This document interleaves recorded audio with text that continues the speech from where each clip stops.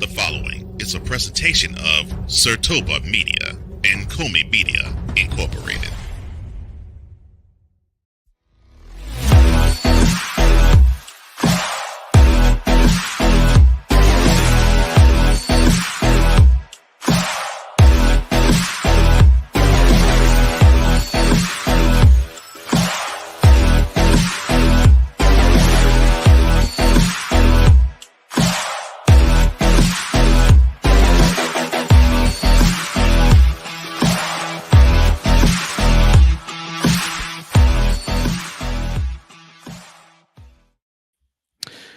It looks like a contender has a little bit of breathing room on top. Which contender I'm talking about? We'll uncover that and more next. This is Total Football Talk.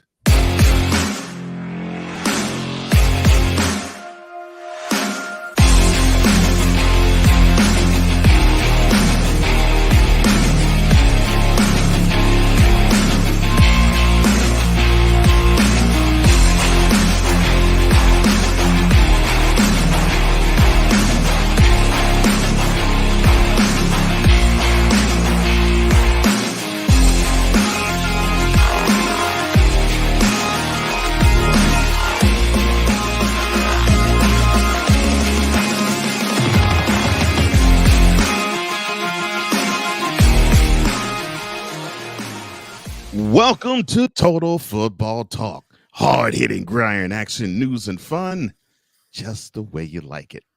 I'm one of the co-hosts of this program, Cole Johnson, a.k.a. the Mad Scientist and the EP Extraordinaire, and I am joined, as always, by the other co-hosts of this program. Let me see, Mr. D. Will in the evening, Mr. Commander's Gridiron Report, soon to be again, Mr. In or Out. Of course, we're talking about the man who is full of the D Willie Bucks. D Willie, aka Drew Willingham. How you doing, my man? Hey, I'm doing well enough to be here, brother. I appreciate it. Appreciate all of you out there have been hanging on, waiting for us to get here. I'm a little under the weather today. Had an eventful weekend, and that's right, Cole. In or Out is back as of last night. 105 was last night, 8 o'clock, as well as Commander's Gridiron Report. Definitely been a busy past few days. But you can find In or Out back on January 8th as we're taking the next 2 weeks off on Mondays for the holidays. All right. Well, because we've got Christmas and New Year's, right after back to back. So that's true. Everybody's going to be watching that stuff on this. They're going to be watching holiday movies and stuff and the countdown. If Total Football, if the holiday was on Tuesday, we probably do the same thing with this. It'll happen next. Yeah, probably so. Yeah, more than likely, that's what we would do. All right. So I think it's time for us to go on our opening drive. All right, let's go. We got trips, right? At 42, 989. On two. Ready? Break. All right, and just a reminder, the teams that were on bye were none of them. That's right.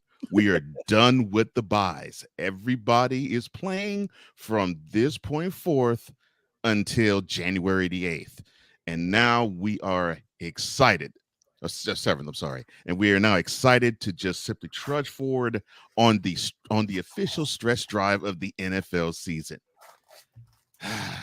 Man, let's get this Thursday night game.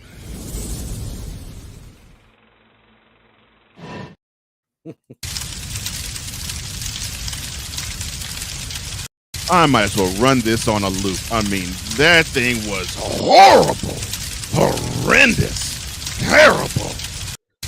Oh my gosh. Goodness gracious. Horrible. The Chargers and the Raiders renewed hostilities, or should I say one team renewed hostilities. The other team was praying that the guy who was leading them got to go, because the score was 42-0 at the half. Yes, the Raiders destroyed the Chargers 63-21.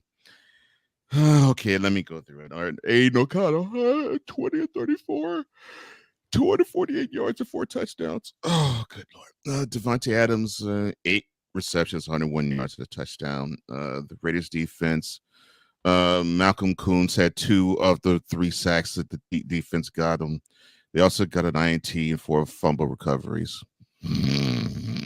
Easton Stick for the Chargers, who were subbing in for Justin Herbert, 23 32, 257 yards, 3 touchdowns, and a horrible pick that the British defense just read the play. Oh, he also had 2 carries for 11 yards. And Joshua Palmer, oh, good Lord, 4 receptions, 113 yards, touchdown. Oh, good Lord, I slept after this game. Your thoughts? Well, I think the biggest thing for me was the fact that the Raiders defense was impactful as they were, and Max Crosby was pretty quiet. So, to watch that game and to see for myself last Thursday, I did watch that game, and to see how impactful that team was on the Chargers, it made the Raiders look like a super powerhouse on defense, but it also exposed how bad the Chargers are based on their play calling by their head coach and just the overall demeanor and the turmoil within that team. So, excuse me. When I think about that, not only that, at least the backup quarterback, Easton Stick, he looked a little slick as he snuck in 3 touchdowns there, but it really didn't matter because you lost by 40 points. So when you look at this game right here, 42-point deficit, losing by 6 touchdowns.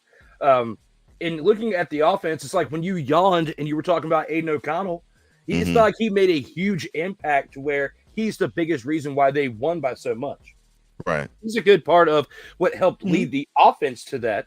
But I would put this win more on the Raiders defense than I would on the offense. But at the same time, I have to look at the downfall of the Chargers as a whole because the Raiders haven't had another win like this at all this season. And they're not going to have another win like this at all for the rest of this year. I mean, this is not as devastating of a victory as when the Dolphins beat the Broncos, but it's still up there. It's probably the second worst deficit of the season. And I agree with you. To me, this is totally a tip of the cap to the Raiders defense. I mean, it literally looked as if they had some sort of spy that snuck into the Chargers practice, grabbed the playbook, gave it to the defense, and say, "Okay, this is what the Chargers are running." That's what it literally looked like it was. I'm like, oh my gosh, it's like, man, the Raiders came really prepared to play, and the Chargers, they really were just doing the scrimmage, and they really mentally checked out. And of course, we'll talk more about the Chargers a little later in this show. Because some off the field stuff happened with them. Dante, it's good to see you back, brother. He says, fire everybody talking about probably talking about the Chargers. Might be talking about his Eagles too. From the training staff to the water boy. My man Dante is a huge Eagles fan. Yeah. Very big Eagles fan. Met him when I still worked at Geek Squad, mounted a TV in his house. Back then, Commanders, Eagles in the same room, mounting a TV for him. And he's still a real one, so you can definitely is somebody you can talk about with football and not be all like one sided for his team. So I definitely like talking football. Dante, good to see you back, brother. Yeah, it's good. It's good to have multifaceted football fans. I love that. What is up, Mick? I know you were ecstatic and over the moon this morning. Good morning to you, man. He says the Commanders are still on a bye. We'll talk about them a little later when we get to the 4 p.m. Sunday games. Dante, of course, talking about his Eagles. He says, look, apparently that offense went on a bye after the first drive. Doggone it, you stole exactly what I was going to say about that game. We'll talk about it later. I guess we'll practice that first round exit. Oh, my gosh. Stop climbing my brain, Dante, because that's exactly what I was going to say. Get out of Cole's head, Dante. Oh, my.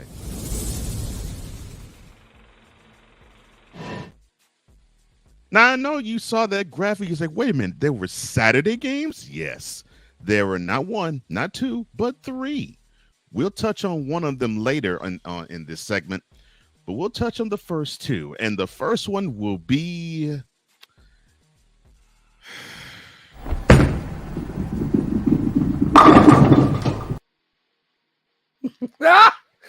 in Indianapolis, Indiana, Lucas Oil Stadium, the Colts decided not to really show up in the first quarter.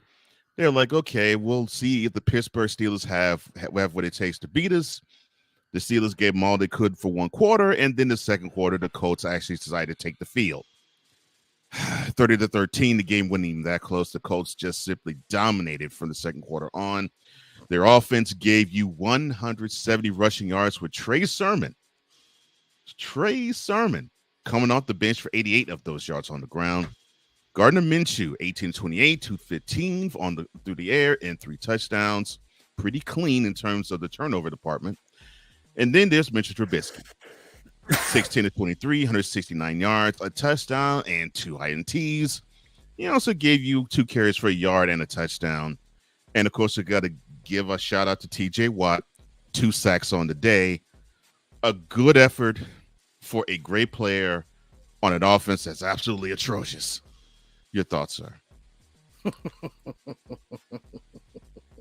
When it comes to this right here, let's go ahead and start it off with this. Let me talk to you. This game right here, okay? You guys look at what Big Ben said last week when he was talking about the Steelers team, about how this culture has been completely depleted. And you can tell when you're losing to a Colts team with their backup quarterback dubbed Uncle Rico the way that you are. And you have Mitch Trubisky. You might as well take the M and put a B right there. That's how he's playing. He is playing like he has a B instead of an M in front of his name. I'm not going to say it because we're on Total Football Talk. But you can say it on the other end while watching this. Take the M, put a B. That's what he is on the field right now. Because look at his stats. Look at his stats. 16-23. 169 yards. Oh, great. He had a touchdown, but he threw 2 picks. What are we used to seeing when it comes to Mitch Trubisky with the 2 interceptions right there? It's a common theme we are seeing with him. 30-13. Come on, Mitch. Then you get Mason Rudolph in there. Get Mason Rudolph in there, throws 2 completions on 3 attempts. Congratulations. You still are just as bad as Mitch. Now, looking at this right here, you have the overall production from the Colts that you have. Oh, Uncle Rico comes out there. It's 18-28 for what? 215 yards? Congratulations. The biggest part of that is he had 3 touchdowns. Uncle Rico lifts your defense up with 3 touchdowns. Yes. Now, your defense was supposed to have improvements over this offseason, Cole Johnson, when it comes to this Pittsburgh Steelers team. You stole Cole Holcomb away from the Washington Commanders. Now, he was not like Montez Sweat and Chase Young's impact on the team, but he still made an impact. He still had a sweet mullet back there, and I know something about long hair. So when it comes to this situation right here, and Uncle Rico knows something about long hair too. When Uncle Rico's back there, and he's slinging the rock, and he's doing the things that he's doing, you definitely exposed how bad this defense is on the Pittsburgh side, but just as bad as their defense, it's their offense too. Let me talk to you. I don't give a crap what quarterback you have for the Steelers that's lining up behind center. That offense needs to be retooled. I'm sorry. The only jewel you may have is Jalen Warren. I can't even put Najee Harris on that. I would love to keep him on this atrocious offense list because this offense is horrible. And it's now looking like that offense is starting to affect the defense because now they are tired. And Saturday, it showed. It showed that it's like they got exhausted. It's like now they carried this team for far too long, and the formula that they have used that has helped them in October, November stay in this hunt, it's now starting to wear thin. Here we are in December, and I feel for you. In fact, whatever offense you have, Mr. Tomlin, and I love you, head coach of the Pittsburgh Steelers, Mike Tomlin. I respect you, and I really like you, sir. But the offense that you have for the Steelers currently, you need to do this to it. Delete! Delete! Delete! Delete! Delete! Delete! Oh, my gosh.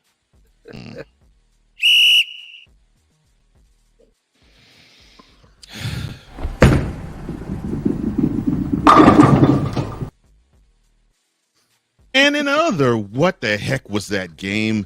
The Lions destroyed, dismantled, and disassembled the Broncos 42-17 in Detroit.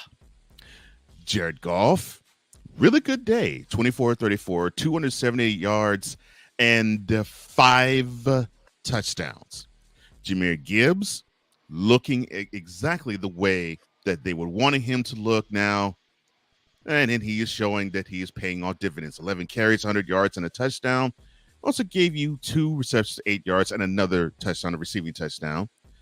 And not to be outdone, you have one running back that did his thing. The other did his thing too in David Montgomery. Bears, you need to be smacked in the face. 17 carries, 85 yards on the ground, which, of course, if you combine 185, that means the Lions got them 185 yards on the ground against the Broncos with just those 2 gentlemen alone. Oh, but Amon-Ra St. Brown, he gave you 7 receptions, 112 yards, and an acrobatic touchdown. And then poor Russell Wilson, 18-32, 223 yards, a touchdown, a lost fumble, and a public dress down and chew out by one Sean Payton, the quarterback. The head coach of the Broncos. Your thoughts, sir? When you look at this and you take away Cortland Sutton and Jerry Jeudy's production, Russell Wilson only had 78 passing yards. He couldn't get the ball literally to anybody else throughout that team. I mean, it was absolute dumpster fire to see. I mean, the greatest player outside of that was Adam Troutman, who had 1 catch for 24 yards. I mean, this is an absolute dumpster fire going on over there in Denver. And it says enough on Sean Payton as coaching to even get them to this point to where they're even at 500 with 3 weeks left. So I think bringing in Sean Payton this past offseason was tremendous for this team. But during this next offseason, they're going to have to get rid of Russell Wilson. There's no way they're going to grow as a team with him leading them at the quarterback position, because Jerry Jeudy and Cortland Sutton are no slouches. You put them on any other team, and you put them too on any other decent team out there, and it's going to elevate them to new heights. And it just goes to show how bad this Denver team is around those two. And their offensive line isn't that bad. It's not like watching the Washington Commanders, even though last night on In or Out, I just got thrown in my face that, the Commanders are 19th in the amount of time that they give Sam Howell. Well, last time I checked, 19 is a lot closer to 32 than number 1. So they're still not good. And the Broncos are definitely better when it comes to the amount of time they're giving the quarterback.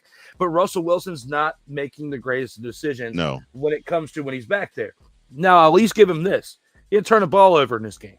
But when it comes to the amount of completions, I mean, he was only 18-32. He still almost missed half of his attempts that he had on the day. And for that, and the fact that it took 2 receivers to get most of your yardage and most of your production done for the day, no wonder why you lost, and you lost decisively.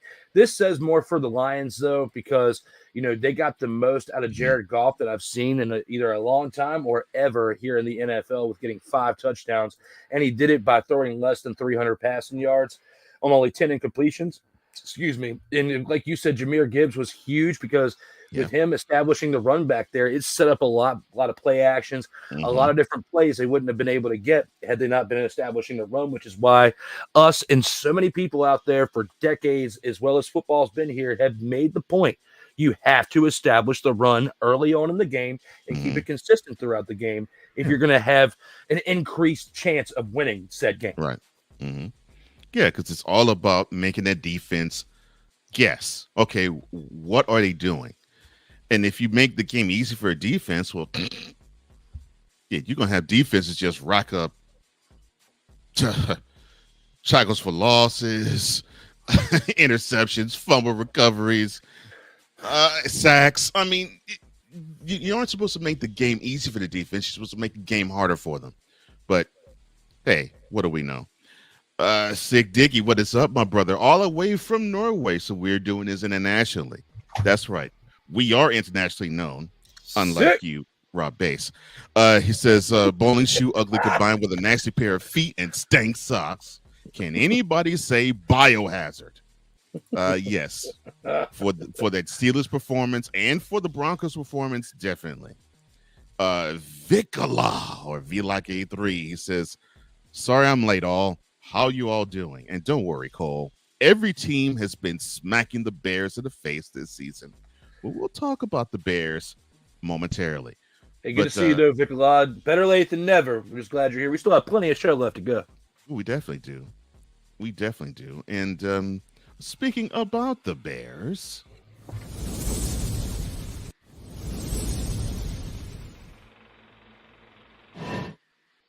they were in Northeastern Ohio as we start the Sunday early slate.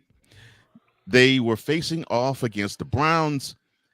They were down 20-17, and Justin Fields threw a beautiful Hail Mary to win the end zone, and it was intercepted.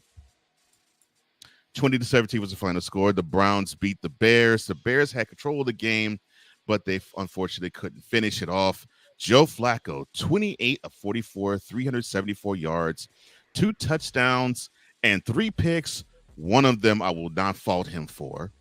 Amari Cooper, 4 receptions, 109 yards and a touchdown. David Njoku, who's really having a resurgence, or I should say having a surge, thanks to Flacco being under center.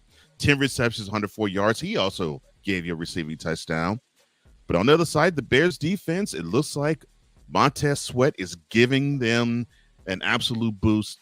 I don't know if you know that guy.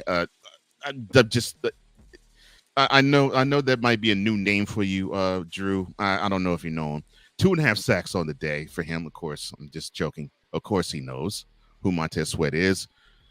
3 interceptions also the Bears defense gathered. And Justin Fields, 19 of 40, 166 yards, a touchdown, officially 2 picks. I don't count the last one really as a pick, so I say 1 official pick, 1 unofficial pick. Your thoughts on this game, sir? This game right here, when it comes to the Bears and the Browns, for someone to be able to throw 3 interceptions and still win the game, how bad the Bears are playing right now. And, they definitely need both of those top first-round picks. So when it comes to how well they've been playing or how bad they've been playing. But Joe Flacco reminds me of the piece that he was when he was with the Ravens before. Not saying that the Browns are going to go to the Super Bowl and win it or anything, even though it was a subject on last night's In or Out show. We were joking around about it. I don't think that this Browns team is going to go to the Super Bowl. Do you think they're going to make a little bit of noise in the playoffs so they can continue to win out?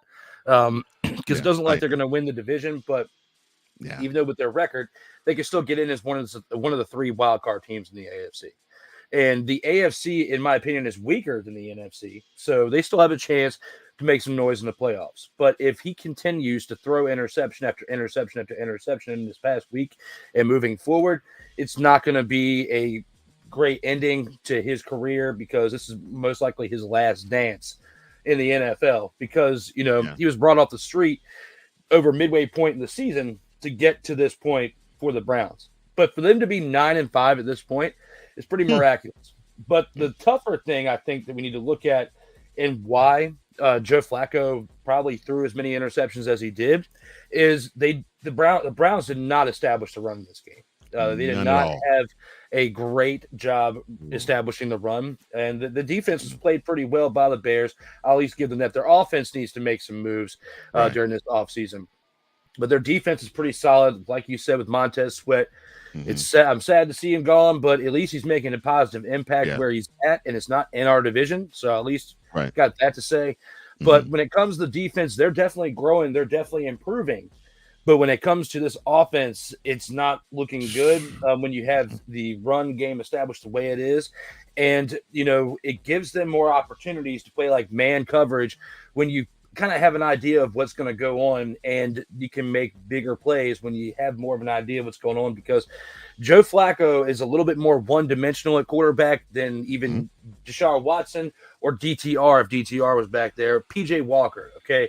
He's closer to like the Statue of Liberty, not like as bad as Thomas Edward Patrick Brady II was, or nor near the talent as him, but Junior.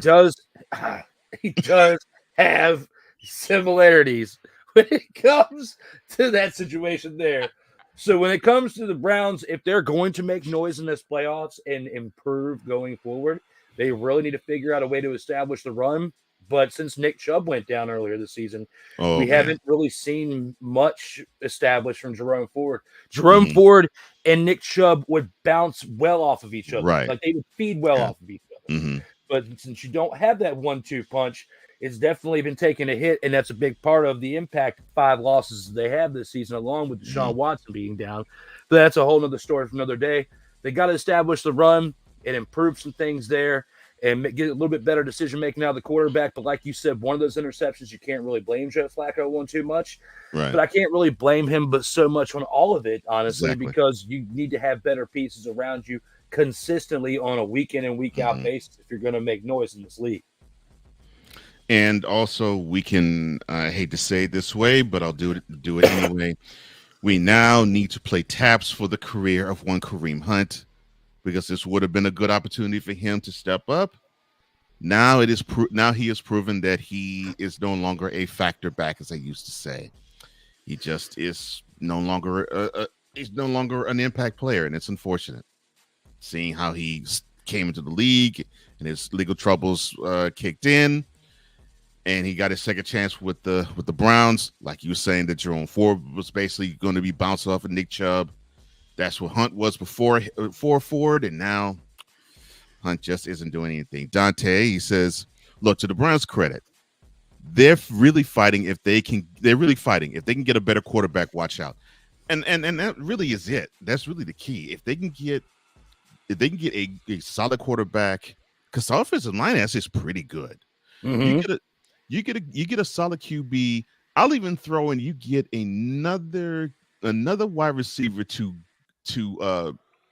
be along the opposite side of one Amari Cooper. I would really like the Browns offense, and I think they would go places. Of course, that's provided that Nick Chubb gets healthy next year, and they have that back that they want to do, because really the Browns want to run the football first. That's really what they want to do. They're out of character when they don't. So this does say a lot about the Bears defense. Also says a lot about the Browns as well. Played out of character and still won the game. Well, more power to you, but you're not going to play the Bears every single Sunday. Mm-mm.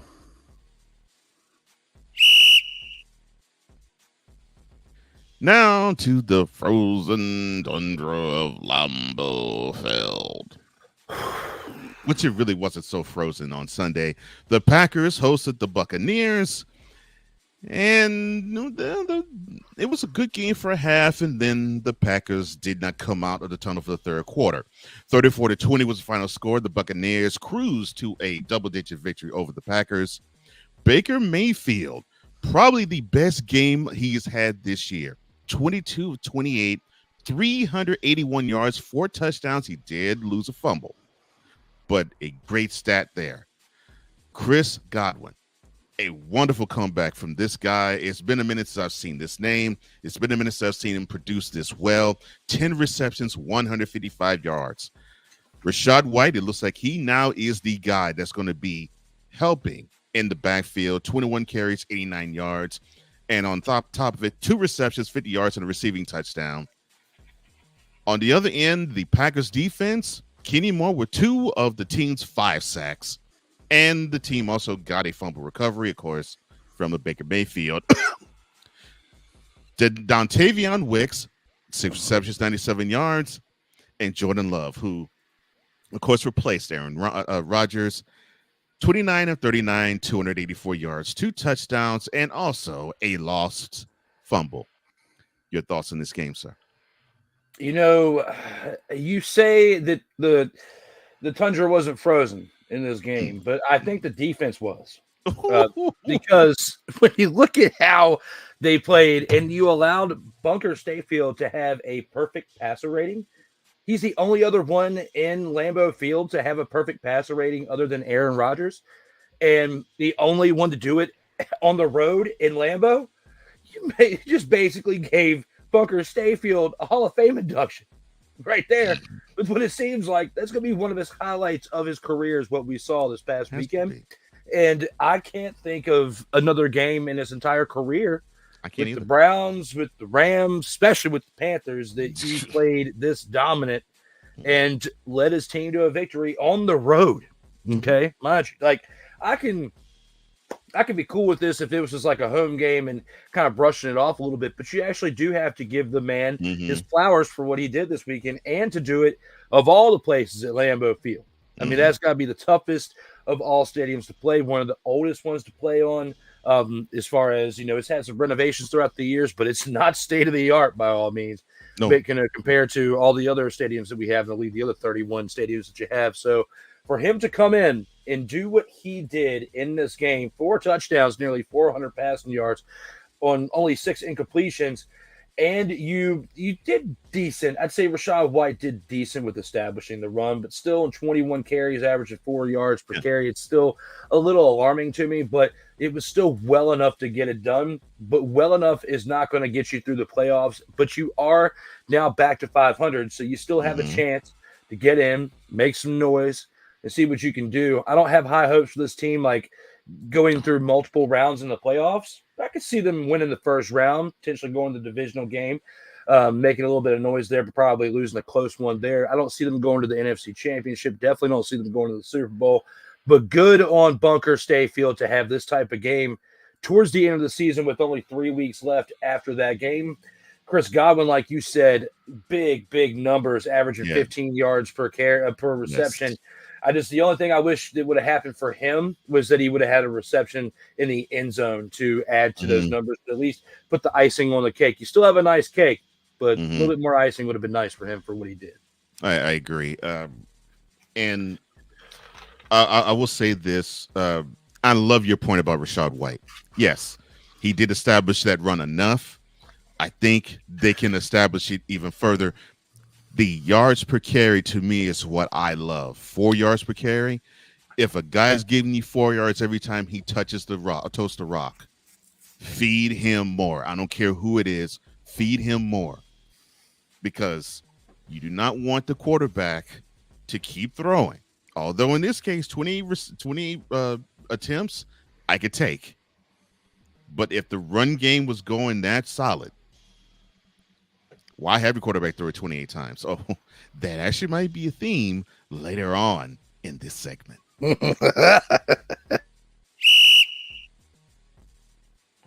Now, I could have put this game as a game of the week, but being that I do not want to be called biased, and since I feel so I'm an unbiased party, I did not. The Houston Texans played the Tennessee Titans in Nashville, and in the game that took all of overtime to find a victor, the Titans were clad in the Columbia Blue Houston Oilers gear. And for those who don't know, yes, the Titans were the Houston Oilers, and they moved to Tennessee in 1997. History lesson over. But they had a game to play, and the Texans pulled it out, and not even having a lead the whole game, 19-16. Devin Singletary was the star of the show, 26 carries, 121 yards, and they messed, and a doggone wide receiver had to hold. Otherwise, the yardage would be more, and he would have a touchdown. But I love that it happens. 4 receptions, 49 yards, had a key 41-yard reception to set up the game-winning field goal. And as I said, Singletary 121 of the 148 yards the Texans had on offense. And in pinch hitting and in relief, pitch hitting in relief, Case Keenum, 23 of 36, 29 yards, a touchdown, and a pick 6 that he threw. Noah Brown, helping out on a depleted receiver core, 8 receptions, 82 yards, and a touchdown. And the Texans defense, I'll get you in a minute, actually. Let's go to the Titans. Will Levis, 17 of 26, under 99 yards, interception, and I hope that you are healthy, because it looked like he came down a little gimpy on his left leg. I'll give credit to the Titans defense. They put Case Keenum down 4 times in the game. They did a really good job with that. But to me, along with Singletary, the Texas defense gets a big-time star. Jonathan Grenard, 2.5 sacks. Mullet Collins, a sack and a half. That is 4 of the 7 sacks that they had on the day, along with the pick. And then, of course, Kaimi Fairbairn, 4 field goals and the game winner from 54 yards with no time remaining in overtime to seal the deal and to eliminate the Houston Oilers-clad Tennessee Titans from the playoffs. I'm sorry. Your thoughts, sir?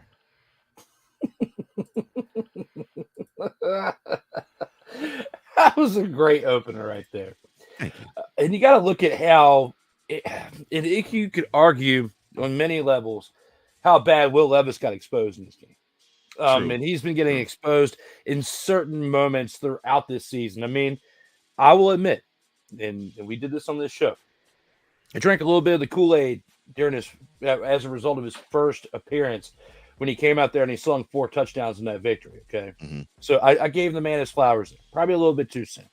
Mm-hmm. But in this game right here, even though it took all of overtime, you still had to do it with Case Keenum. I mean, it wasn't like you had your star in there, C.J. Stroud, who's still out on protocols and trying to get better enough to try to make some type of comeback towards the end of the season to salvage the year for the Texans. I mean, just for the Texans to be at this point and to be 2 games over 500 at this point, you didn't see this at this point of the season. No, I didn't see it at this point of the season. So for us to even witness this and to have this kind of a close game as a result and you not be back down to 500 at this point, you know, despite it being the Titans and the mess that they are this year, you guys were labeled as a mess before this season even started and have done a lot of a big 180 to turn it around.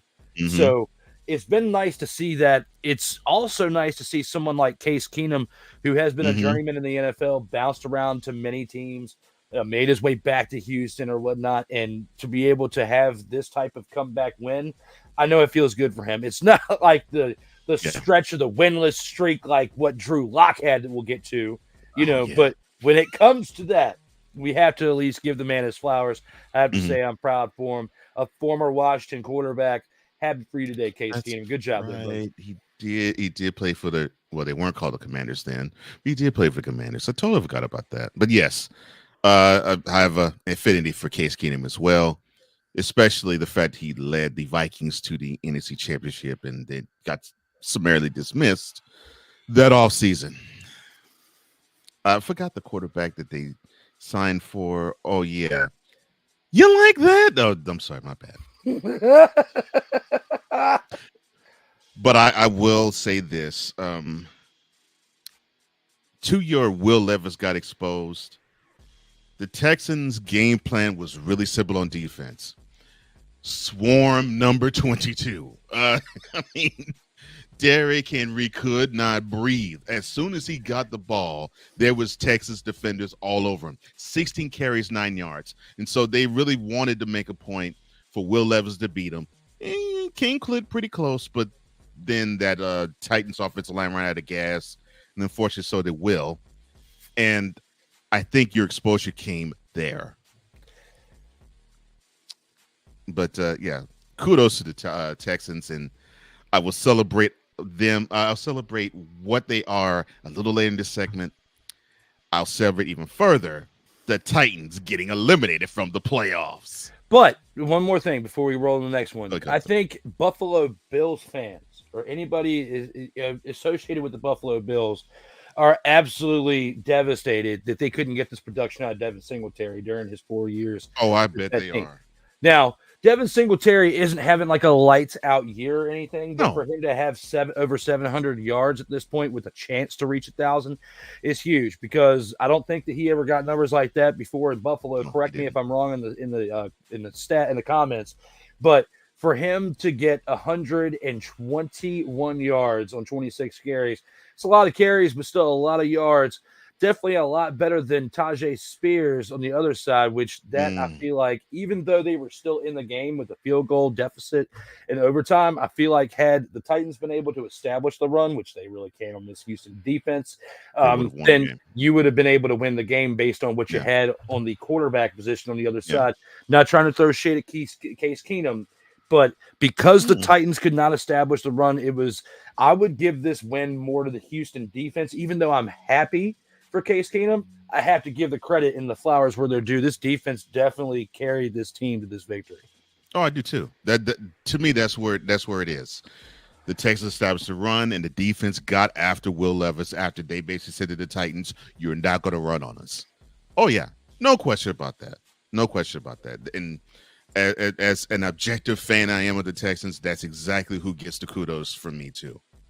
Good call on that, brother. Oh, and before we get on, what is up, Snowman? He says, hey, Snowman, just getting home. I'm glad you got home safe and sound, my brother. And another brother, no credits acquired fame, Ryan McCarthy, he says, good morning, fellas. I'm still tasting the sweet, sweet Titan tears from the Texans being the Titans in their foiler uniforms beating. I love that, foiler. Thank you, Ryan. You always come on time with that. I love that. Foilers. And unfortunately, you came on time for this.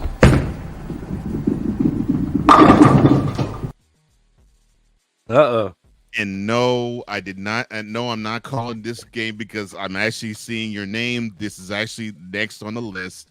The Jets went to South Beach and they vacationed all game long. 30-0 was the final score. The Dolphins beat down and beat up the Jets and ran them out of South Beach. Jalen Waddle, 8 receptions, 142 yards to the touchdown.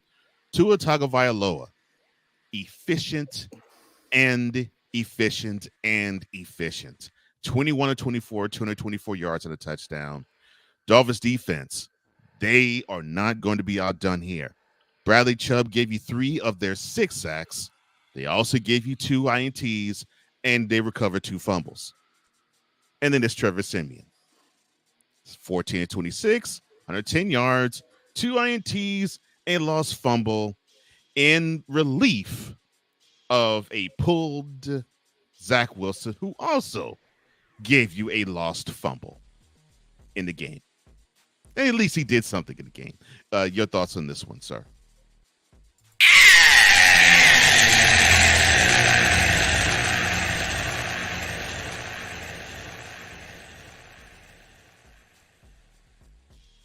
For the first time in this show, in this episode, I had to bring it out because we hadn't experienced it yet. But it was a major.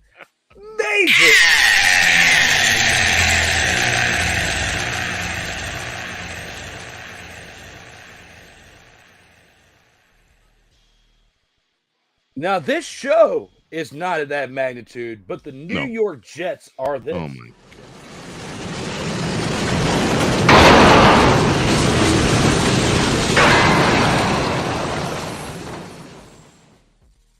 When you lose that magnitude, the Miami Dolphins, I know the Miami Dolphins are good. They have an explosive offense.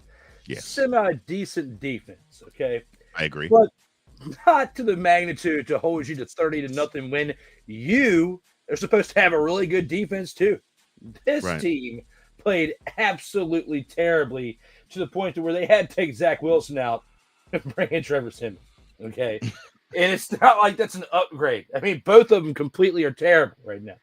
But looking at how this game was, I mean, you had just played this team 3 weeks before that, and you were able to score at least 13 points, and you lost 34-13.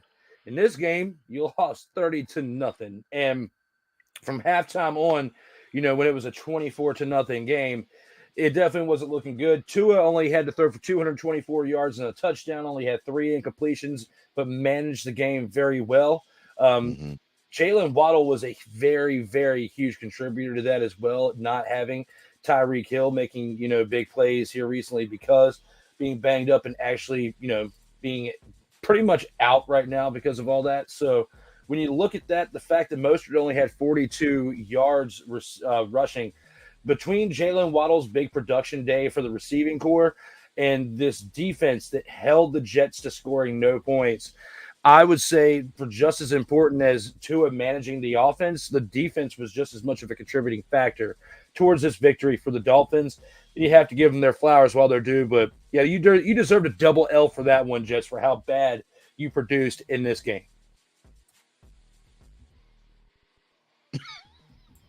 Oh my gosh. You timed that so beautifully. Oh, I love that. And Ryan said Nathaniel Hackett, the offensive staff, and the medical staff should have been left on the tarmac of Miami's International Airport. And when you unveiled the wise, I'm sorry, Victor comes with this from Wise 11. The beep is that? Oh, sorry, pardon me, my apologies.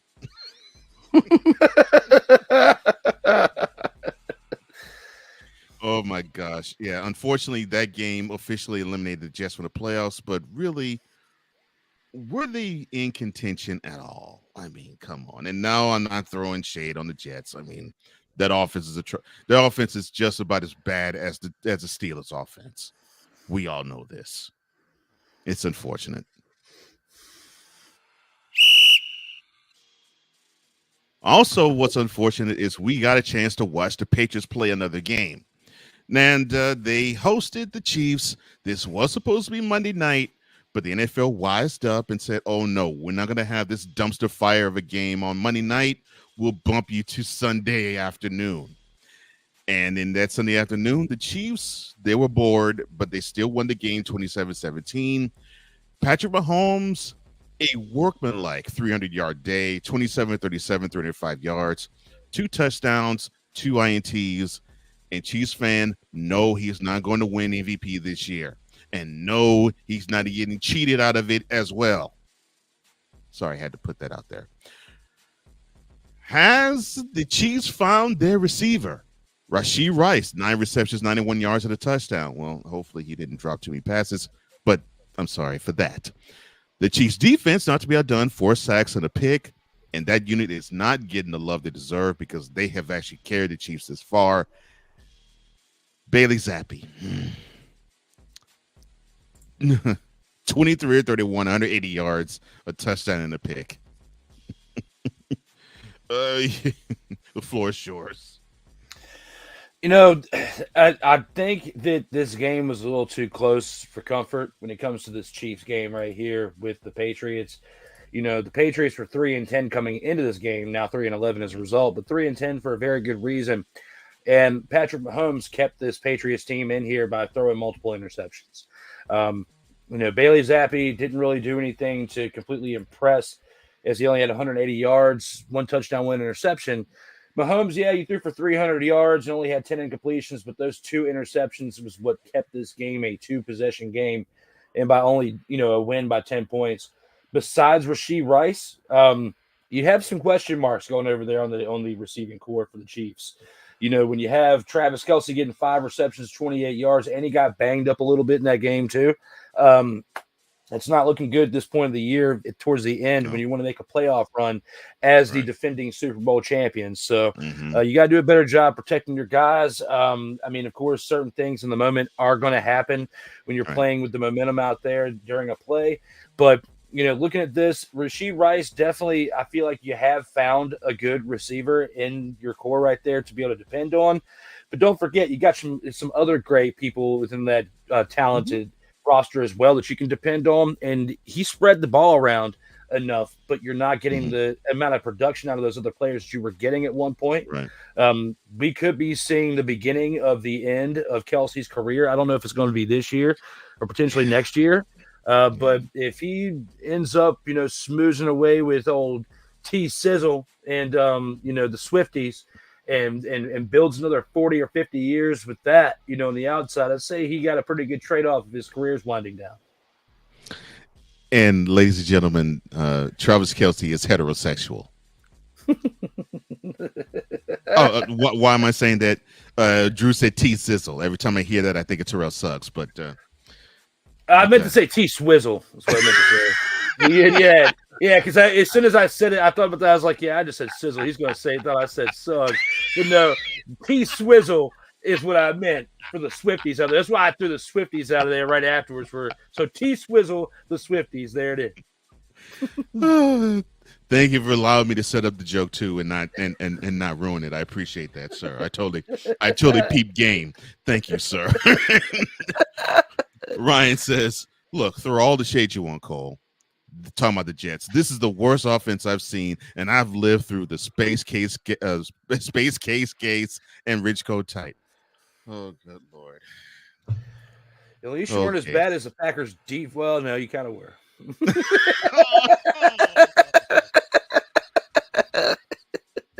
Oh, Lord. And Ryan says, shake it off, fellas. If they start playing that before the games, then you can get a guarantee.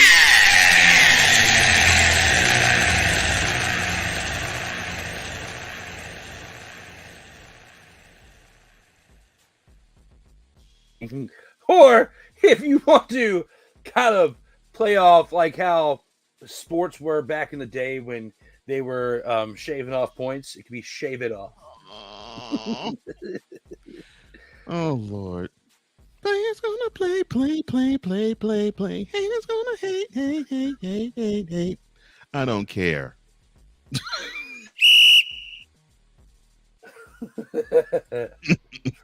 The Saints, they hosted the Giants, and this is the part of the show that I will apologize to Mr. Wazalefe, who is one of my closest friends and is a die-hard Giants fan.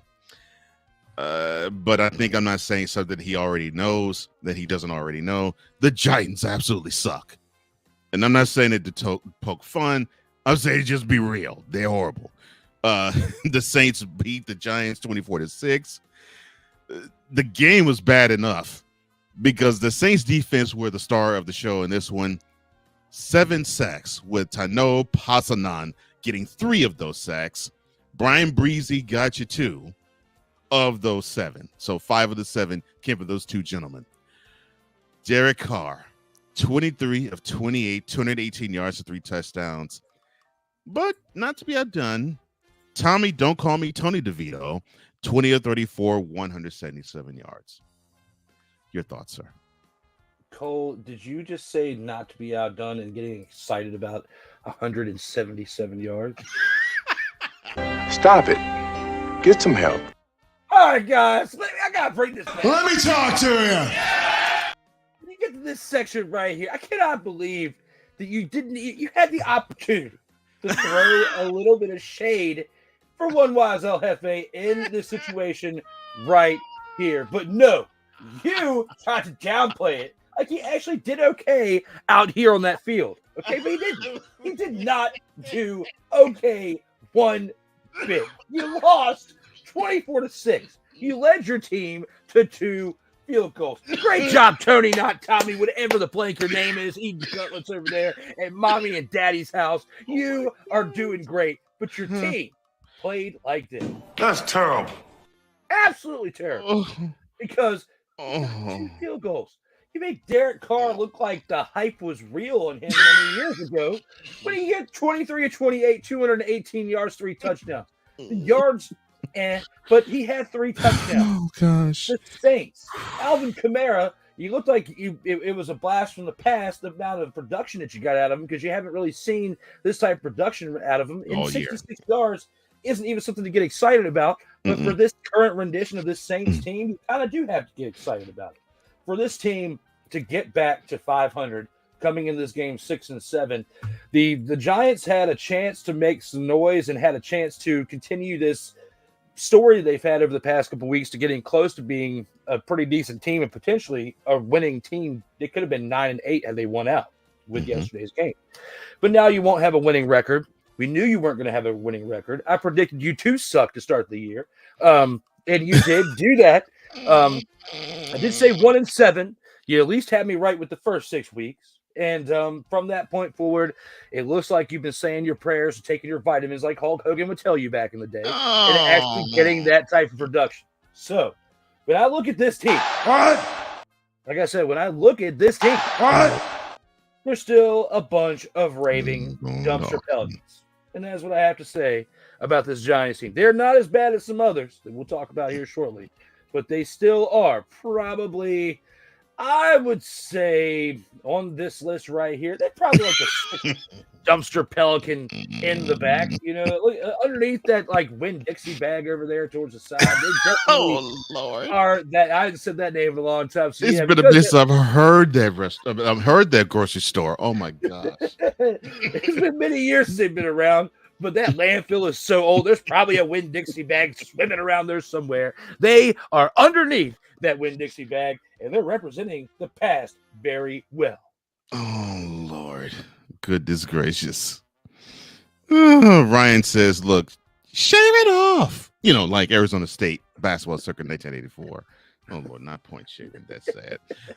Dante says, look, when he says we, he's talking about the Eagles. We'll probably lose the Giants. We'll preview that game later on there. Upset this morning.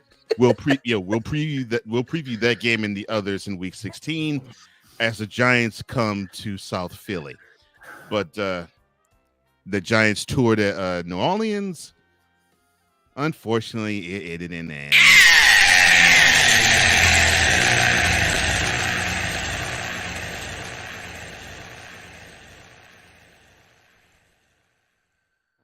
Hey, I'd much rather be in your situation, Dante, than what I currently have, and we haven't even gotten to that team yet.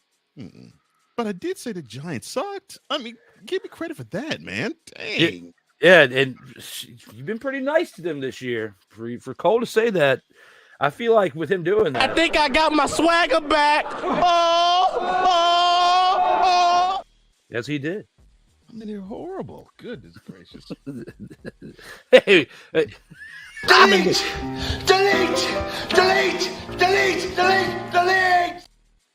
I mean, the only highlight was last Monday's game. I mean, jeez.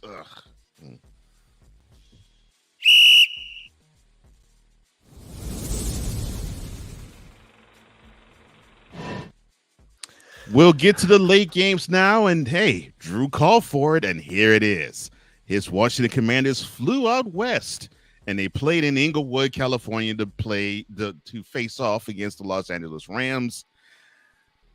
The game was 20-0 before the Commanders decided to score, and really the final score is not emblematic of the game. 28-20, the Rams beat the Commanders. Matthew Stafford, a really good game, actually. I'm loving the formula that I'm seeing for the Rams offensively. 25 of 33, 258 yards, 2 touchdowns. Calvin Williams, 27 carries out of 52 yards, a touchdown. But, sir, you can't have this if your team makes the playoffs. 2, no, sir. Take care of that ball better, sir. Cooper Kupp, 8 receptions, 111 yards, and a touchdown. Puka Nacua, you were big time early in the season. Where'd you go? No, never mind. The Commanders' offense. Let me send them an applaud. 218 passing yards. But Terry McLaurin, though, he shined like a diamond. Thank you, Rihanna. 6 receptions, 141 yards, and a touchdown. And then Darren Payne on defense gave you 2 sacks. But the reason why I said 218 passing yards is because Sam Howell got benched in favor of Jacoby Brissett. And Brissett had more passing yards than Howell. All right, Mr. Commanders, Grid and report, all yours. So I was watching this team. I know you said that they went west, but it seems like they left the team in the south and they sent a bunch of dumpster pelicans to go play in their place because they played absolutely. That's terrible. Now, this is something that we've seen all year long. Now, I know you called for it, and I was about to click on it myself. You've got to give them the 3rd ranked dumpster pelican spot. Bring it back right here. 3rd ranked dumpster pelican. What is going on, StreamYard? 3rd ranked dumpster pelican. Look at that Walmart bag that's underneath its little beak of a foot. I know I said beak of a foot because they got beak. Well, they're so bad at dumpster pelican. They have a beak, and their right foot is a beak too. They got 2 beaks, and their second beak is stepping on top or sliding underneath that Walmart bag. That's how bad they are. They can't even stay on top of it. They have 2 beaks instead of 1. That doesn't make you better. It doesn't help it being aerodynamic. This makes you suck even more. Okay, so If you go back and you watch yesterday's episode, I probably said they suck like 30 times in a 30-minute episode. Probably one, you could average it 1 per minute. And we had 2 commercial breaks as well. I said suck 30 times. I even made a big enough point of it that if you go to like my Instagram and other stories or whatever, it's on there. I put a clip of it on there talking about how they suck. I literally came back from commercial break and said, welcome back to the coverage of a team that's absolutely terrible. And then I continued on. I lit into them and roasted them like this was some Comedy Central roast. And you can go back and watch the entirety of that episode if you want, because I definitely exhausted all those measures yesterday. But what I will tell you is this, that, I will at least agree with some of our colleagues out there by saying that Sam Howell holds on to the ball a little bit too long.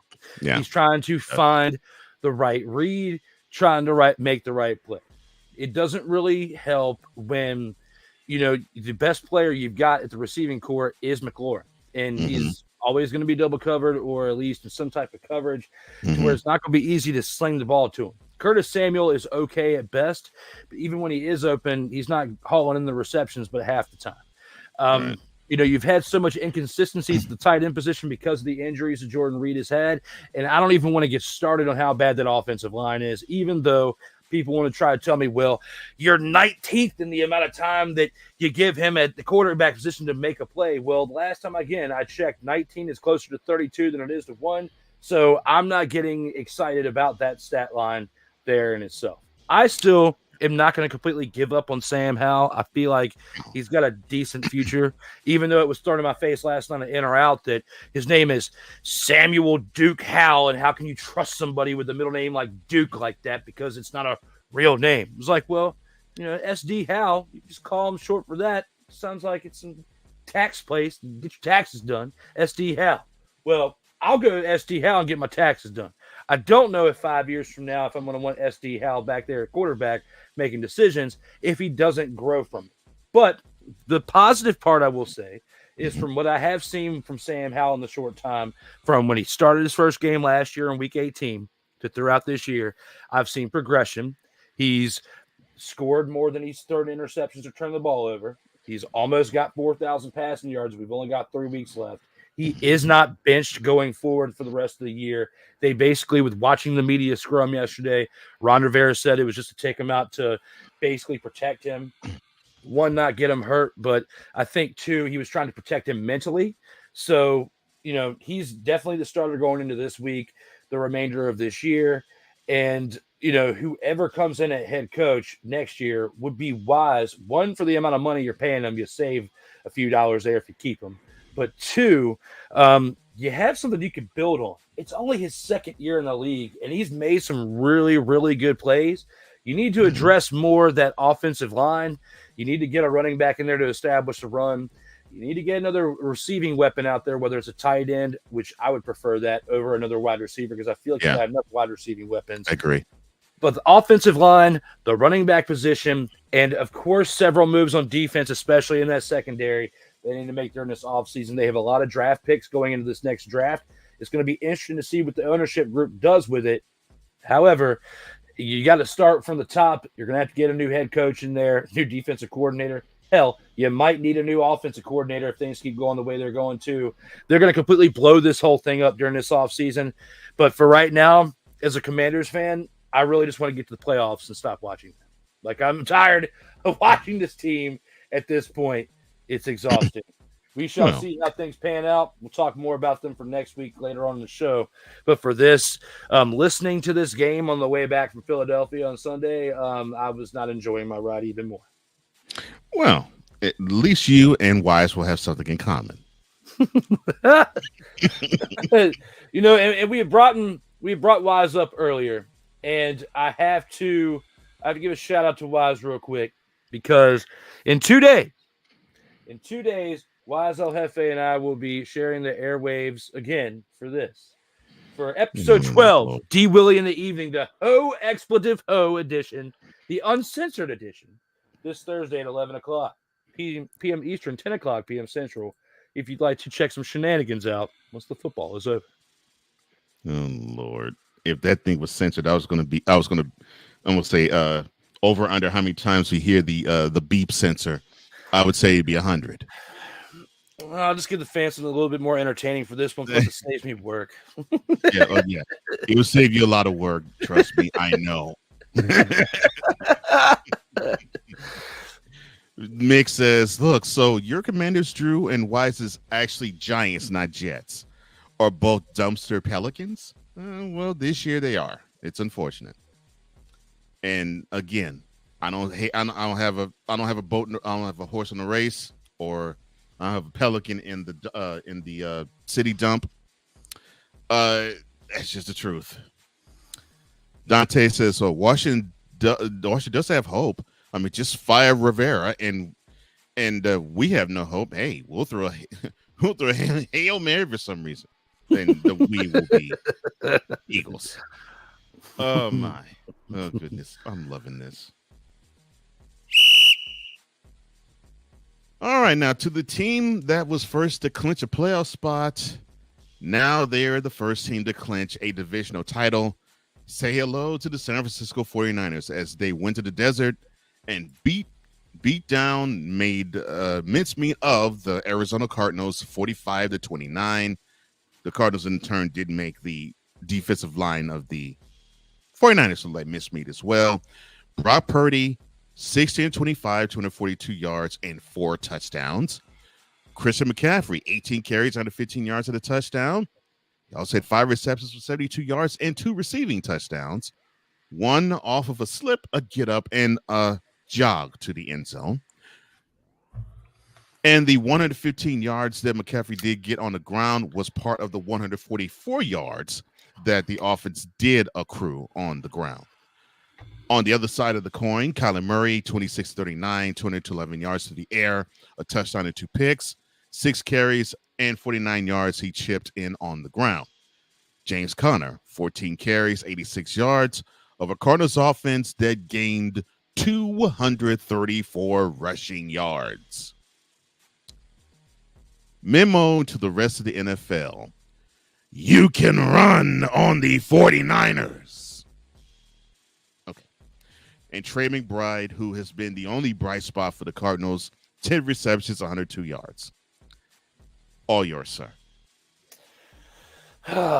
In this game right here, Cardinals kept it a little bit closer than a lot of teams who have played the 49ers in games like this throughout the season. But, it's going to be tough at the end of the year whether people want to give the MVP award to Purdy or McCaffrey, because both of them have been just as impactful for this 49ers offense throughout the tenure of this year.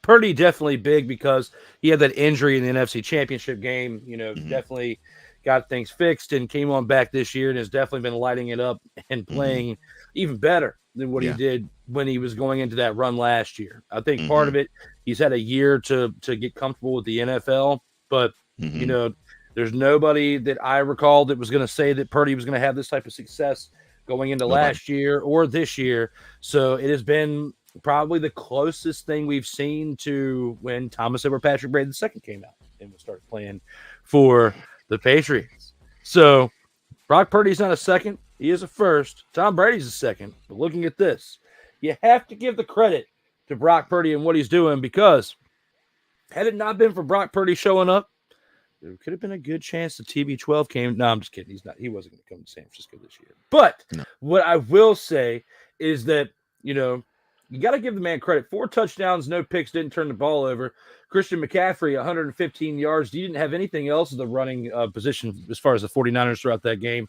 And then McCaffrey added on top of that with 2 touchdowns receiving on 72 yards, on 5 of those being receptions. Fred Warner, though, Fred Warner's been a huge impact on this 49ers defense throughout this year, especially with having 8 tackles and a half sack in this game. He has not been quiet throughout this year. There's been extra motivation for this 49ers team, which is why they've been as dominant this year. The way they lost that NFC Championship game last year, I know Dante is kicking himself in the rear end, as we've been seeing here in the comments, for what happened last night. But it's basically set the tone for this Eagles team coming into this year. Yeah, you started the year off hot, but you just had this feeling, or at least we did covering on this show, the NFL, looking at how the Eagles went down last year, and then especially the downside of the games that they've lost this year, I just don't have any high hopes for the Eagles to make it back to the NFC Championship, let alone the Super Bowl. The 49ers are going to be the team to worry about in the playoffs. And even though their fan base annoys me at points, kind of like the Dallas Cowboys, I have to give them their flowers when they're due. I feel like they're not only going to get to the NFC Championship, but to the Super Bowl. What they do in that Super Bowl, I cannot answer at this current time. It's a little too early. But my money right now is on the 49ers to make the Super Bowl this season. There isn't a team to me that actually can slow them down. Again, they need to run on that 49ers defense. That's the only chance that you have to slow the 49ers down. But if you're going to not be invested in running the ball, forget it. You're going to go to Santa Clara, get boat race, and you're going to go home. So understand that is what you got to do. And even and the Cardinals proved it. They ran over 200 yards against them, and they still lost by double digits. So you actually have to, on the other side of the ball, try to stop that multi-pronged 49ers offense. But yes, congratulations to the 49ers. This is actually their 6th in a row after losing 3 straight. They are now NFC West champs once again. And yes, let the annoyance of that fan base begin, because now the race to the number 1 seed is on, and we will talk about why it has been made even easier for them after Monday night. Oh, and one more thing. Junior.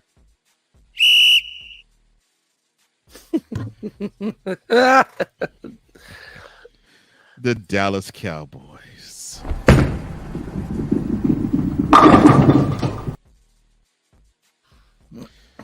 The Dallas Cowboys.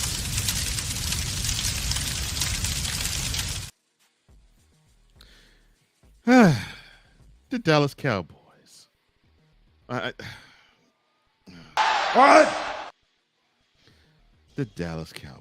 You should know your role and shut your mouth. I'm looking all around for them. I don't know where they are. I have no clue where they are. But they got beat soundly, thoroughly, 31-10 by the Buffalo Bills. I could clown them just for the L, which I will play later in this bit. But you allowed James Cook to run for 179 yards on you off. And that's 179 off of a team total of 266. Oh, no, by the way, they only threw for 85. The Bills beat you by 21 points by only throwing for 85 yards. Yes. Yes, 85. Yes. Josh Allen only completed 7 passes the whole game. Oh my gosh. Oh, and Cook also had 2 receptions, 42 yards, and a receiving touchdown, along with a rushing touchdown, where he almost looked like he was untouched, going through the linebacking core, and the secondary. And then Dak Prescott. All of you saying that he should be MVP. Give the MVP to Dak Prescott. There's not a quarterback that's played any better than Dak Prescott. 21-34, 134 yards and interception. Is that MVP worthy?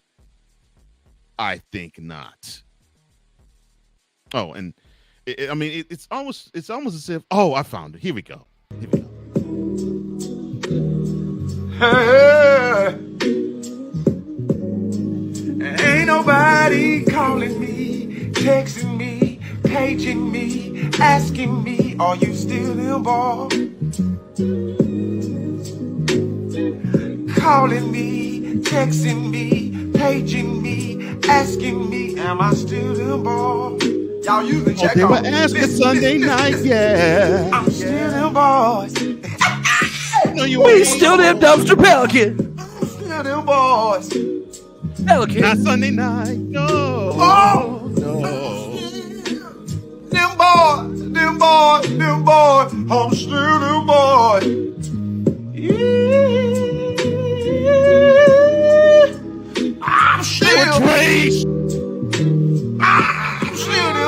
they were trash. This is like sitting through a Lifetime movie. I felt like I was watching Lifetime right there. That's how bad that was. It's horrible. This is why I've dubbed them the Arlington Desperados, because they are that bad. They are terrible. Now, I cannot take complete credit for that. I did hear that somewhere else before, and I adopted it. Okay, it's like other people who have heard me say dumpster pelican have adopted it. I heard it many years ago. Can't remember where I heard it. But ever since then, when they play this bad, they morph, and not Mighty Morph. They morph into the Arlington Desperados, and they are desperate. This whole NFC East division went from being really good about a year or two ago to now they are all the Desperados. It should be the NFC Desperados. Not NFC Desperados. Oh, Lord. Oh, Lord. Mickey says, look, okay, Cole. Hear what I'm saying. So Drew's Commanders and Wise's Giants should play one more game to see who's the dumpster fire team of the year. Well, you might have a point there. You might have a point there.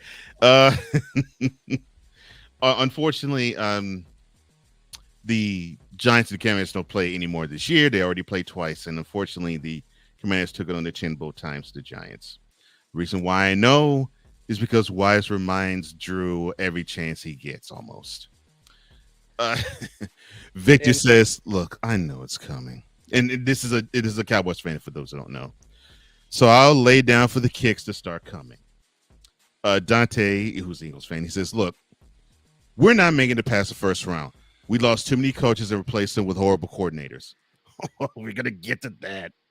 Oh, we're going to get. Yeah. And yes, I was going to say addendum. They actually did a great job keeping one of them. And I'm talking about this year, not the two that they lost from last year. Victor says, look, they certainly weren't a good team in Buffalo.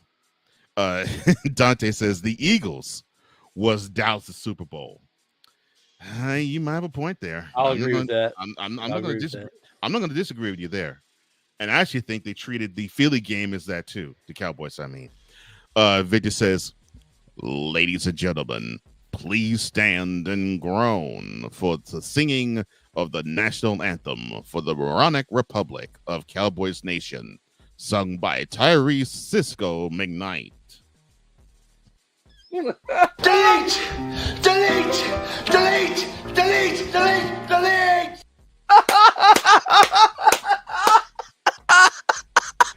Great chair on the Sunday with the delete from Matt Hardy too. I love it. Yeah. Matt Hardy, if you will please. I had a feeling you were about to click it, so I was like, simultaneously, if we must. Hey, see, you have compassion. You have a compassionate fan base from Total Football Talk. Victor, of course, you know, Sick. He says, look, I see your frustration, Vic. He says, look, Drew, how dare you associate the Cowboys with Antonio Banderas?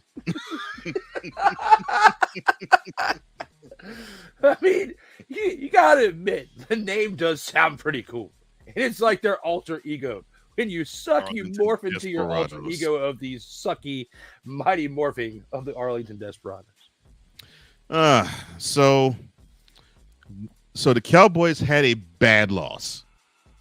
Unfortunately, their big-time divisional rival said, hold my beer. We'll talk about that a little later.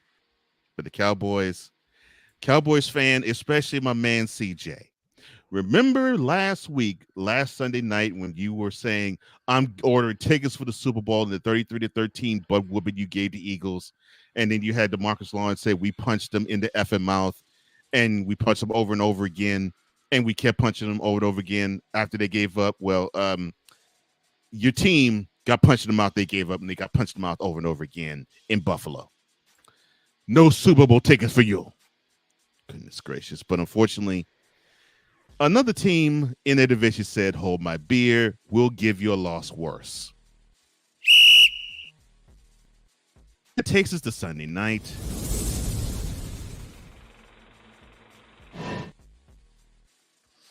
Where The Ravens made me very happy. Why? Because they beat one of the Texas divisional rivals, Jacksonville Jaguars, 23-7. And now the Ravens forced the Jaguars to be in a three-way tie for first place in the AFC South with 8-6 records. Now, of course, yes, I know the Jaguars still hold the tiebreaker advantage because they swept the Colts and they hold a better division record than the Texans. I understand that. However, they're one step closer to the Texans actually doing something that I did not see coming at all. Heck, I didn't even see them being 8-6 at this point at all. But they made me happy Sunday night with the Ravens offense giving me 251 rushing yards. Thank you. Thank you for the ground and pound. And then you have Lamar Jackson, 14-24, 171 yards, a touchdown and a pick. Very pedestrian numbers through the air. On the ground, of course, that's where he shined. 12 carries and 97 yards. And then poor Trevor Lawrence, 25 of 43, 264 yards, a touchdown, and 2. Your thoughts on this game, sir?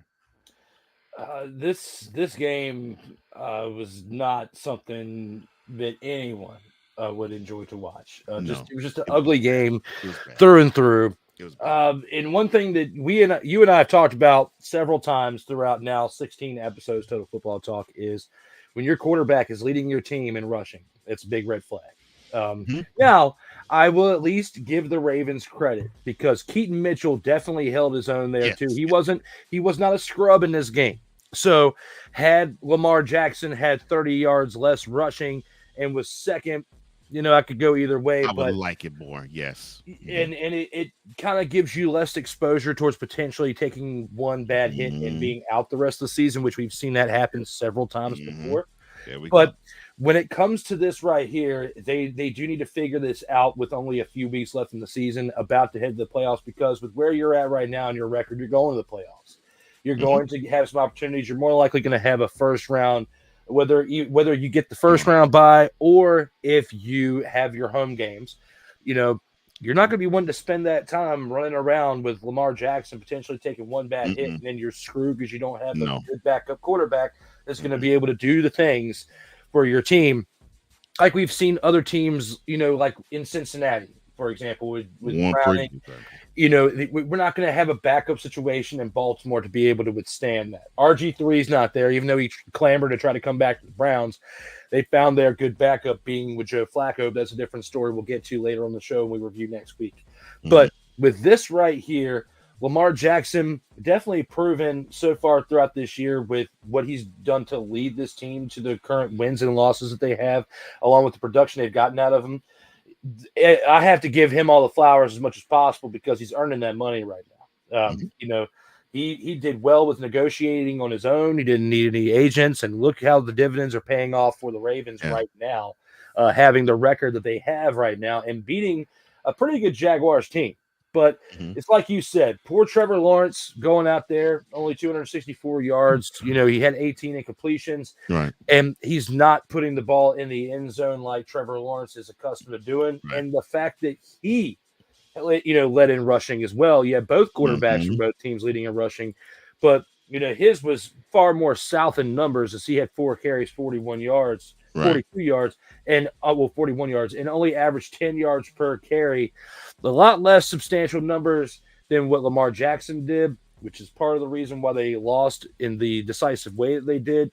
They need to get their running game established even more because Travis Etienne only had 10 carries, 31 yards. I mean, that's absolutely terrible when you think of that. And I think that goes in both hands. Part of it, you have to give credit to the Baltimore defense because they held him to that. The other part of it, you have to kind of give on the Jaguars offense for not helping provide the lanes and the gaps for him to run through to accrue more yards. So, in kind of give and take on both sides. But I say we have to give more credit to the Ravens on this, and especially Lamar Jackson for tipping the scales because he couldn't get the job done completely at the quarterback position slinging the rock, to where he had to extend plays with his legs.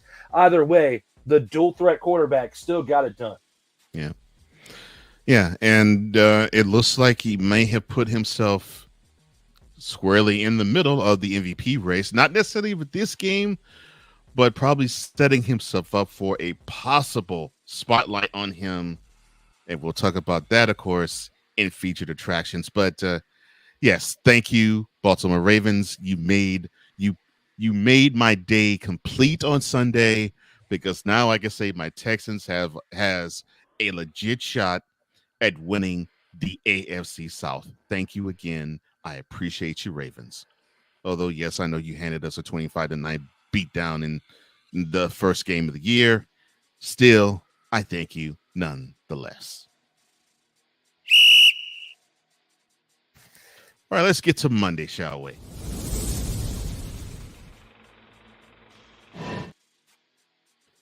Well, how can I say this? The Eagles, I think they really wanted to establish that they were back. Unfortunately, they established that they're going back. And they're now going back to South Philly with a 20-17 L. I'm sorry, I'm saying this wrong. They went back to South Philly with a 20-17.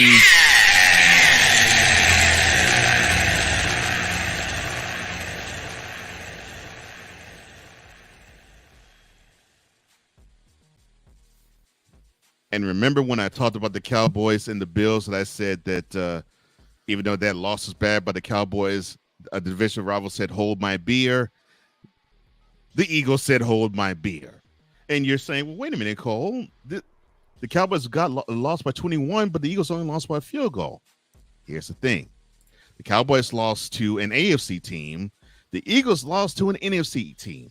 And the Eagles, if they were to have won out, would have won the NFC East no matter what the Cowboys would have done, because they had an advantage with the conference record. Now, each team has 3 NFC losses.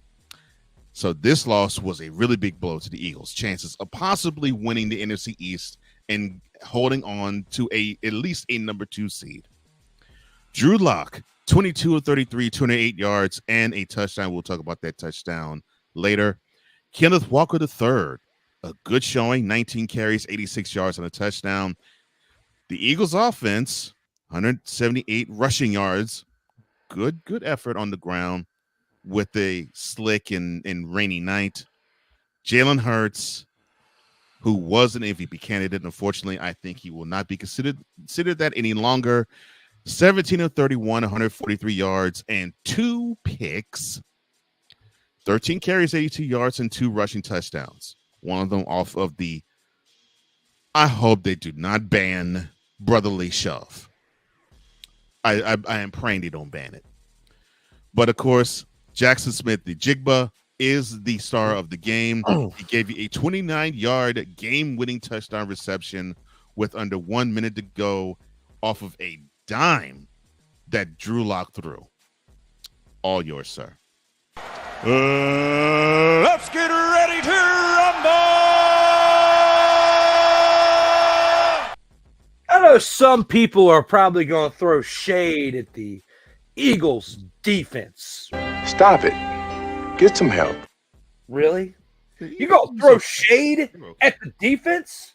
I'm going to roast the one who supposedly got gypped out of the MVP award last year, and that being, oh, I'm so Hurts, Jalen Hurts, okay? Oh, Lord. Because you came out to this game, and you threw a miserable 143 passing yards. Congratulations, someone who got gypped out of the MVP last year. You are doing great. Now, let me talk to you. As if I hadn't even said enough at this point, I'm on fire. We're going to keep on roasting this motherfather right here. When it looks to this situation, you threw 2 interceptions in this game. You lost by 3 points. You had Drew Lock out there, who had a winless streak that was almost as long as Roman Reigns being the WWE Undisputed Universal Champion at Heavyweight Champion, as he had like over 1,100 days being winless out here when it comes to comeback wins. Acknowledge me. Perfect. You made him look like he was an absolute superstar when, I've got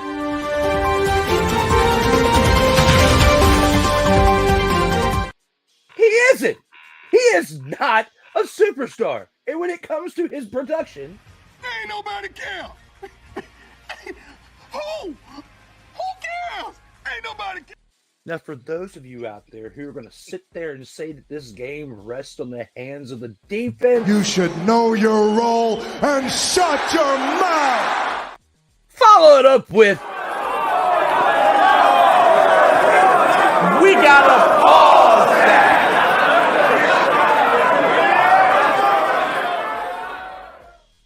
And I know somebody out there is probably crying right there. You can't handle the truth. Absolutely.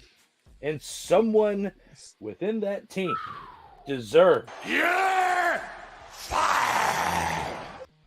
Because as Dante alluded to in the comments, they made some of the wrong moves during this past offseason when it comes to coordinators. And it's set the trajectory of how this coaching staff is for this team. Now, coaches dial up plays and they set the tone there when it comes to preparation. Right. That's one thing. Mm-hmm. You can't throw but so much shade on that because Jalen Hurts is the future of the Eagles, the That's future at quarterback. That's And true. he goes out there and lays an egg with 143 passing yards, 2 interceptions. Now, some people will say, well, Drew, he didn't do as bad. He extended the plays with his legs, and he got 82 rushing yards, 2 touchdowns. Congratulations. You still threw 2 important interceptions that changed the course of the game. Yep. The Seahawks would not have won by a field goal and gotten that late touchdown that they converted had they not been given the opportunity given that opportunity as a result of those 2 interceptions. Right. The Seahawks would not have been hanging around in the game for them to take that last possession and convert it into a touchdown. So you can say whatever you want, but I put sole blame on this game on one person and not even a part of the team. And I put it on Jalen Hurts because the hype is too big around this kid. We've seen him get exposed multiple times throughout this season, and this one was definitely one of the bigger times I've seen him getting exposed. It's time to stop talking about him being up there in the top 5 for the MVP race. Yeah, I think unfortunately that ship is sailed in 2023 for him, and it's unfortunate. It really is unfortunate. Dante, who of course is a huge Eagles fan, he says, "Look, the defense is bad, whatever, but with the weapons on offense and not putting up 24 to 30 points a game, it's a troubling sign. Like the offense should be carrying the team. Not only that, Dante, that offense should be running the ball and not using Jalen Hurts to run the ball more to control the game and carry the team.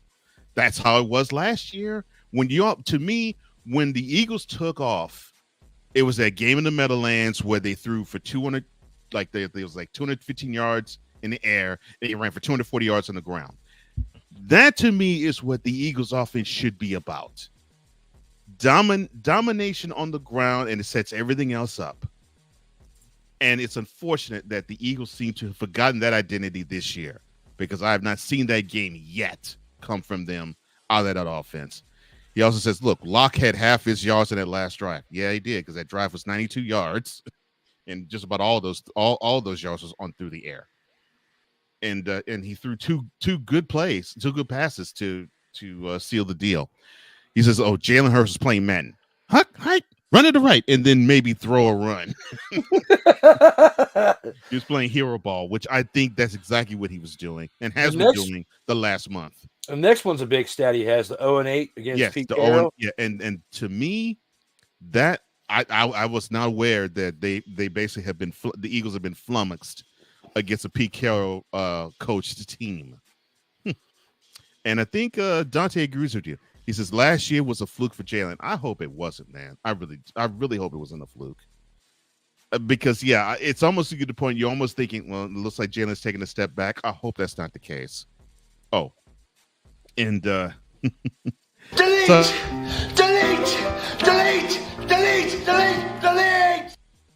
Thank you, sir. Yes. So that's what Victor was saying. Dante continues and says, look, there was no reason for Jalen to throw a Hail Mary and get it picked off. Let me talk about that play. So they were on their own 45, I think, and it was 13 seconds left? It was like 15-ish seconds left. All they needed to do was get maybe 15, I'll say 20 yards to make a makeable field goal from a reliable long-range kicker that they have on the team.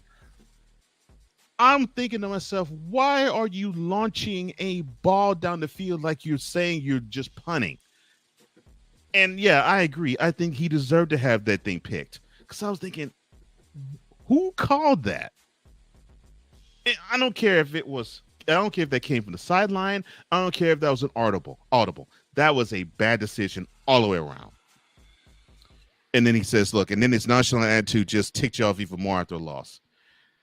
And I get why he wants to be that way. It's like, okay, look, steady hand in the win, steady hand in the loss. But in that type of loss, I'm with you, Dante. That one you have to basically say that freaking sucked. Because we had that in the palm of our hands, and we, as a collective, lost it. And I was the biggest reason why we lost it. I mean, and I being Jalen Hurts. I'm sorry. Go ahead.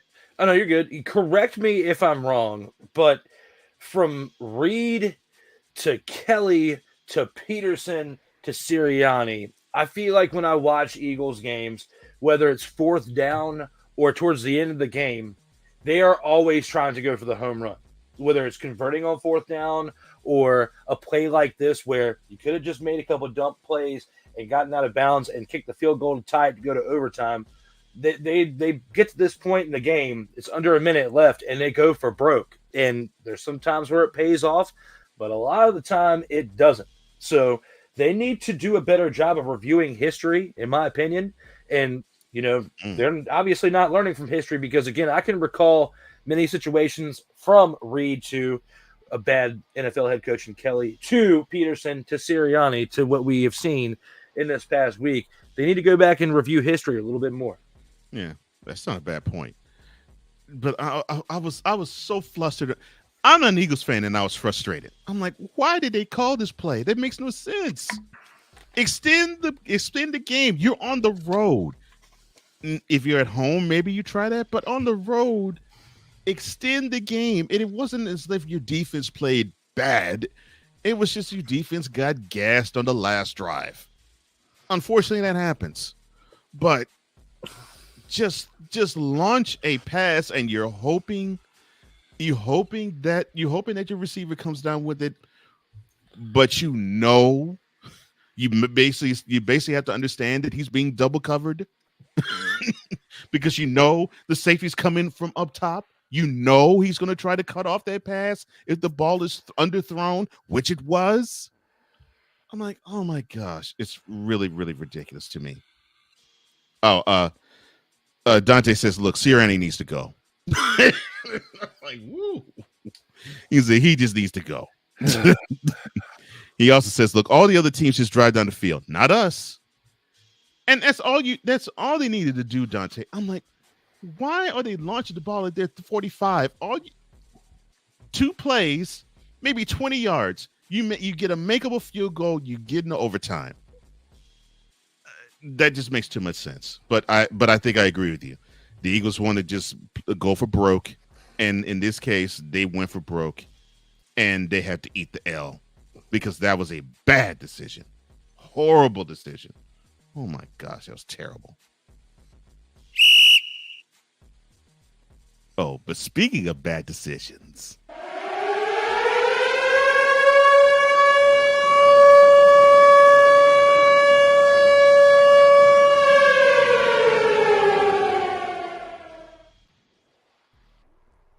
Oh, yes, ladies and gentlemen, the upset of the week happens to be the Atlanta Falcons, who was favored to beat the Carolina Panthers in a game where tickets were going for 45 cents. And along with this being the upset of the week, it also was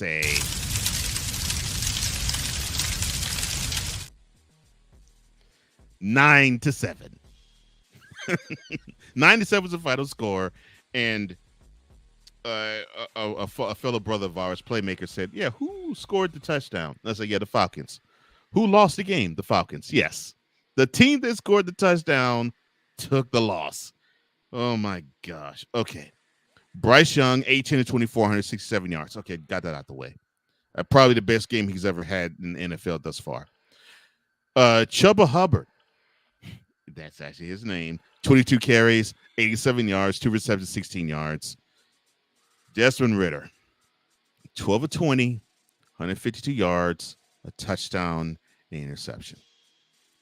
And, sir, tear down this dumpster pelican of a game, please. This game absolutely depressed so many people out there watching. I mean, if you are a Panthers fan, I wouldn't blame you if you don't even watch football anymore after this past week. Because your team may have won, but it was a very depressing way to win. Bryce Young, 167 yards, couldn't even get the ball in the end zone as a quarterback, okay? Did a great job, but not great enough, in my opinion. I mean, he did great enough to get this win, but still, you know, I just don't see anything positive besides Chuba Hubbard being there in the backfield running the ball for this team. And there needs to be more pieces added to this offense and defense. I mean, and you can't really get excited for holding the Falcons to 7 points because they've been terrible this season. I mean, they're 6-8. Arthur Smith is more than likely going to lose his job at the end of this year based on the way that this team has played. Desmond Ridder, only 152 yards on 12 completions, 1 touchdown, 1 interception. You know, there's been so much hype around some of the players in this team, Jonnu Smith, Kyle Pitts, and they were somewhat quiet. I mean, Jonnu Smith only got 2 receptions for those 61 yards, and you can't get so excited about that compared to how quiet he was for the rest of the game. So when it comes to this right here, the Panthers are the laughing stock of the NFL because they're not only the worst team in the NFL, but they don't even get to utilize their pick for next year. As the Chicago Bears not only have their first-round pick that will more likely be a top 10 pick, but they have the number 1 overall pick from the Panthers in that stupid trade they made for Bryce Young this past season when they definitely had some other talented quarterbacks they could have picked up with whatever draft picks they had that they gave away. So for the Panthers, I don't want to take up too much time giving them a hard time, but, you know, we've already got Mick over here trying to rush us into our picks. We hadn't even gone to a commercial break yet, so I'm going to go as easy on the Panthers right now, but I'm going to dial back into this when we give our preview for next week. I just know that the Falcons, you should have an easy time of it with the Panthers. And for you, you're contending for the NFC South crown. And I'm wasting my breath. Game of the week. Forget them. All right. From a game that was horrible to a game that actually was entertaining. The Vikings and the Bengals. I know you're saying the Vikings. How could you say they played an entertaining game where they just played a 3-0 victory over the Raiders the week before? Well, the Vikings changed quarterbacks. They went from Joshua Dobbs to Nick Mullins. I know you're saying, wait a minute, Cole. Nick Mullins, really? But it was a great game. The Bengals, they fought hard, but the Bengals came back and they beat the Vikings 27-24 in overtime. Jake Browning, who has actually been a beautiful performer in the last 3 weeks, 29-42, 324 yards, 2 touchdowns, and a pick. Trey Hendrickson gave you a sack and a half for the Bengals on defense. And the aforementioned Nick Mullins, 26 of 33, 303 yards, 2 touchdowns, 2 INTs. And yes, you know that there was no Joshua Dobbs. He got benched. Ty Chandler in the backfield, 23 carries, 132 yards, and a touchdown. And he had 132 of the 143 rushing yards the team accrued. Jordan Addison, 6 receptions, 111 yards, and 2 touchdowns. And if I'm mistaken, I think I think in coming back, Justin Jefferson had 6 receptions, 81 yards, and I think he also had a touch. No, 81 yards. But Jordan Addison, 2 touchdowns, 1 off of ridiculously beautiful catch. Vikings defense gave you 4 sacks. Danielle Hunter gave you 2 of those 4 with an INT. And T. Higgins, the presence of mind to get to come from the end zone to help your quarterback out with a catch at the Vikings 2, and as you're getting pulled out of bounds, have the presence of mind to break the pylon, reaching the ball over the end zone. One of the best catches of the year. Great presence of mind. Wonderful game. Your thoughts, sir? Definitely a good pick for the game of the week right here. And Jake Browning, this kid has been doing his job ever since having to come in off the bench and fill in for a situation that is a very tough situation for most backups to fill in, especially at the time of the year that it did happen. He's been out there for quite some time, and you have to give him credit for helping keeping this Bengals team relevant. Because many people could say this team was built around Joe Burrow at the quarterback position, but you also have to look at the wideouts they have. They probably have the best wideout core of anybody in the league. When you think of Jamar Chase, T. Higgins, and Tyler Boyd, I mean, those 3 right there made some noise in this game. They've been making noise throughout the games, throughout the entirety of the season. And they're doing it with a team that's not establishing the run that well. I mean, the Bengals have had some issues establishing the run, which have definitely been part of their exposed moments within those 6 losses. But for them to be 8-6 and 2 games over 500 at this point in the year with their backup in there, throwing for over 300 yards, I get it. He threw an interception, but, I mean, he is a backup. He only gets so much time to play out there on the field. Nick Mullins coming in, getting 300 yards on the day, definitely did a pretty solid job with Ty Chandler running the ball around, getting 132 yards. It looked like he was going to lead the Minnesota Vikings towards another victory, and they would have been 8-6 instead of the Bengals. But unfortunately, it didn't quite work out, as those 2 interceptions that Nick Mullins threw had a big impact on how this game went down, and the fact that it needed overtime to get the decisive victory for the Bengals.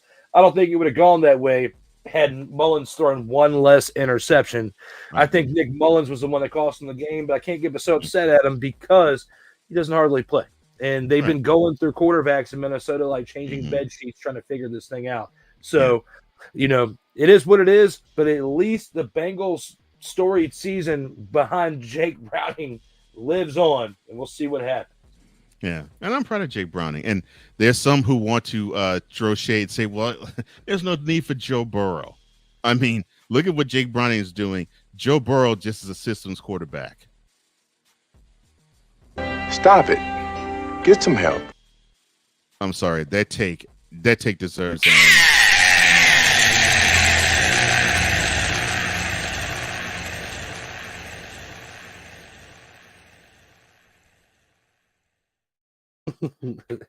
And we will talk about the 8-6 Bengals along with other teams later on. I think that'll be in the chopping block segment.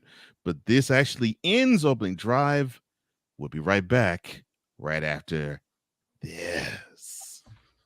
All right, let's go. We got trips right at 42, 989 on 2. Ready? Break.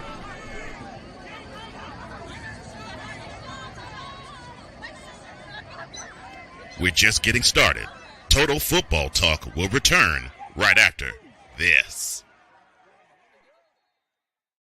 Everything Boston. I love you morons. New Kids on the Block, New Edition. Dear whatever the law firm is. Sincerely, the U.S. Supreme Court. Ben Affleck, Matt Damon. Go yourself again, Jason Whitlock.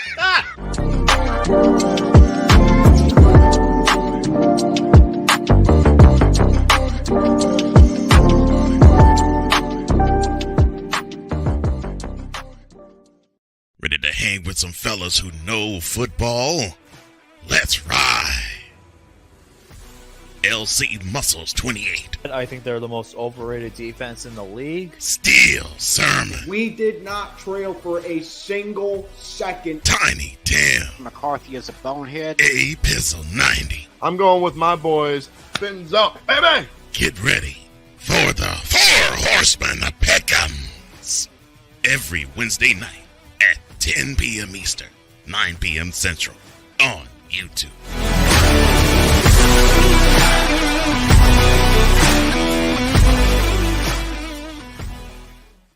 Poppy J. You got the option to cry for the government. You got the option to protest. You got the option to keep buying, but this is also an option. Wise El Jefe. We're the first tech geeks. We're the first gamers. We're the first everything. Everything. Like Gen X's, we are the ones. BS3 Network proudly presents the crew from the New York boroughs who never wants that smoke. Nah, they want that fire.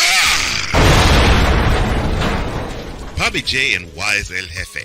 Fridays at 9 p.m. Eastern, 8 p.m. Central. Check your local listings for your viewing and listening pleasure.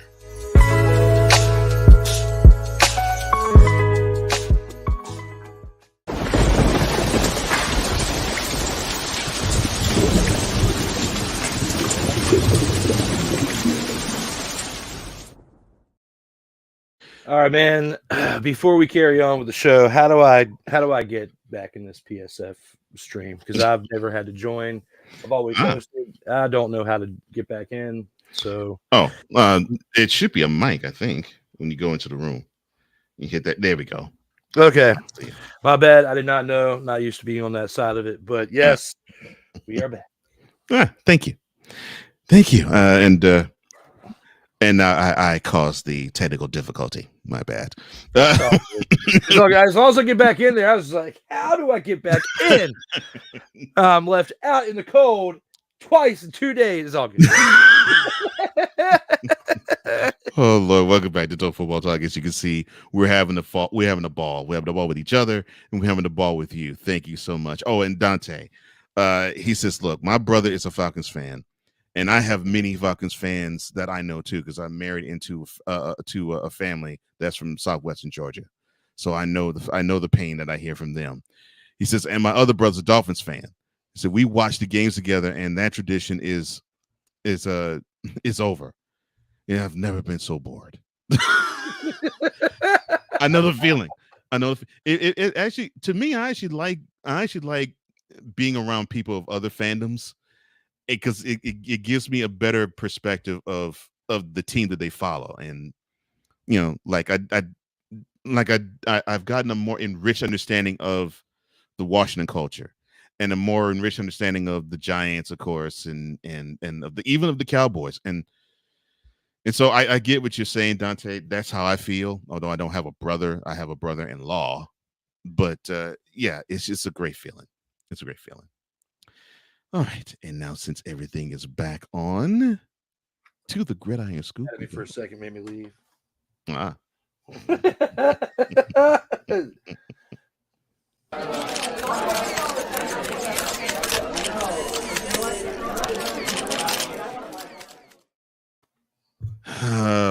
Mason Rudolph, for a guy that I said that he has 4 thumbs on each hand, is looking to start. Oh my gosh. Okay, so of course loses of 3 straight games. The Steelers are. They are now turning to Mason Rudolph. Though the head coach of the team, Mike Tomlin, stopped short of definitely naming him the starter for the game they are going to be playing in Saturday, the NBC's game of the week. Their pivotal divisional matchup against the Bengals. We'll touch on that later. He actually said Rudolph is going to be the guy that's going to have the ball. So he went onward to say, quote, oh my goodness. It's our intention as we sit here today to give Mason Rudolph an opportunity to start. He's a veteran guy. He's a backup, but he's also a veteran guy. He's been in the organization for a long time. He's here for those reasons. We got a great deal of comfort with them. Close quote. The question I have is, does he still see Myles Garrett in his? No, that's not the question I have to ask. The question I do really legitimately have to ask is: should Kenny Pickett gear up for the 2024 season, or should he clamor to come back for the stretch drive? I think that the Steelers are going to kind of keep that door open for Kenny Pickett because they know that they're screwed if they fully rely on Mr. Trubisky, for one, but also Mason Rudolph. This team right here definitely, has turned to Rudolph in many points back when you look at when they had, Big Ben in there and they were turning to him then. And then he's bounced around and done some things, throughout the league, and the XFL and all that stuff since then, that being Mason Rudolph. But, looking right here, I think you have a better chance winning this next game if you go with Mason Rudolph over Mitch Trubisky for one. But also, you've had the variety of your success this year, despite how bad he's played at certain points with Kenny Pickett.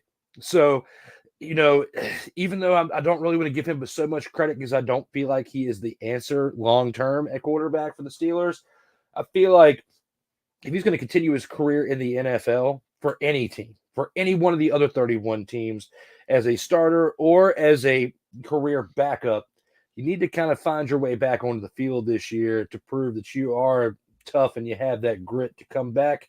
And we'll see. We'll see if the Steelers can make some noise, but I don't have a lot of faith in them, especially listening to what Big Ben said on the Pat McAfee show not too long ago, where he's talking about how this culture in that locker room is just completely depleted. It is not what he saw when he was just there, a year ago. So looking at how the Steelers are right now, there's a lot of question marks in there, but I think the door is open for Kenny Pickett to return this season. Will he or won't he? We're going to have to see how the next couple of weeks pan out first. That's a good analysis there. I agree. I think it has to be a wait and see approach for him. As for the other quarterbacks that simply are a revolving door under center for the Steelers, that's terrible. That pretty much describes it best. Yeah.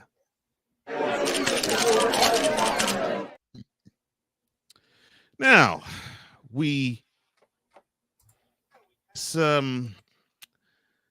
how can I say this?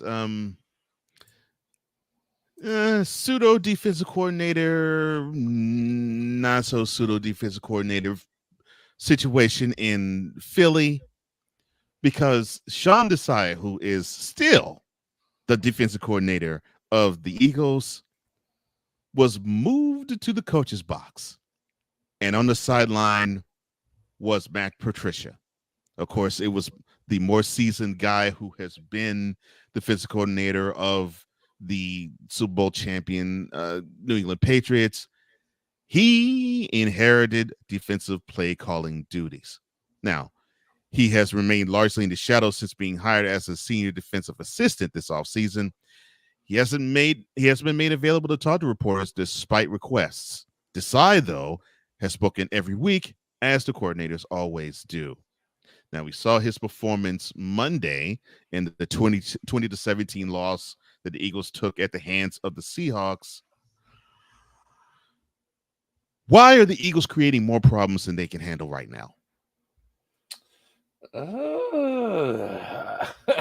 I mean, that's a good question, because Matt Patricia, when you have to resort to Matt Patricia, you are grasping at straws in that moment. It is bad to have this situation going for the Eagles. It definitely has thrown enough red flags throughout this season, and especially at this point, to tell you they are not making a return trip to the Super Bowl this season. If they do, it'll be the grace of a 1% miracle, because it is not happening for the Eagles this season. So Matt Patricia has done okay as a defensive coordinator in one place, but everywhere else he's been outside of that one place, he's not had success. And the people under that coaching tree that he is from, coaches from there, haven't had any success except for the current coach in New York for the New York Giants. So when I look at this, and he still hasn't had the grandest of success, but probably the better of the ones in that tree. Patricia, leaning on him to take over these duties, I just don't think is going to be the greatest of moves for this team. And I think they're going to definitely revisit this during the offseason and hopefully make the right move. If you're an Eagles fan looking in on this, hopefully they make the right move for you and you're okay with it. But I know just like Dante and many other ones we've talked to who follow this team and are fans of this team, you're definitely disgusted with what you've been seeing over the course of the past 3 weeks now being on this losing streak. Yeah. And you should be. I mean, you're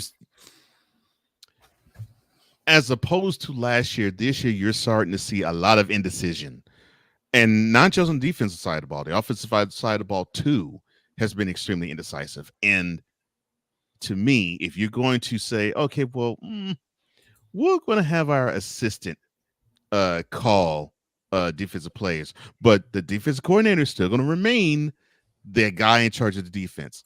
Oh gosh, you're creating issues.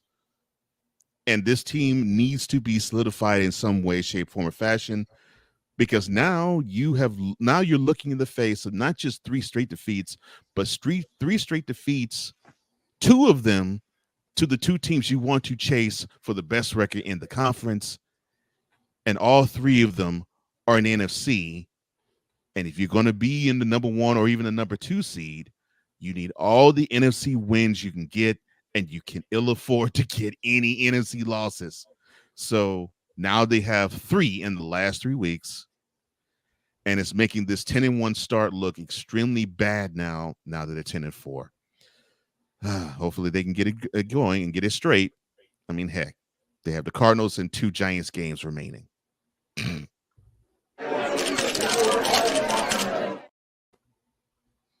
Now we talked about a team that's in the playoffs, because the Eagles did qualify, and so did the Cowboys.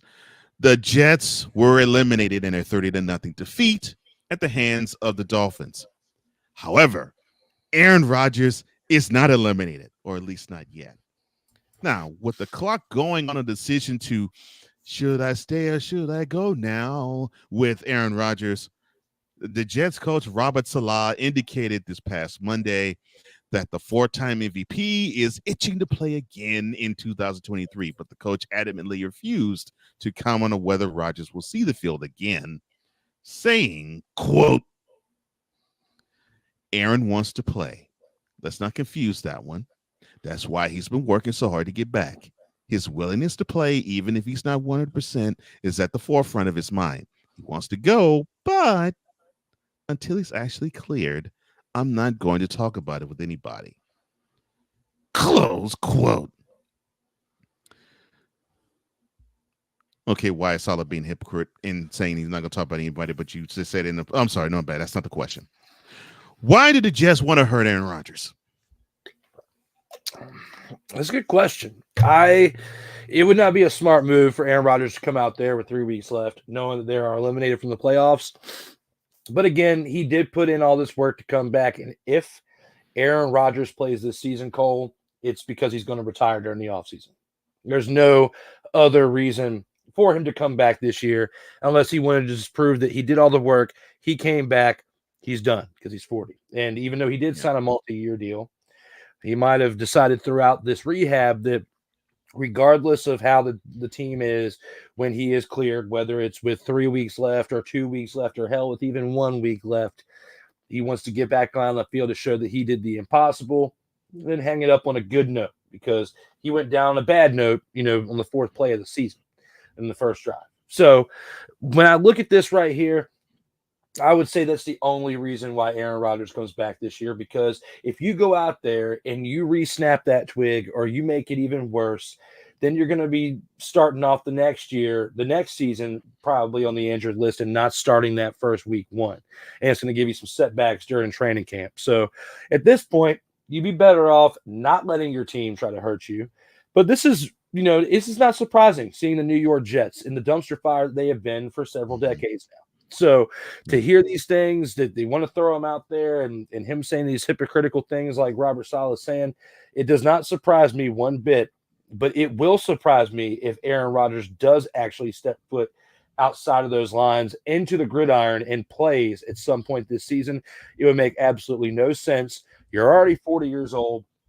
If you're truly going to play next year, you need to get your body back to 100, and you need to upgrade that offensive line before you even step out in that field, because they are the biggest reason why you've been off the field this entire time. Yeah. And you raise a good point, because he did sign a multi-year deal. And I think the only way you would see him want to push so hard to get back is that he's like, okay, it's done. And yeah, your point being, I'm sorry, and to bolster your point, yeah, Rodgers blew the candles to his 40th birthday 2 weeks ago. So yeah, he may have said, okay, the grind is just not what I want to do anymore.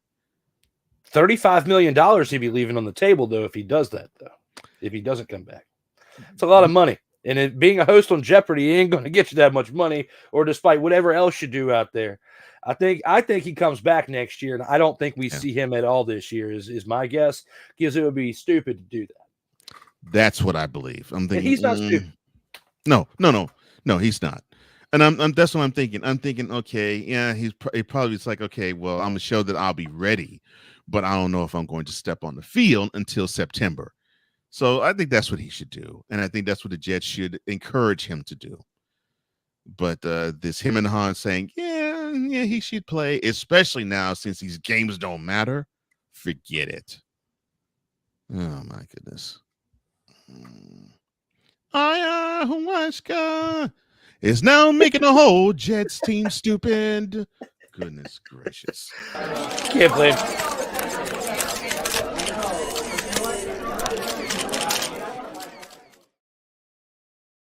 Total Football Talk.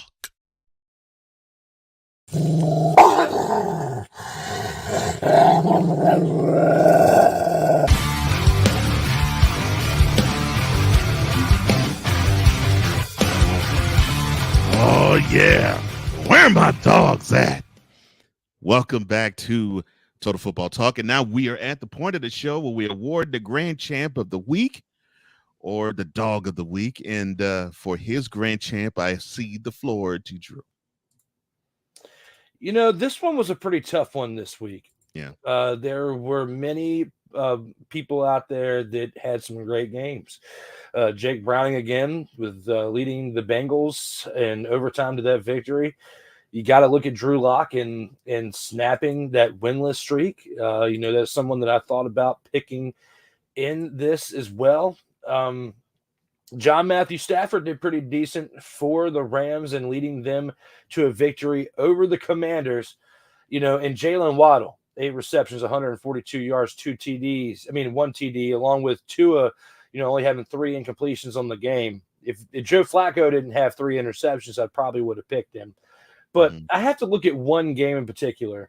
In this game right here, I've thrown a little bit of shade on their fan base throughout this year because of how overhyped they've made this team. But now seeing it at this point is definitely warranted. So for my dog of the week, I have to go with someone within the San Francisco 49ers team. Okay. And I want to give it to Brock Purdy because of what he's done to rehabilitate himself and come back, throw 4 touchdowns like he did, and only had 9 incompletions on the game. But for someone who is in the MVP race as a running back and what he did in this game, having what was it, 115 yards rushing on 18 carries and 1 touchdown, and that wasn't even it. The man had 5 receptions for 72 yards and 2 touchdowns. I have to give it to CMC, Christian McCaffrey. Now, I'm not one to ever take things and put color on anything, but it's not that often that you have a white running back doing the things that Christian McCaffrey's doing. And he's doing it in a system that's like tailor-made for him, because since coming over from Carolina, a team that you can absolutely tell the only breath of fresh air they had when his career was being played in Carolina was Christian McCaffrey. He has been the perfect piece to bring over. And people were throwing some shade on that trade eventually, even though it looked like the 49ers got a steal, but they thought that McCaffrey was washed up when he first came over to San Francisco. Mm-hmm. We have seen the complete opposite and seen Kyle Shanahan utilize him to the greatest of his abilities. It is going to pay off with a Super Bowl appearance this year. I don't know if they're going to win in this moment, but it's going to pay off in a Super Bowl appearance. So 49ers, get excited. You got the great right there with the running back there, and you have to give it to him, and you have to give him the credit, and that being Christian McCaffrey. That really is a good pick. And I think he's been the guy that has steadied the ship for the team. Although, yes, if you're going to talk grand scale, MVP talk, more than likely it's going to go in Purdy's direction instead of McCaffrey's. But McCaffrey is the engine that has made that team go, along with Samuel, along with Williams. And yes, along with Purdy. I mean, that team just runs well with them. So, yeah, great choice. Great choice.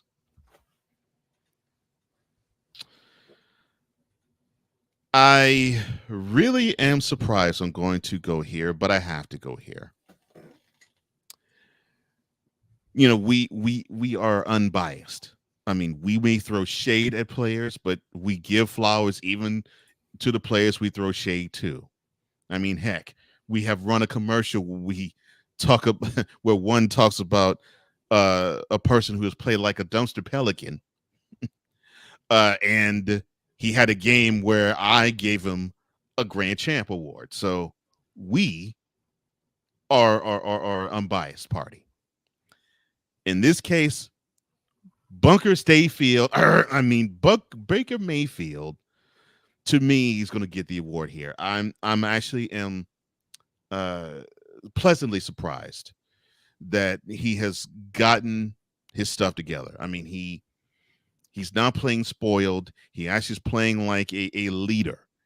And to throw for almost 400 yards and throw for 4 touchdowns, and the only blemish I could say is a lost fumble, and he did it in an economical 22 or 28 day, and with a running attack that was okay but not outstanding.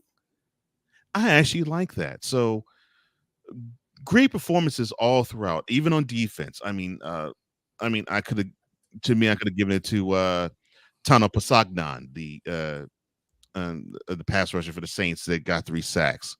Could have given it to TJ Watt. He got 2 sacks. I could have given it to the whole defensive front for the Texans who sacked Will Levis 7 times.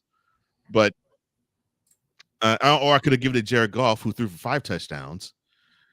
But I really feel as though this should be Baker Mayfield's award to win this week for me, because he has gotten a bad rap, and I think now it's going to take him and a host of others, of course, but it's going to have to take him in performances like this for the Buccaneers to clamp down, to have their heads go straight to the finish line, and to repeat as NFC South champs, because they need to have him play like that.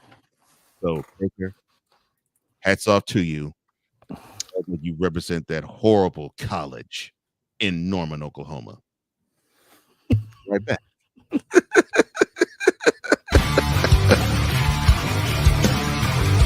Coming up next, the featured attractions.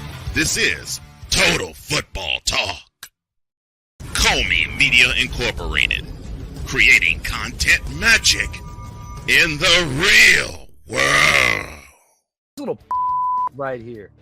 Look at the inside of these cakes. Now, when you bite into it, just as I demonstrated while you were talking at the beginning of your discussion right there, I could taste the drugs inside of this cake, Sick. I could taste the addiction within the cream filling of this cake right here, to where they not only us with that cake right there, but they made an ice cream out of it. They made an ice cream out of it. A 1-pint Christmas tree cake ice cream. Look at that little just smile up there. Look, she is up to no good on there. Look at that. Look at that smile on there, Sick. She knows that she got you. Got him is what's in her mind right now. Acknowledge me. Look at that little smile right there. She's up to no good. D. Willie in the evening. Thursdays at 11:15 p.m. Eastern, 10:15 p.m. Central. Exclusively on Sertoba Media, where the struggle is real to be awesome. Hey, ladies and gentlemen. Hey, look. Hey, stop playing games. Y'all already know. Go ahead and toss him some Willie Bucks. Ain't nobody playing around. $, D Willie 87. Go ahead, hit him up on the Cash App, and go ahead and give him some Willie Bucks. Look at Drew looking stoic, ladies and gentlemen. Stoic on that $10 bill. So go ahead, slide my man over some Willie Bucks, and we good. That's all I'm saying. We good. Slide some Willie Bucks. Sertoba Media, where the struggle is real to be awesome. If you're looking for a sports program that gives you the flavor. Washington Commanders? Really? This whole thing stinks to high heaven. That pulls no punches. Thuggish act by a thuggish actor. That gives you some humor. Praise everything LeBron does and never criticize it. If you want a show that gives you good times, then this is that show. BS3 Network proudly presents. I am Cole Johnson, and welcome to Cole Sports with a Z. Every Friday on Patreon, and every Saturday on YouTube, Spreaker, and all other outlets.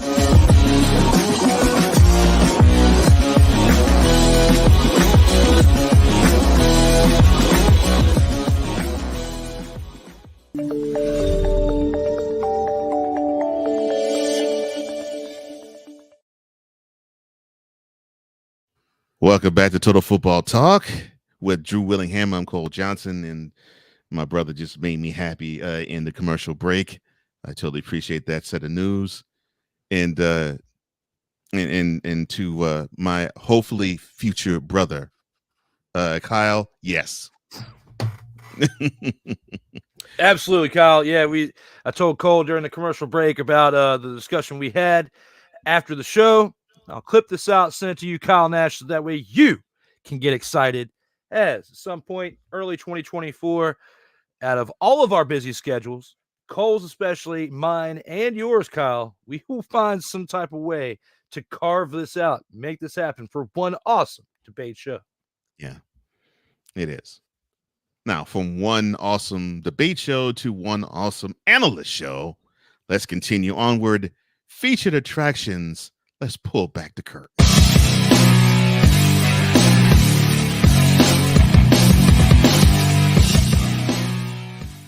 All right, in featured attractions, we feature, important word there, the most important games of the upcoming week. So we're now down the stretch drive, and now there's certain games that have playoff implications. The first of which, Lions at Vikings. Now, of course, if the Lions win, they clinch the NFC North. If the Vikings win, of course, they stay alive. They're in the playoff hunt now. They stay alive for the wild card, and they still have an outside shot of winning the NFC North because they end the season playing in Detroit. So the kickoff of this game is Sunday at 1 p.m. in the Twin Cities. It will be 12 Central.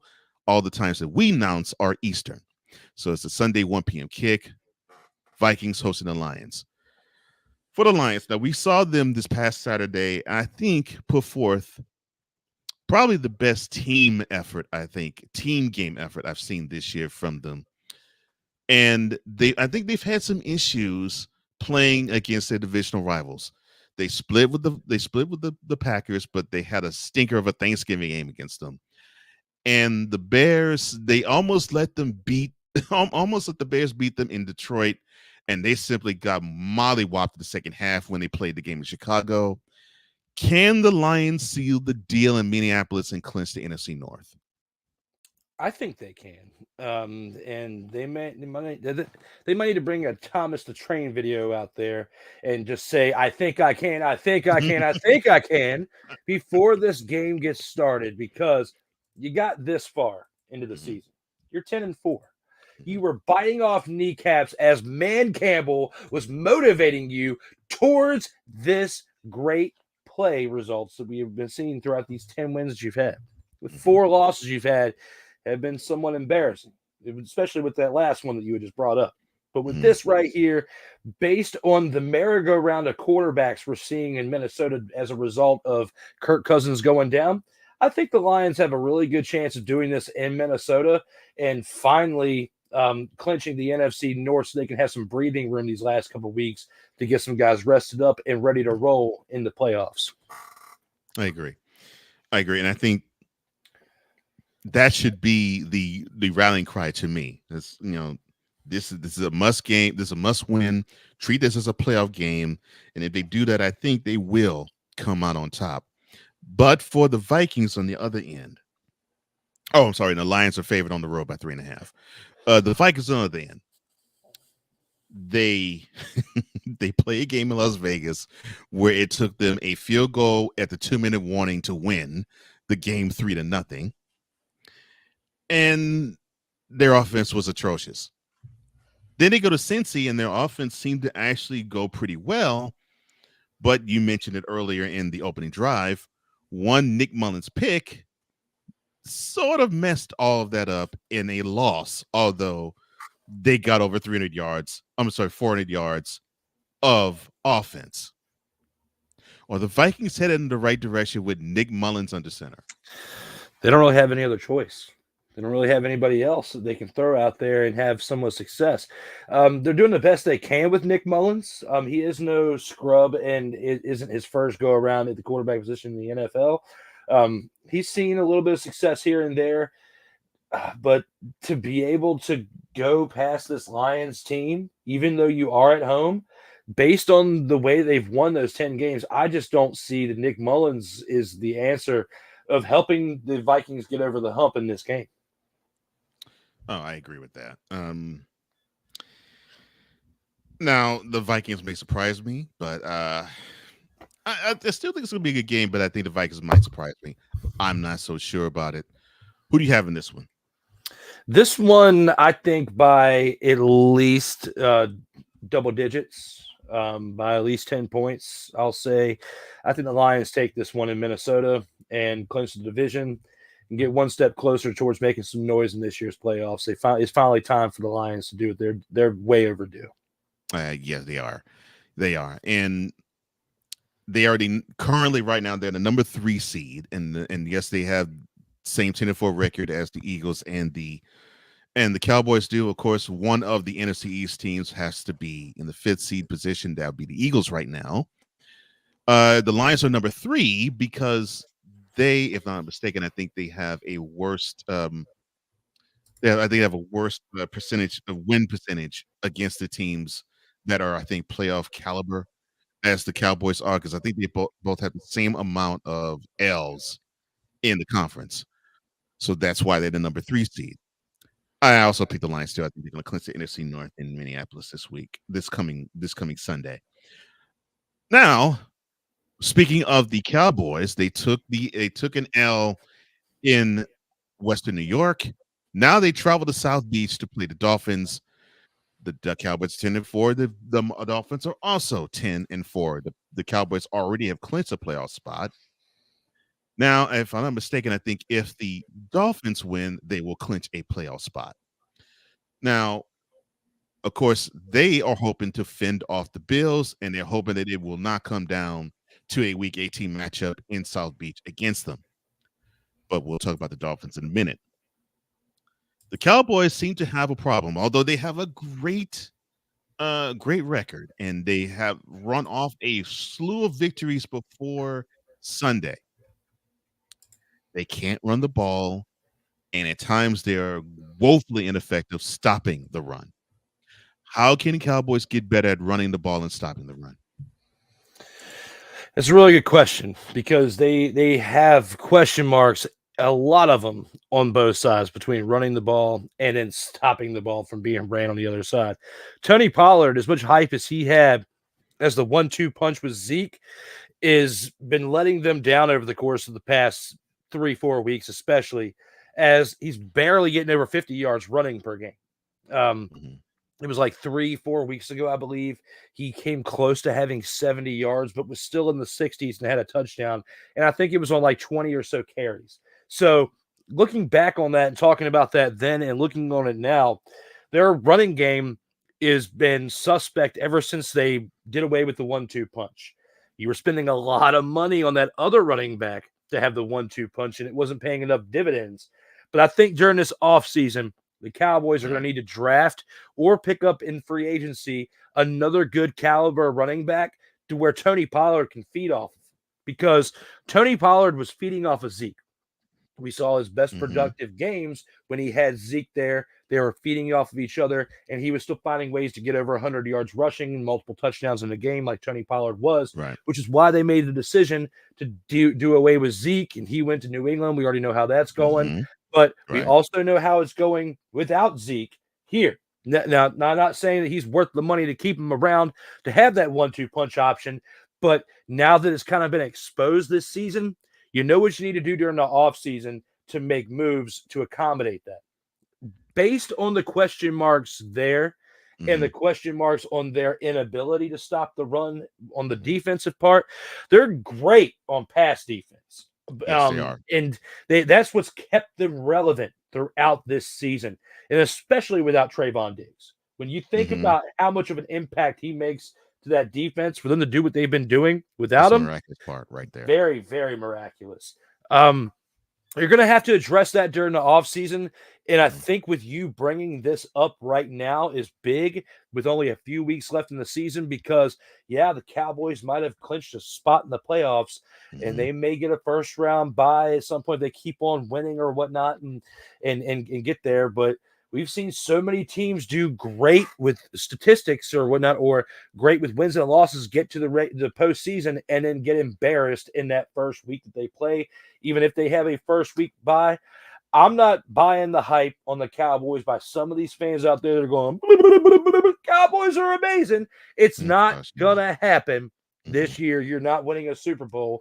You still have some other pieces like what you just said in this statement or this question to address, and that is establishing the run and stopping the run. And in my opinion, the only way they can do that is if they add another piece to have a 1-2 punch for the running game and address the issues they have with the inability to stop the run on the defensive side by making a move or two during this offseason for that as well.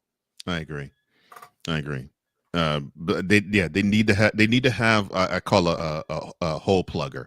They need or a space eater. They need to have a space eater to stop the run, and they don't really have one. And as far as running is concerned, it's not that the offensive line is bad. It's just that the philosophy is not all that great. And yes, Tony Pollard, I 100% agree with you, has been a massive disappointment when they have thrown you're the number one running back label on him. Because yes, he fed. That's a great point. He fed off of Ezekiel Elliott, and now he doesn't look quite as hungry.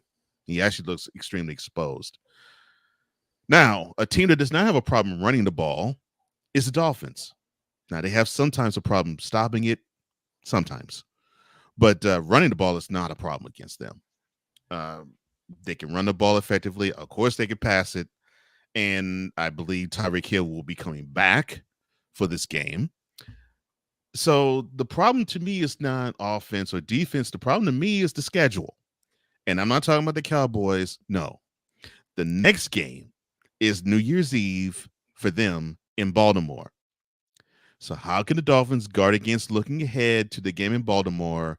Hopefully, the carrot of if you win this game this coming Sunday, you're in the playoffs should do it. But it might not. What do you think? It's going to be a very, very tough one to overcome in that situation when it comes to,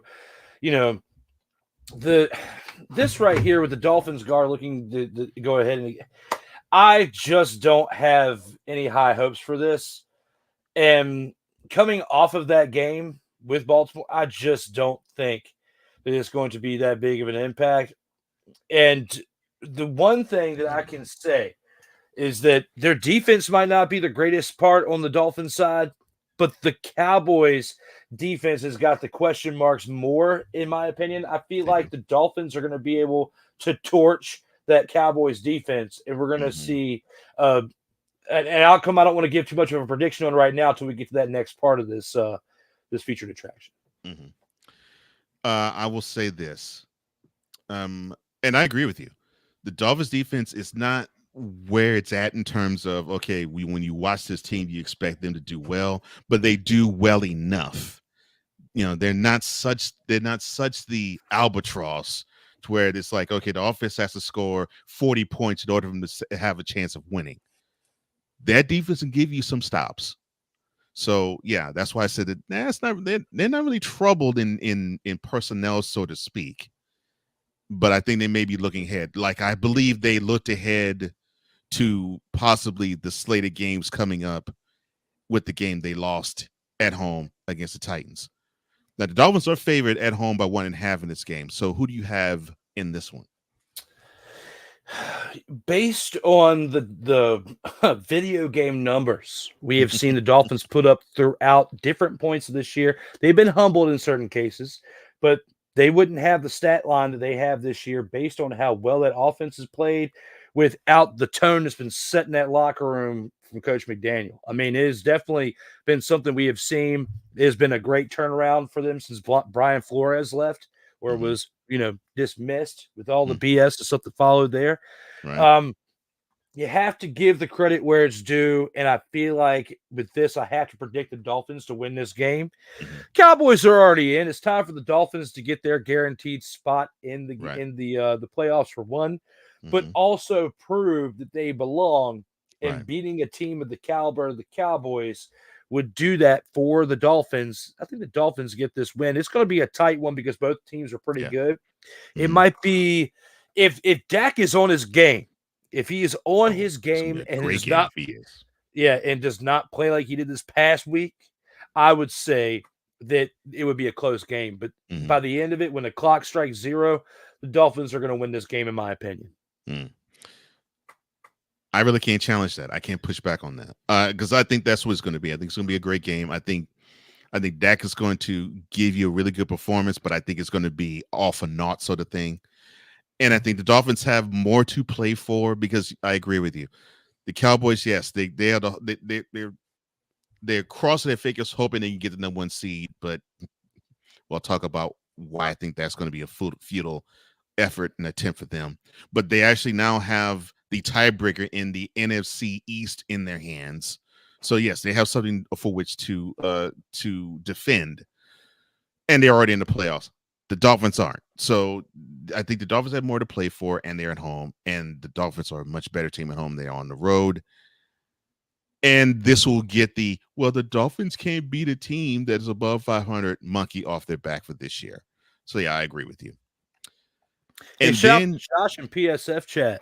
Because basically with what we had here with the featured attractions, I had asked, I said, what's the game that you look forward to the most? And Josh says that he looks forward to the Bucks and the Jags the most this week.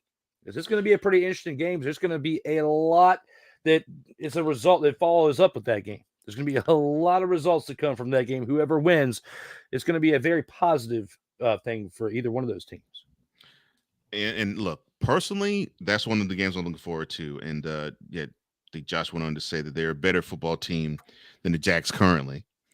And that, of course, he feels as Mayfield's playing better ball than Lawrence. And that they have a better receiving core with Christian Kirk still out. He feels as though they have a better running game. And I can't really disagree. White versus Etienne. Yeah. And he feels as though they have a better offensive line, just a better overall offense in general. The only pushback I'll have about that is, to me, the Bucks are inconsistent on offense, and they're too inconsistent to me for my liking on offense. Jaguars a little more consistent. They just aren't as, when they are at their playing at the top of the game, they aren't as explosive as I think I would like for them to be. Hey, but he's a Jags fan. Looking at what he just No. said. Yeah. For one, Yeah. he's a Jags fan. He's ripping them. He knows about that Yeah. three-way tie, even though they got the tiebreaker at Yeah. 6 for that division. However, Mhm. old Bunker Stayfield just had a perfect passer rating in the frozen, non-frozen tundra of Lambeau Field this past weekend. And that's something that we'll definitely touch up more when we get to this game here in the featured attractions. Yeah, and yes, and Josh, I'm a Texas fan, so of course I got to root for the Bucks. However, I'm not one of those that just dumps on divisional rival teams unless they're the Titans in this case. I'm proud of your Jags. They deserve what they get, and they have battled hard to get to this point, and hopefully they can continue to battle because I really love the fight of the team. I love the fight of the Jags. But let's get to the game of the week to me, which I think this will be the game of the week when we review this game the next week. The 49ers host the Ravens. Both teams are 11-3. Both teams has clinched a playoff spot. The 49ers has already clinched the NFC West. And the layout goes as follows. The 49ers will clinch the number 1 seed if they win this game, and the Lions lose to the Vikings. The Cowboys lose to the Dolphins, and the Eagles take an L to the Giants. I don't see that happening. Not for this week. The Ravens, they will clinch the AFC North if they win, and the Browns lose to the Texans at home. I can see that. I mean, Browns lose to the Texans on the road. I'm sorry.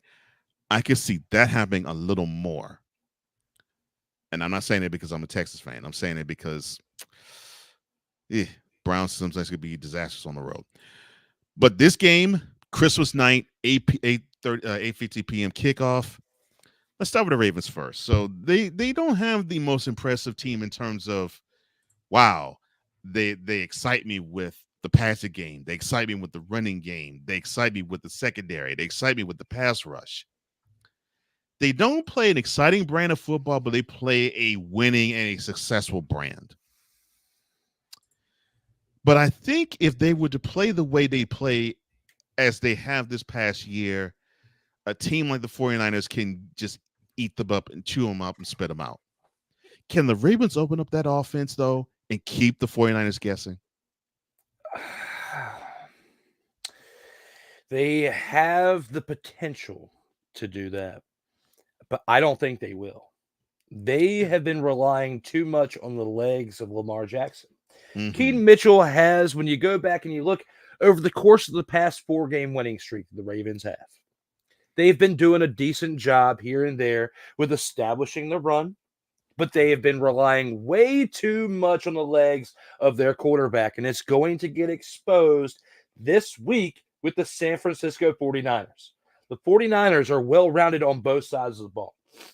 Probably got one of the best offenses in the league along with the Miami Dolphins. But when you look at what we've been seeing here throughout the course of this season and last season, rolling into this season with this 49ers team, they're explosive on both sides of the ball. You cannot get past this San Francisco team if you're going to just rely on your quarterback to sling the rock here and then run it there on every other play. Like, you can't do that. Keaton Mitchell is going to have to step it up in ways that he did in games of the past because, I mean, looking at what he did against the Bengals, not really excited about what he did there. Looking at what he did against the Chargers, however, did a little bit better, had 64 yards. But I would say we need the Keaton Mitchell. The Keaton Mitchell who showed up against the Rams was a pretty good one there. As, you know, he showed up and he had 50-some yards as well. But the problem that we had there was Lamar Jackson had more yards than he did in that game, as opposed to in this past game when they played the Jacksonville Jaguars. Mm-hmm. Someone that Josh in the PSF chat here knows exactly how that panned out. Yeah. The thing that I'm concerned the most about is, even though Keaton Mitchell had 73 yards and Lamar Jackson was slinging the rock a little bit and still picked up 70-some yards for Keaton Mitchell, and then you had 97 yards rushing for Lamar Jackson, you're not going to be able to sustain that all year long, and you're definitely not going to be able to pull that off against the 49ers. I will be surprised if we see Lamar Jackson throw for 175 yards and rush for 90-plus yards, and they beat the 49ers. It's not going to happen. The only way that they are going to be able to beat the 49ers is if they establish the run and they do it with their running back. Because you can establish the run early on in the first half with Lamar Jackson. But then once you get to the second half and the momentum continues to sway, the 49ers are going to hit harder because they have better talent on that defensive side. You're eventually going to expose Lamar Jackson a little bit too much. He's going to take the wrong shot, and that's going to be the end of his season. And it could be even worse than that if you keep gambling like this and letting him extend plays as often as he has. I know you're trying to get the most out of your money that you're paying Lamar Jackson. And Lamar Jackson is trying to utilize his skills at the maximum level for being a dual threat quarterback. But you have to think long-term here. And if Keaton Mitchell gives you the opportunity to produce 70 to 80 to 90 yards that are still sustainable enough for you to get over the hump and get the victory, then I would say let him do his thing. But obviously, Lamar Jackson has got some things that are lingering upstairs that are making him think otherwise, because we're seeing him be the leader in rushing yards per game, and it's not working out. I just don't have high hopes when it comes to Lamar Jackson and the Ravens, basically taking their offense and keeping the 49ers guessing on defense. I just don't think it's going to happen this weekend. Yeah. It's because to me that the Ravens offense is too one-trick pony for my liking. And you can't be one-trick pony on offense against a team, definitely against a defense like the 49ers.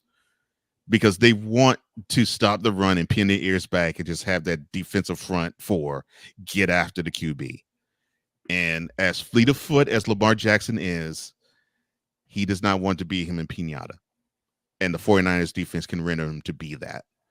And that's what I don't want to see for the Ravens. Now, on the other side of the coin, now I just mentioned the front four of the 49ers. They are impressive. And if I'm not mistaken, I think the last 4 years they're the team that's blitzed the least. So they get pressure with their front four almost all the time. And they're not the most dynamic aspect of this team because it actually is on offense, which you mentioned earlier in the show, Christian McCaffrey, who to me is the MVP of the 49ers and probably should get some MVP run of the NFL in general. Brock Purdy, who's going to get MVP love. Brandon Ayuk, who's going to have 1,000 yards receiving. George Kittle, he's on the outside of looking 1,000 yards. Might get there, maybe not. But to me, outside of Trent Williams, in terms of a weapon you don't really talk about on this team, is Deebo Samuel. Now, you can line him up behind center. You can line him behind center. You can line him behind the quarterback. You can spread him out wide. You can do jet sweeps. You can do reverses. You can do so many different things to diversify how you utilize Samuel to break down an opposing defense. So number 19 has to be accounted for almost all the time he's on the field. How can Deebo Samuel beat the Ravens secondary in doing so? I feel like Deebo Samuel has a better chance of beating the Ravens secondary than Lamar Jackson and Keaton Mitchell have the opportunity to run on the 49ers defense. Now, the secondary for the Ravens, they're no slouch. Okay. No, they're pretty good. They're very solid, which is part of the reason why they are where they are at this point in the year. I will give the flowers as much as I give the shade when deserving. Okay. But right here, when it comes to Deebo Samuel, he has been a big weapon for Brock Purdy and this San Francisco 49ers team, even before Brock Purdy was even surfaced last year, that it's really hard to game plan for Deebo Samuel. I mean, the name itself, coming from the movie Friday, given the name Deebo, you're living up to the hype. You're not as big as the Deebo from that movie, but you play like you are, like larger than life. And I'm not trying to boost him up more than what he is.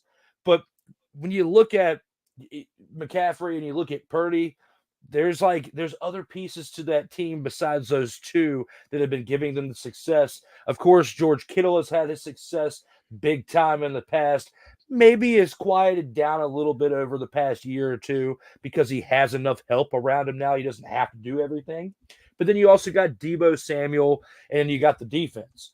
But now talking about Deebo Samuel and him being part of the offense going up against the Ravens secondary, it's going to be really tough for them to lock on him. I don't think they're going to be able to do it with a zone coverage like what failed the Packers this past weekend when they lost that game. So it's going to be interesting to see. I just don't think the Ravens can neutralize him enough to keep him from not going off. I don't think he's going to be like 150 yards and have Tyreek Hill type of Madden-like numbers for this game. But I think that Deebo Samuel will make enough of an impact that he's going to be the one that tips the scales for this game. It's going to be a good game, but Deebo Samuel is going to be part of the impact for the 49ers to take this win. I agree. I think that to me, I think he is the straw, which, especially in this game, he is the straw which stirs the 49ers drink, because I think he will be able to break down all of the Ravens defense and spread them out. And that's really what the 49ers want to do the belt most: spread the defense out and execute. So the 49ers are favored by 3.5. And in this game, 4.5, I'm sorry. And in this game, who do you take? In this game, and I think they should be favored by more than 4.5. I definitely am going with the 49ers. Just feel like overall, between offense, defense, and special teams, this team is stronger than the Ravens. It will be an upset if the Ravens beat the 49ers this weekend, and they will have to do it in other ways than overusing Lamar Jackson in order to get this victory. If I am wrong on my prediction, it's going to have to be some other type of way that they get this win and not just all on the shoulders of Lamar Jackson. But I don't see any other way that they can do that. So that's why I'm going to go with the 49ers. And same. I'm also going with the 49ers. I think they are the better team. This actually will make the AFC happy, because I think the Ravens can run away with the number 1 seed. And I will say this: if the Ravens win this game and Lamar Jackson shows out, more than likely you'll start hearing a lot of people say Lamar Jackson is going to win his second MVP. Start hearing that if the Ravens have a good showing and win this game in Santa Clara, and Lamar Jackson acts a fool too and has a performance that just says, wow, we've overlooked this guy all year long, but he has this as a game, you could say, okay, so he is a difference maker. Watch out for that. Well, so that takes care of all of the featured attractions. Later on, we will break down the rest of the games, but we'll have the chopping block and the snowflake of the week coming up next.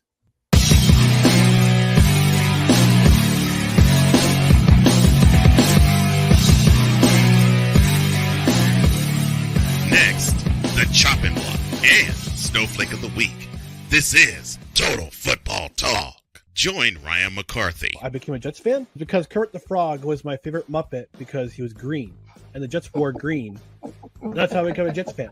And Dustin Henry. ESPN is cashing all in on let's pay a few personalities and we'll just kind of fill in the gaps, as they walk you through all of the world of sports from their perspective. The Albany Empire, it's a literal circus. No credentials required. Where, Ryan, say the tag. Where you don't need a press pass to talk sports. Every Monday at 8 p.m. Eastern, 7 p.m. Central. on YouTube and where you can find all podcasts. This is a BS3 Network presentation.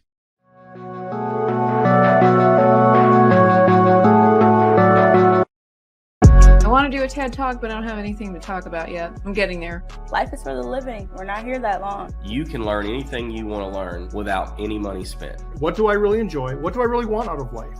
I am your host, WIZE. Are you in a life holding pattern? Well, this is for you. Welcome to the Stuck in My Mind podcast. Live every Monday, Tuesday, and Wednesday at 4 p.m. Central.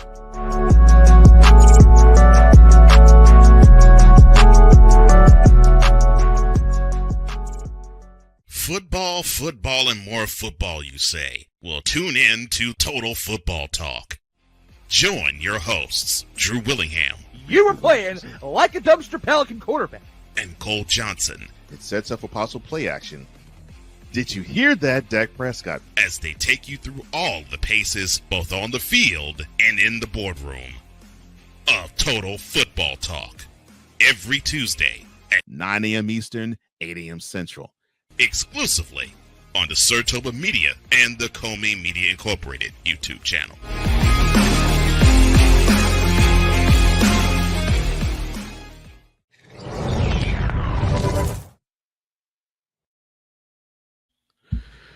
Welcome back to Total Football Talk with Drew Willingham, or D. Willie. I am Cole Johnson, and man, I really am enjoying this.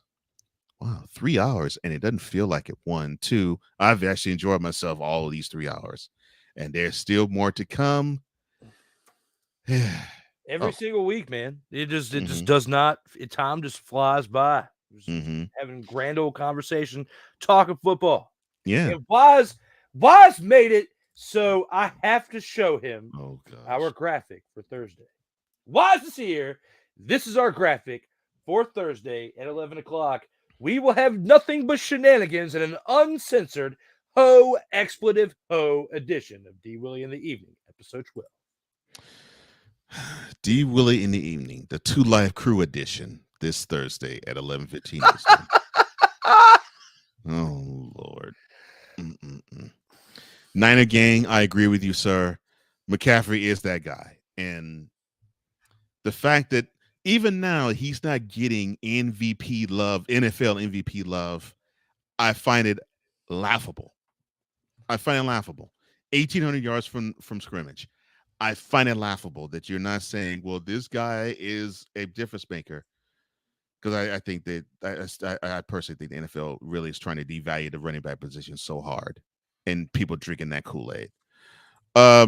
Stuck in My Mind podcast, aka Wise El Jefe, aka My Mentality Brother, says hello, everyone. I'm glad you're here, man.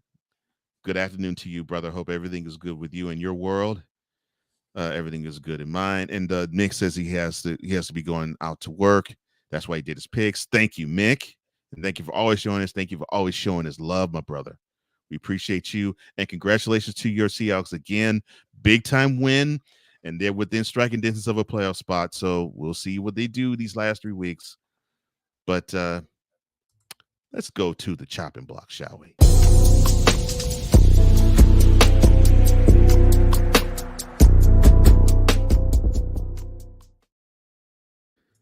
So the president, not the owner, the president of the team of the Chargers, John Spanos, he said that the organization will have no limitations on its next head coach and general manager pairing after, of course, Tom Telesco, the general manager, and Brandon Staley, the head coach, got fired after the 63-21 butt whooping they took in Las Vegas. Yeah, and in fact, the brain trust of the Chargers said, Delete!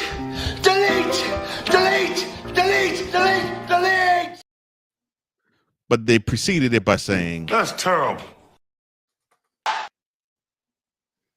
And probably preceded by saying, what? After their team being down 42-0 at the half. But going onward, Spanos said Monday, not to be confused with his brother Dean, who owns the team. But John Spanos had this to say about the GM and the head coaching search. Quote, I think sometimes it maybe misses that it's the misses that help you grow the most, that you can learn from the most. And I think we always have to be pushing ourselves as an ownership to get better, to be better. Close quote. Now, he declined to discuss the specifics as to why he and the owner of the team, his father, Dean, fired the two in the first place, but the decision, of course, came after that debacle Thursday night football game in Las Vegas that had Al Michaels seem even more disinterested than usual. I'm sorry, my bad. My question to you, sir, is who would want to be the head coach of the Los Angeles Chargers? Forget the GM. Forget the GM. Who would want to be the head coach of this team? Forgive me.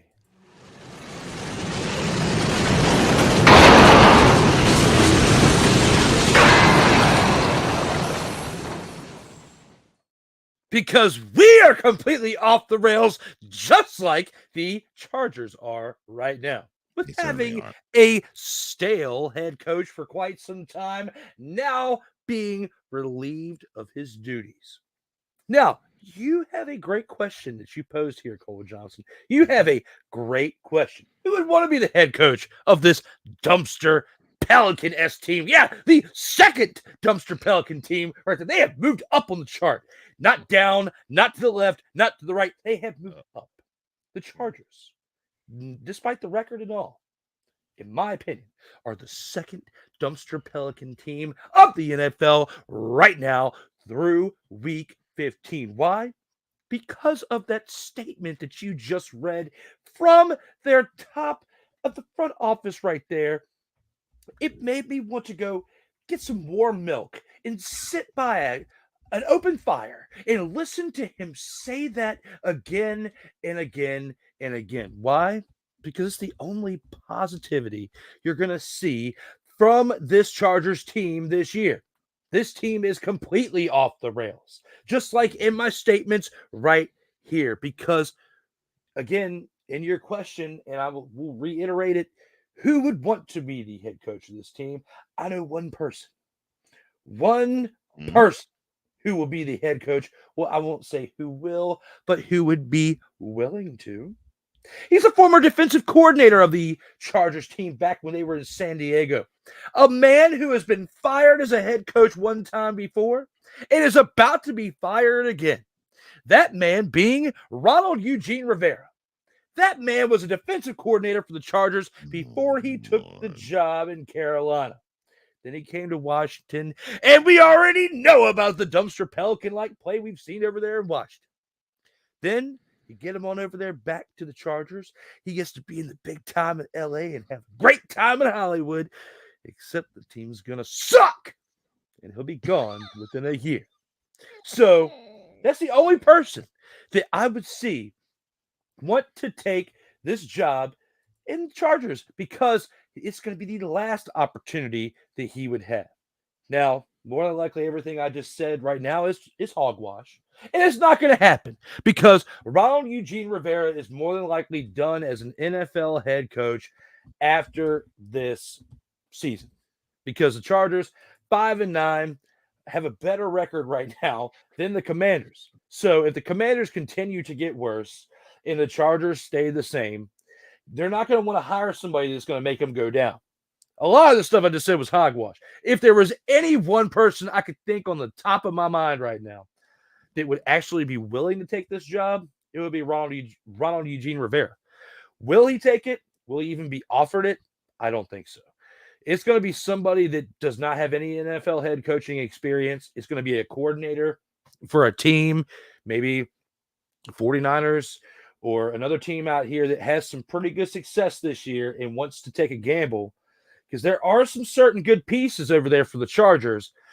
But the only person that I could think of off the top of my head right now that wants out of their current situation and into another and would be willing to take that risk, Ronald Eugene Rivera is my pick. You really want him off the Commanders that bad? Yes! Yes! I want him gone. I want him gone last year. I didn't want to see this play out the way it did. They should have let him go and given EB the chance, and then we would have had the entire year to see what was possible. But no, they kept him too long, and now he's been with the team too long to where you can't even see what EB can do with the last few games because apparently they want to get draft capital now and have a better draft pick next year from what it seems like just on the outside looking in. So that's my case with that. But yes, I've been wanting him gone for a while. Oh my gosh. Axes to grind, I tell you. Hey. Who's giving them the business? Now we are in the stretch drive of the NFL, and we're going to focus on the NFC first. Now we can talk about we already talked about the 49ers, who now own the number 1 seed, and they've won the NFC West, the only team that's actually clinched a divisional title in the NFL thus far. The Cowboys clinched a playoff spot. They're the 2 seed. The Lions, of course, we talked about them. They're the 3 seed. The Buccaneers right now, they're the number 4 seed, even though they are one of the 7 teams we'll talk about in a minute. But they hold all of the cards because they have the tiebreaker advantage over the Saints. They do play them again later on. The sliding Philadelphia Eagles, they are the number 5 seed, but they are 10-4. They still have a shot at winning the NFC East. Maybe a little less of an outside shot of winning the number 1 seed now. But it is about the Bucs, the Vikings, who are the 6th seed, the Rams, who are the 7th seed, the Seahawks, and the Saints. All of these teams have 7-7 marks. So of these 5 7-7 teams, which one in the NFC has the best chance to miss the playoffs? I think it's the Rams, in my opinion, because the last 3 weeks they have to go against the Saints. If they can beat the Saints this weekend, then maybe I will sway from that going into the next week. But you got to end your year against the Giants and the 49ers. If you lose to the Saints based on the way they just played this past weekend, and you beat the Giants, which seems like, you can do that to Tony, don't call me Tommy DeVito, you're going to get destroyed in the last week. So if it comes down to week 18 and that's a decisive factor for you to get in the playoffs, you might as well just chalk it on up as an L, because you are definitely not going to beat the 49ers. So you can chalk it up as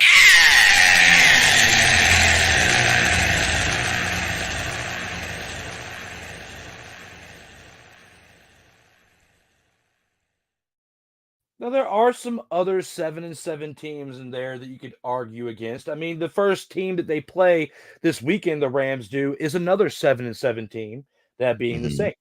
So I have to give that a little bit of credit there too. But, the Steelers would probably be my second pick because of what's going on within the locker room there, from what Big Ben had been alluding to over his most recent discussions with Pat McAfee. But I would say those 2 teams. You could sit here and say the Broncos, but I can't even really get upset with how they lost this past Saturday night, because you played a Detroit team that's been biting off kneecaps for a good portion of this season and leading up to this season, since Man Campbell took over that team and has been leading them in the right direction. So you know it, and I know it, that you can only really pick between 2 teams. And that being the Rams and the other one being probably the Steelers, in my opinion. As if I had to pick one from what this question states, I'm going to go with the Rams. Just basically how they played against the Commanders this past weekend. They should have beat this Commanders team by way more than 8 points. And they let them hang around and hang around and hang around till the very end. And they barely took it away from them, in my opinion. So I'm going with the Rams. I think you picked the best of the bunch in that regard. Here's the only caveat that I have to the Rams. Now, if the 49ers have nothing to play for in week 18, because that is, of course, the game that the Rams will be playing in Santa Clara, then that might change some things. However, I agree with you. I think it's all contingent on this Thursday's game. If they can beat the Saints at home, then we might be talking. I would probably say I probably am inclined to actually say the Vikings. And the reason why I say them, they have to play the Packers. It's at home. And they have to play the Lions twice.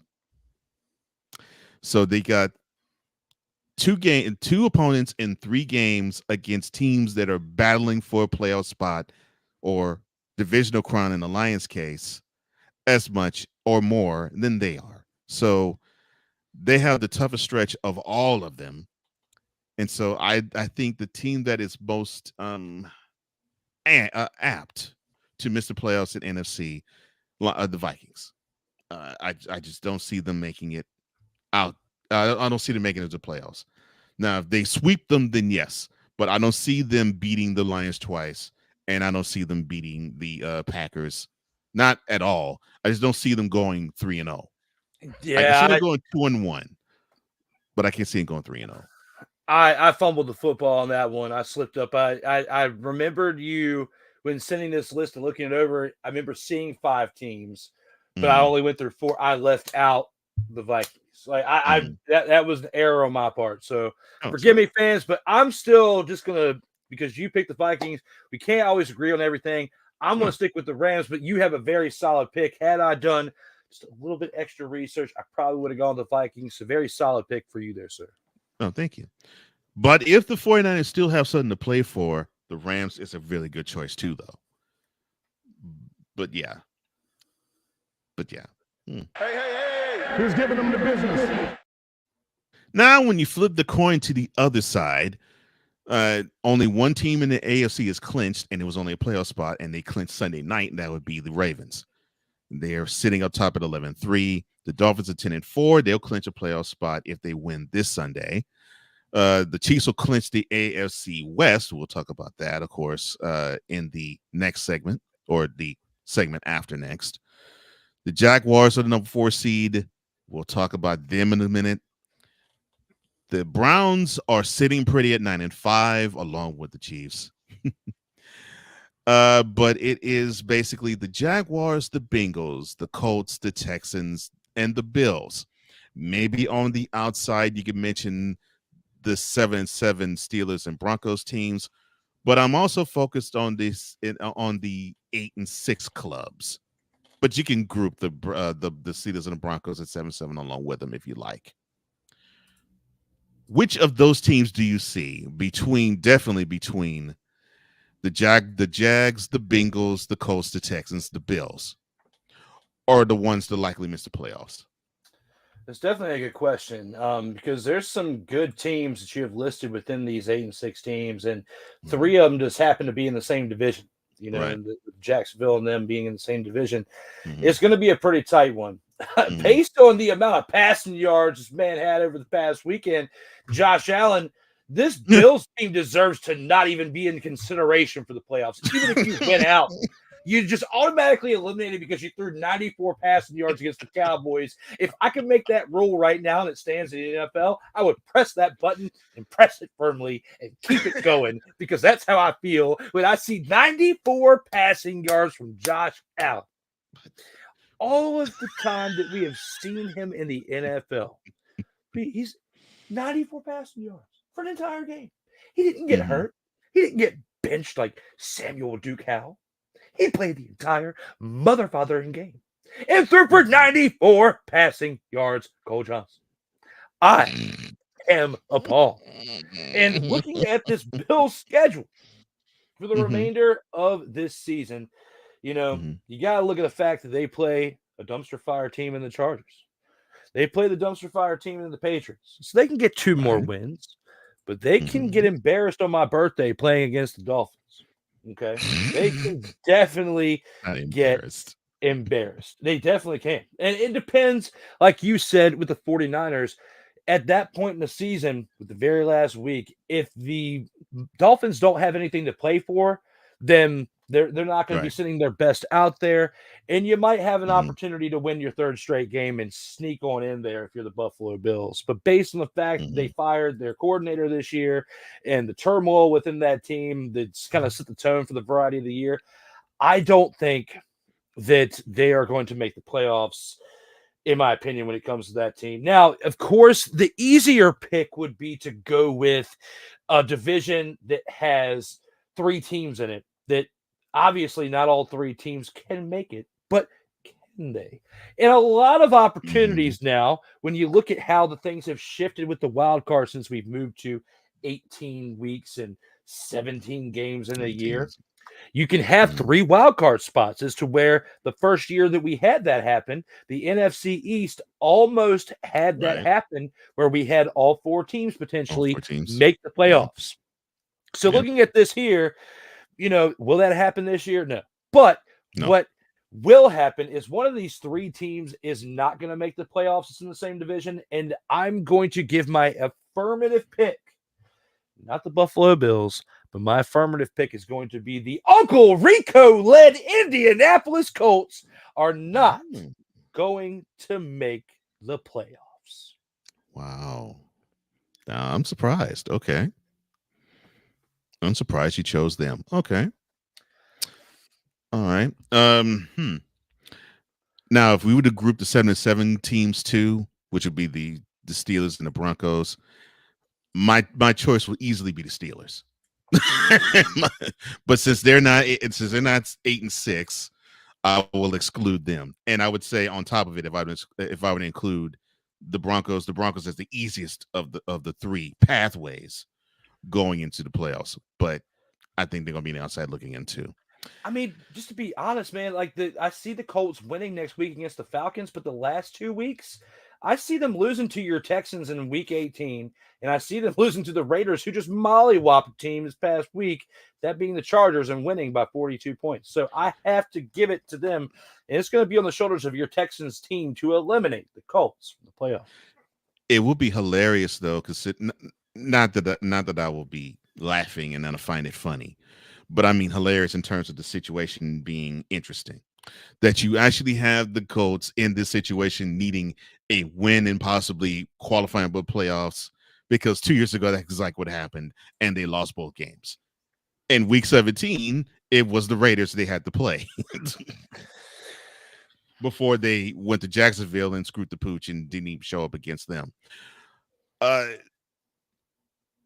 would actually have to say, of all the teams, that to me, all the teams, I think the Texans have the hardest road of everybody, because they have to go to Indy, obviously. The middle game, I think, is winnable, obviously, because they host the Titans. This Sunday's game is the must, because they play the Browns at home. If this was in Cleveland, I would definitely say Texans. But even though I could actually I can actually say the Colts is a good choice, and it is. And if I can just quantify and say, yeah, I think another team can also miss too. And I'm not all that enamored with the Bills, because they find ways to lose games against teams they shouldn't lose to. If I have to be completely honest, I'd actually say it's the Texans. I think they will miss the playoffs. And the reason why I say I think they'll miss is because they find ways to win games they shouldn't. They find ways to lose games they shouldn't. Hence the 30-6 L they took in the Meadowlands. I don't think this team is ready yet to compete for playoff positioning. I want them to prove me wrong. I will say this on air. I want them to prove me wrong. I don't think they're ready yet. I barely think the Colts are. Barely. I barely think the Bills have the mentality to do it. They have the experience, but I don't know if they have the mentality to do it. And the Jags, I think they will be buoyed by the fact that they had the experience of going through a playoff push and winning the championship winning division championship last year. They have the inside track of winning it now. But I actually think that it's the Texans. But I'm saying this sort of as a motivational tool. Prove me wrong, please. But I don't think they'll. I think they're the team most likely to miss the playoffs in the AFC of the 8 and 6 teams. But prove me wrong. I want you to prove me wrong, please. I beg you to prove me wrong. Really. I want you to prove me wrong in the worst way. But I just don't think they have enough. And plus they have injuries that I think they're going to hurt them too down the stretch as well. But I want to be wrong.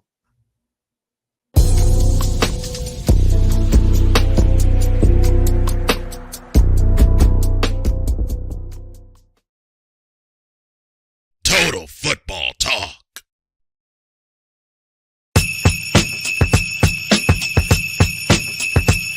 Oh, yeah, Christmas is 6 days away, and it is the time for the snowflake of the week. Oh, and before we do get to that, Wise, CJ is due to be back Sunday. He's in contention to start.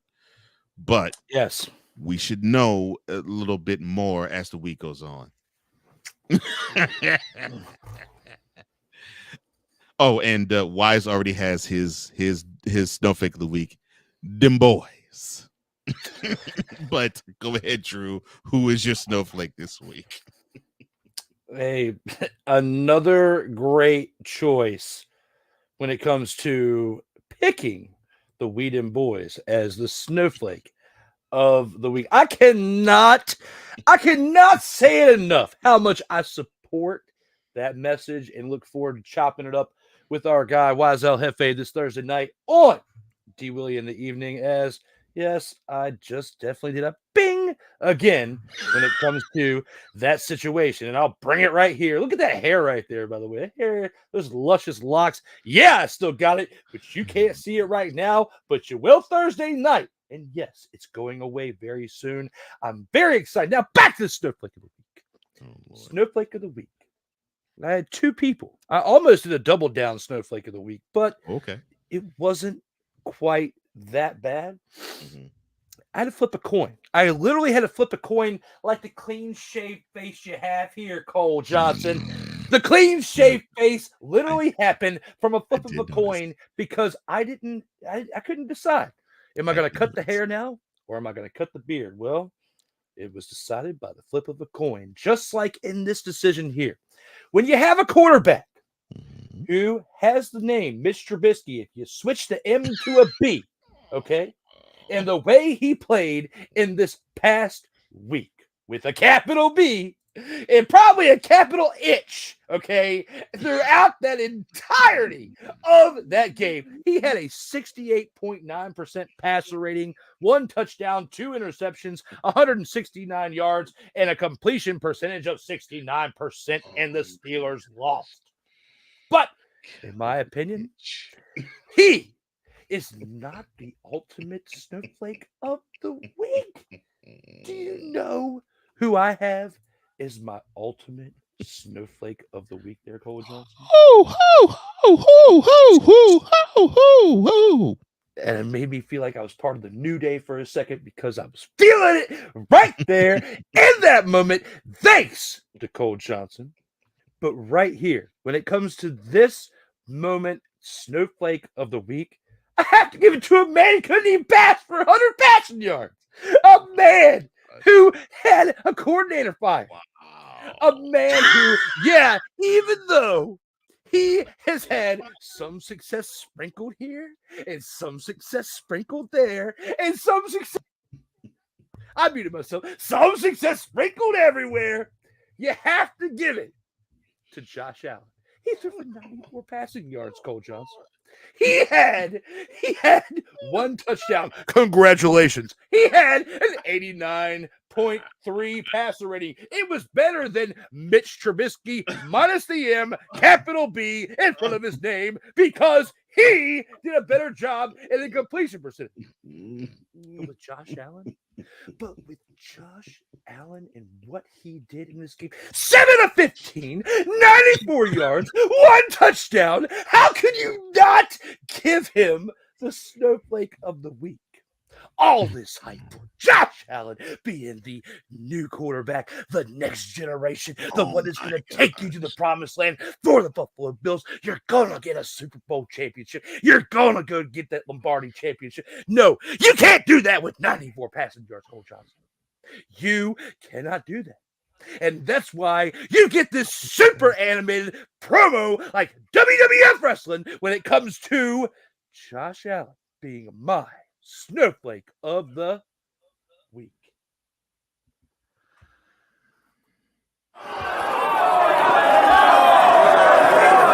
We gotta pause that.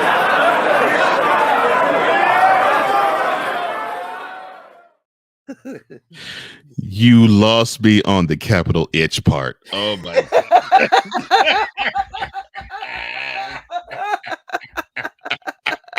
I was done after that. Oh my gosh.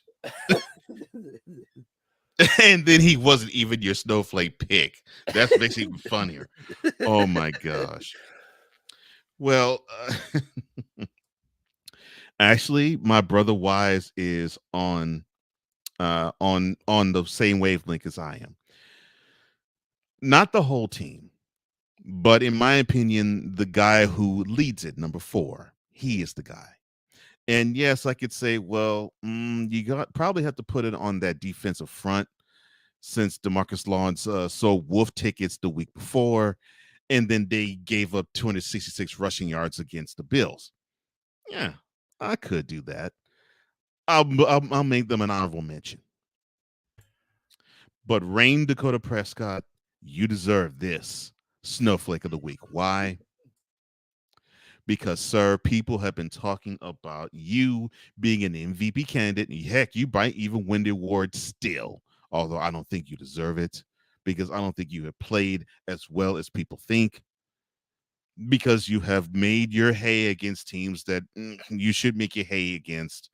And you stood out because you put the pasture, the Eagles secondary, in a wonderful performance on Sunday night, but you followed it up by 21-34, 134 yards and the interception. Didn't throw a touchdown, and interception. You always on these podiums saying that people disrespect you and people disrespect your team. People count you out. People count your team out. That people doubt you. You keep saying this almost every week, and you've been saying it for the last 7 years. You haven't said it as much this year, but you have said it, but you did say it to start the year, and it's almost a broken record with you. But the reason why you're getting this, sir, is because you, sir, are the leader on the field for the Cowboys. You deserve the crown on this one, my friend. You deserve it wholeheartedly. You deserve to wear this with pride, with distinction. And if it wasn't for the 63-21 thumping that the Chargers took, and the reason why I did not choose Brandon Staley is because he's no longer affiliated with the Chargers. Otherwise, he would be my snowflake of the week. But he got bounced. So you get this award, Mr. Prescott, because you are the leader of the team that we have said for countless amount of time. You are paper champions. You hear what I said, son? Paper champions. That's what you are. That's what you still are. And that's what you're still going to be, no matter if you do win out for the rest of the regular season and you finish the season 13-4 and you get 2 home games. You might not even get to the second one. Well, all I know is, sir, you, sir, you take this.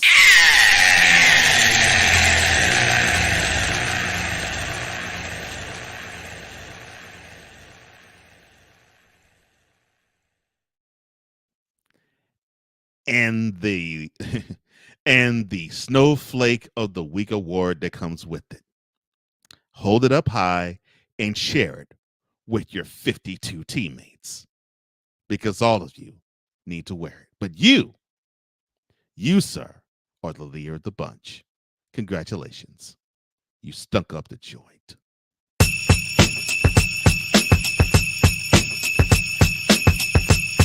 The 2-minute drill is next. This is Total Football Talk. Hey, Eagles fan.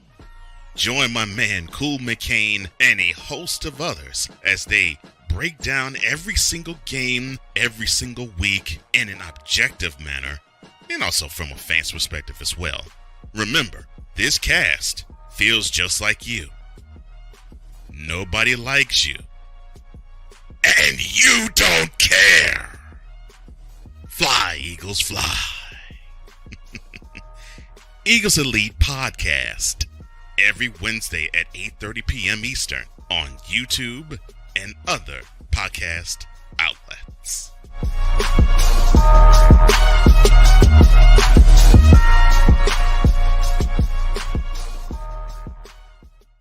Oh, yes.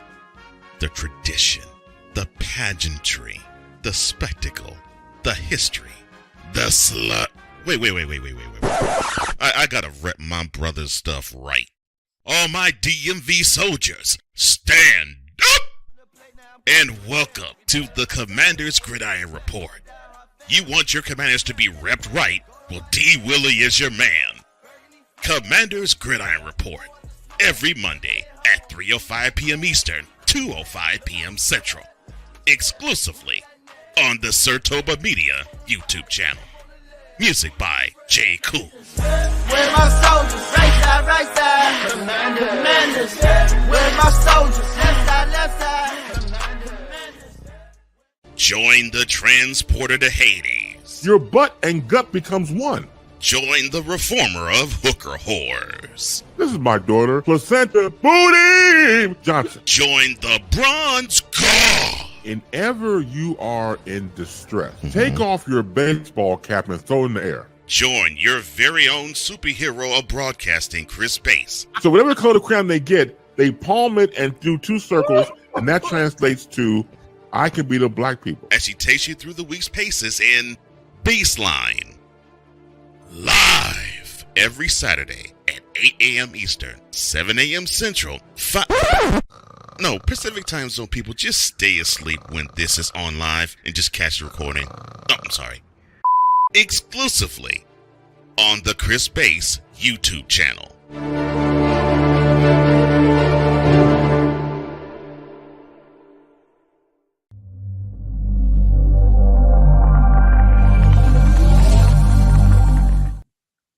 And down the stretch we come. Welcome back to Total Football Talk with D. Willie. I am Cole Johnson, and I agree with you. Wise. Yes. Them boys. Snowflakes of this week. Yeah, I agree with you. And not just to throw shade at them. Wise says, look, Dak and Diggs got him knocked out of his fantasy football league. Wow, that's cold, bro. Hey, I'll throw shade with you, Wise. I have no problem throwing shade at that team with them boys because they are not playing up to the hype that we've been hearing for 3 decades. Goodness gracious.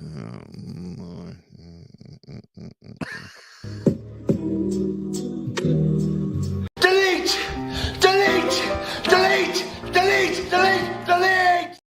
Thank you so much. I hate that video. That's why whenever I click it, you see it for like 8 seconds and then poof, it's gone. Cole Johnson just did his best impersonation of me behind the controls, and I love it. See, I learn.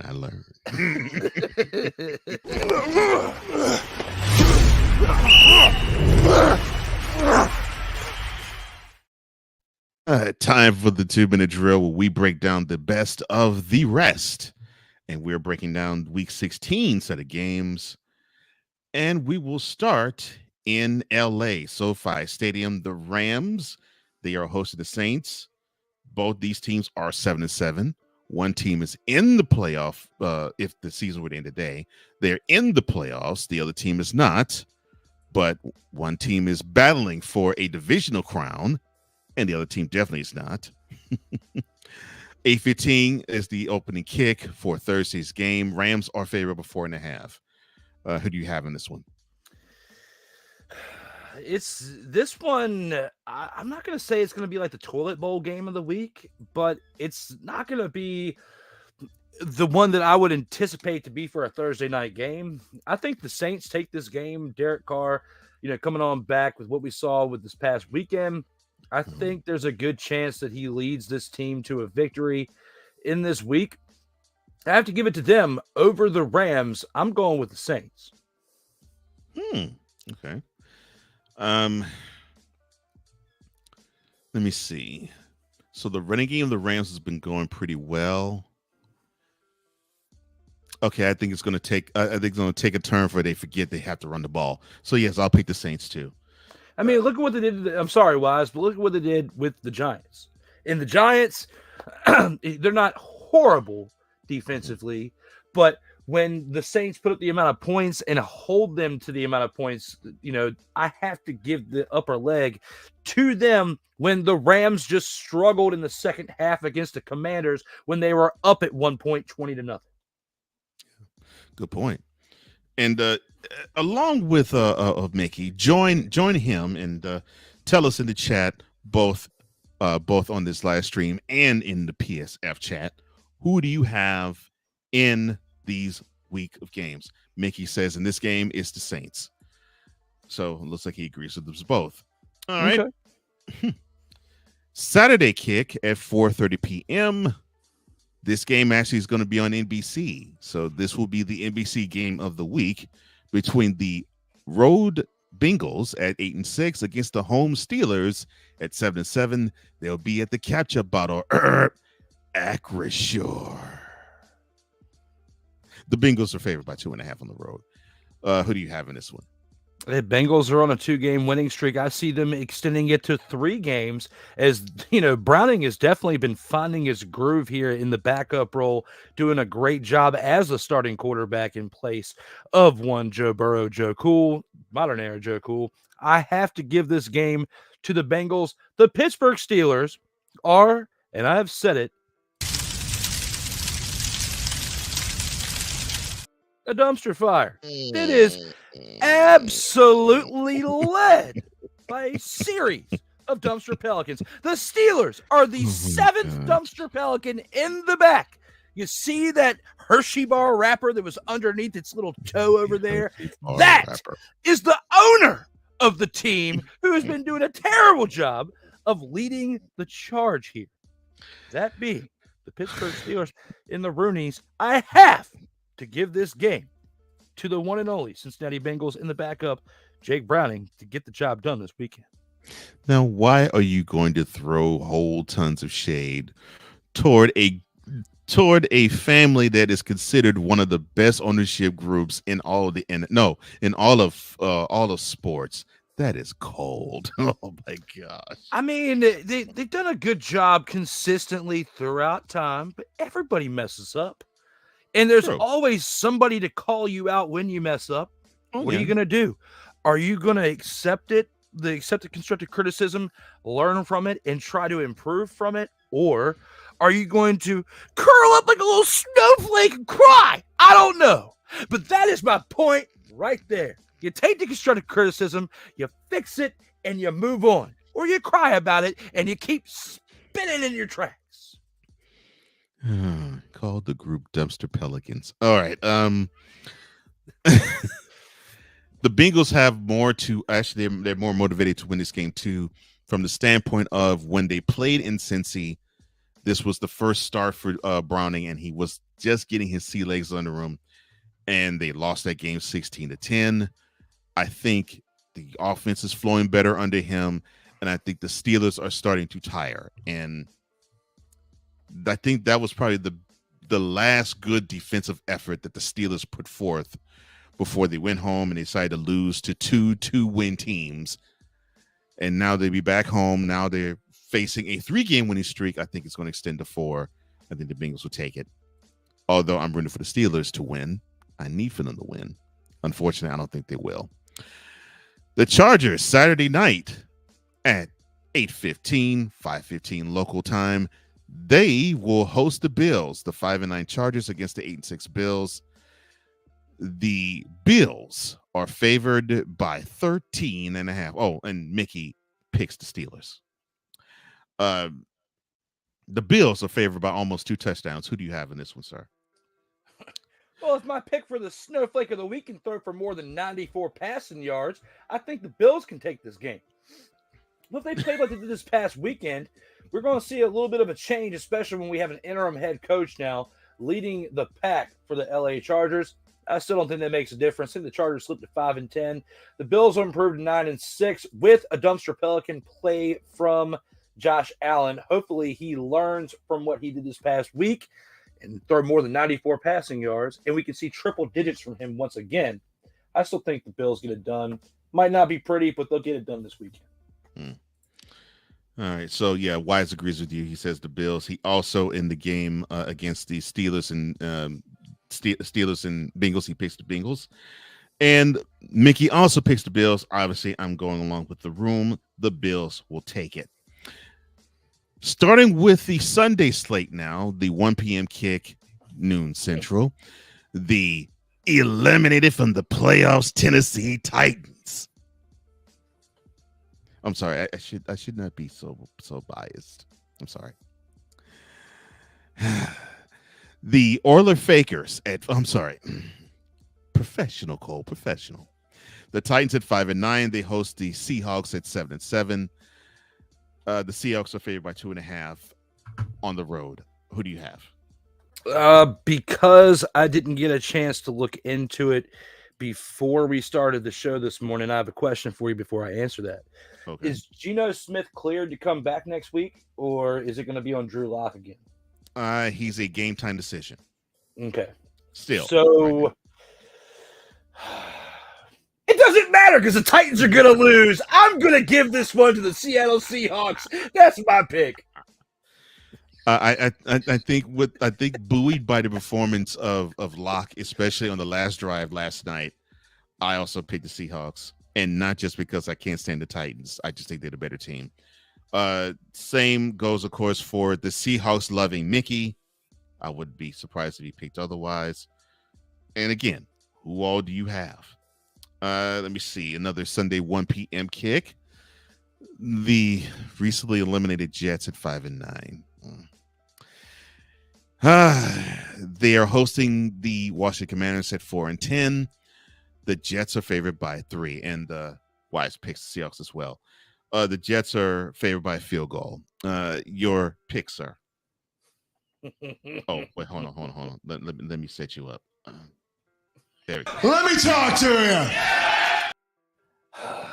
This game is probably most definitely going to go down as of the week. It is going to be the dumpster fire of the week. Oh, no. And the results of the game, people feel like this. Ain't nobody care. Who cares? Ain't nobody care. No! Acknowledge me. Because of all the talent on both of these teams, there's going to be a lot of moves made this offseason. There's going to be a lot of delete.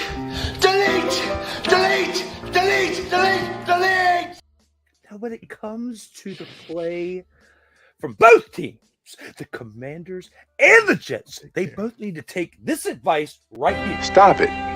Get some help. Even Stone Cold's like, what?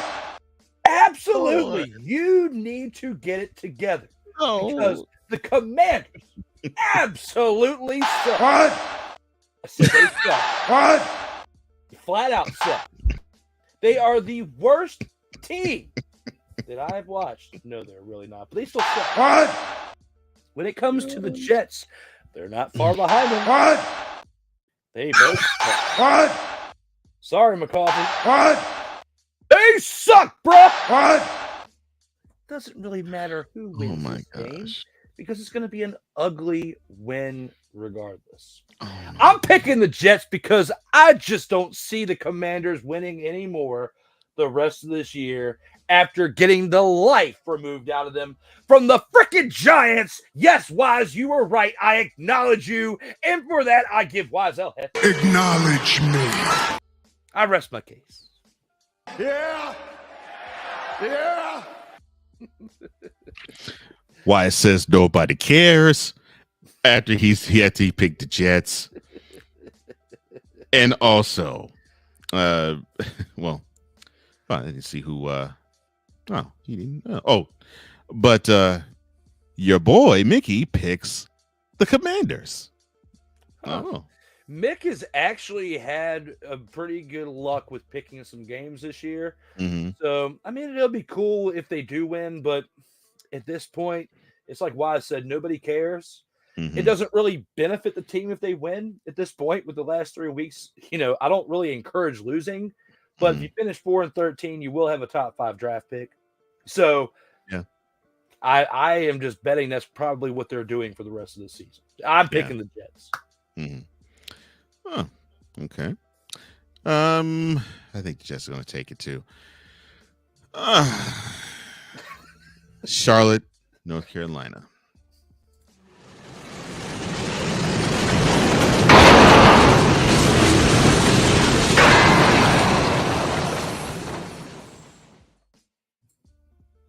No. The city isn't off the rails. The Panthers are.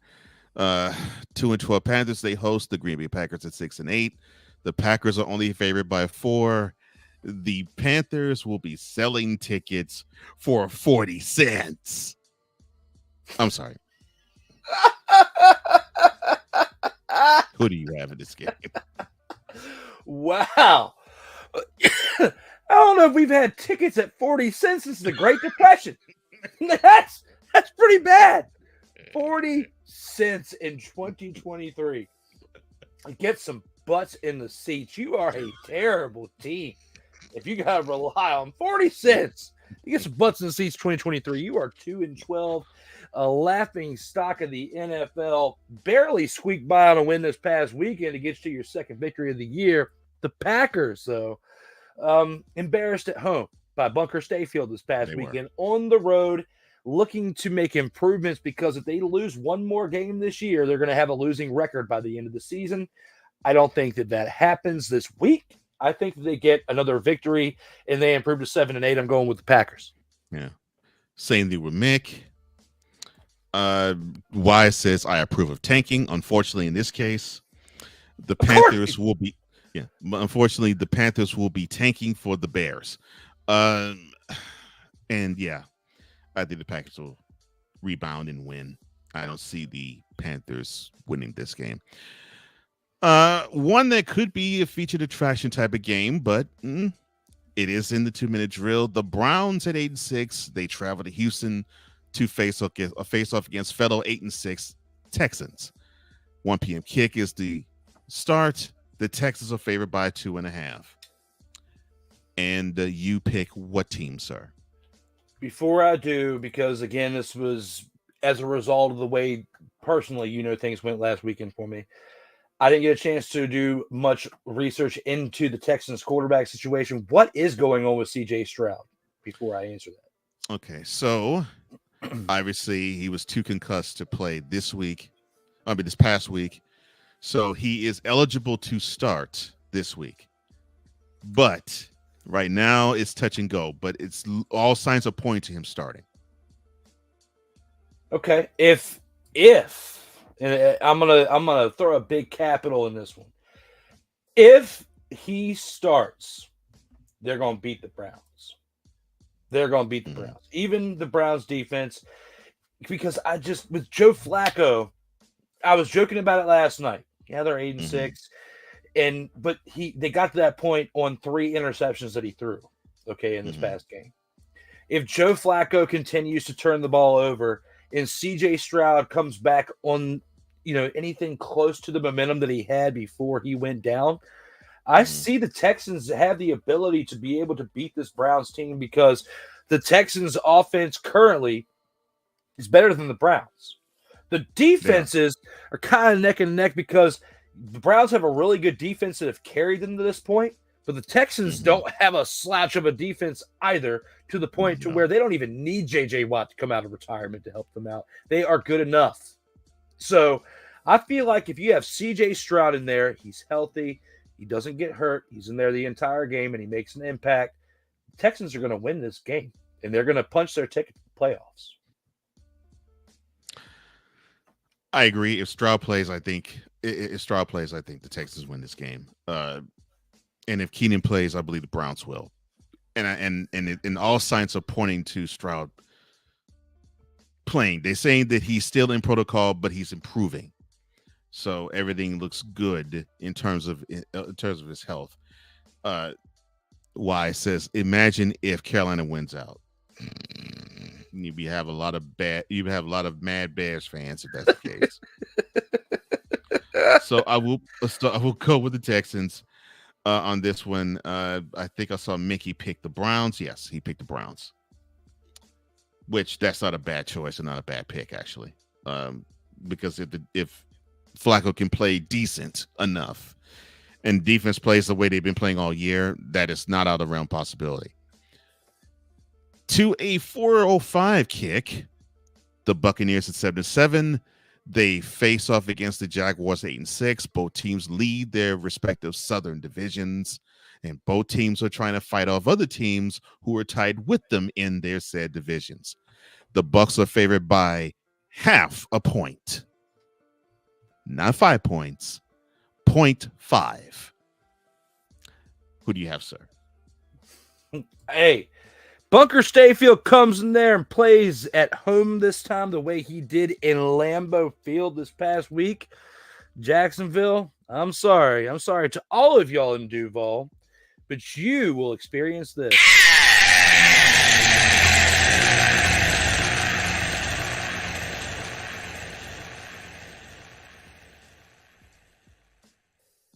You're probably sitting there and saying, that's terrible. Considering some of the things that we have seen from this team throughout the trajectory of this season. But if you've really watched this team, there's been some certain points to where they have completely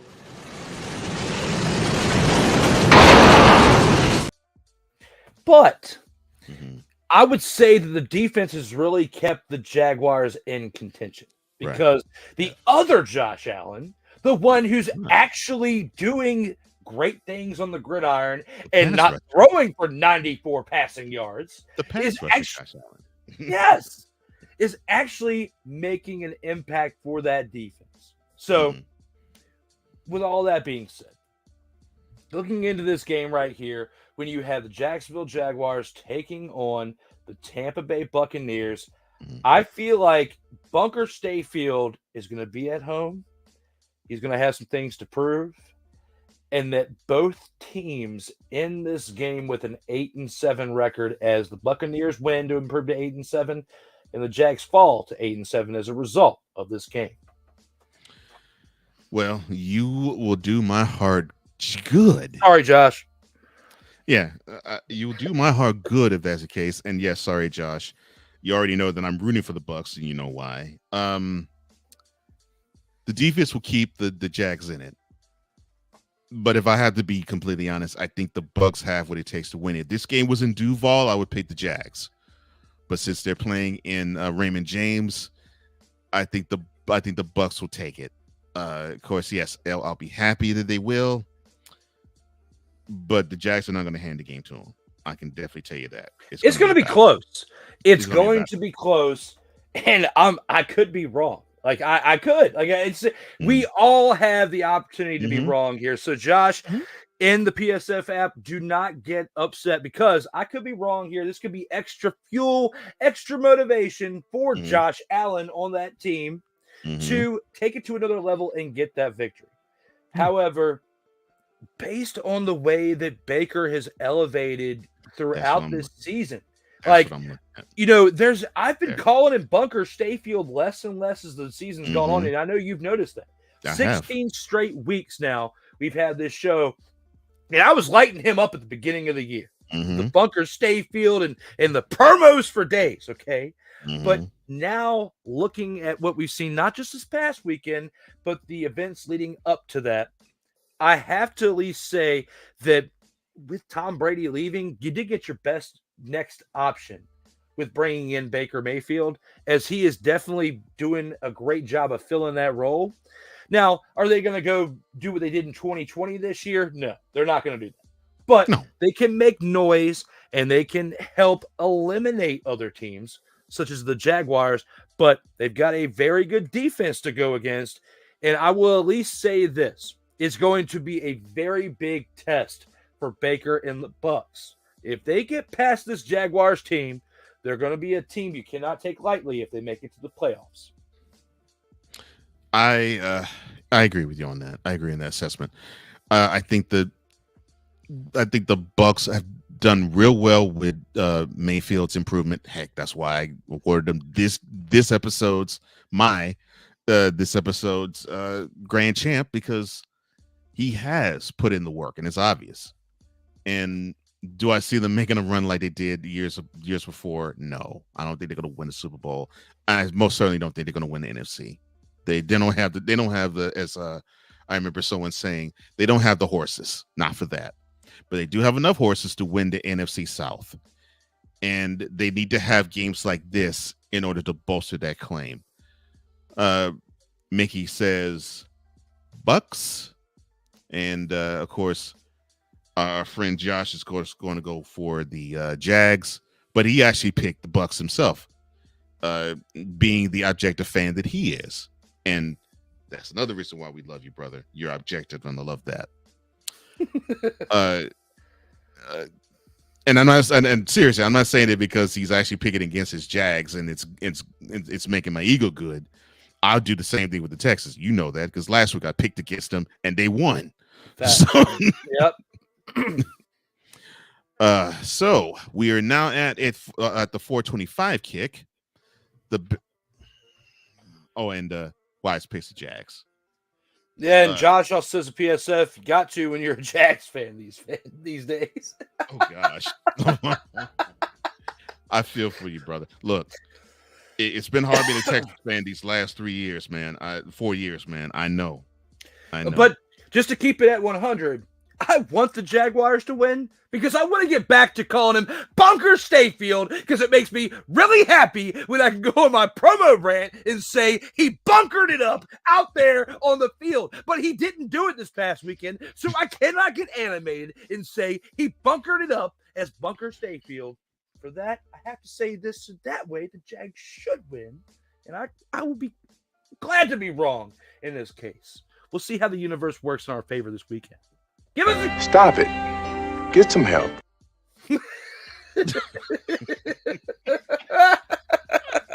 Well played. Thank you. Well played. Thank you. All right, so we have a game in Chicago between the Bears and the Cardinals.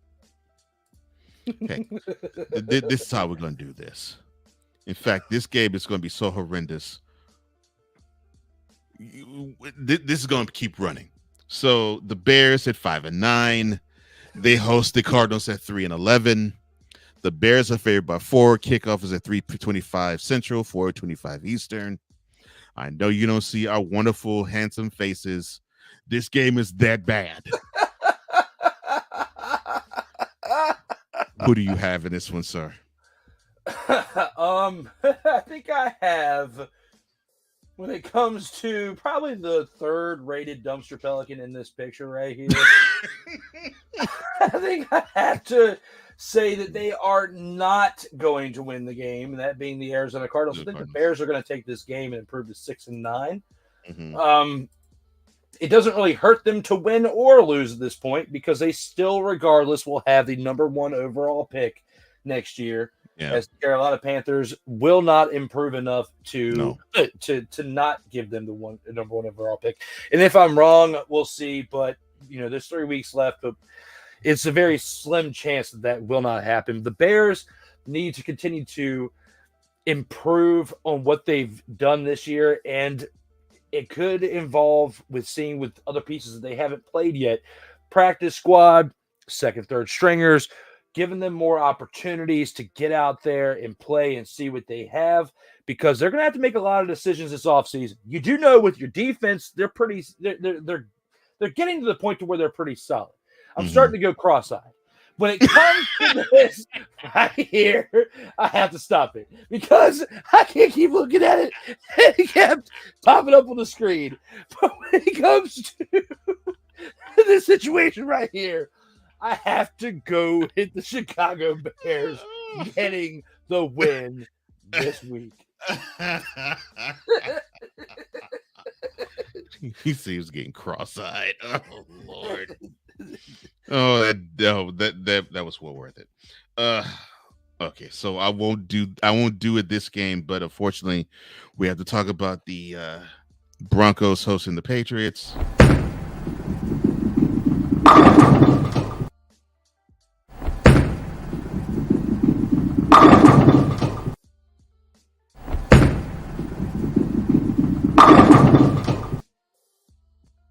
Ladies and gentlemen, a triple bowling shoe ugly game. So bad that NBC is not going to be televising this game, although it's in that Sunday night slot. This one is for the NFL Network. The 77 Broncos, they are hosting the 3-11 Patriots. The Broncos are only favored, though, by 5.5. Who do you have in this one? It's gonna be. Yeah, I'm going with the Broncos. That's what I thought. That's what I thought. Yeah, so am I. So am I. Yeah. And this will be another. Ain't nobody care. Who cares? Ain't nobody care. For the exception of those in the Denver metropolitan area. Christmas afternoon, 1 p.m. kick, noon Central. The Chiefs at 9-5. They host the Raiders at 6-8. The Chiefs with a win will clinch the AFC West. Is that right? Wow. Well. They are right there again at where they have to always be, the champs of their wonderful week division. And they are favored by 10 in Arrowhead. Who do you have in this game that's going to kick off the Christmas slate for the NFL? It's time to give an upset. And I haven't done that throughout the show yet. I feel like based on the way the Chiefs played this past weekend, keeping the other team in there to where they only won by 10 points, the fact that the Raiders, even though they played a dumpster Pelican team and won by 42 points, the fact that they still scored 60-plus points, I feel like we have a really good chance in a division game, keep in mind, because the Chiefs and the Raiders are in the same division, that it takes the Raiders up a notch. They got a momentum boost with that win they had this past week, okay?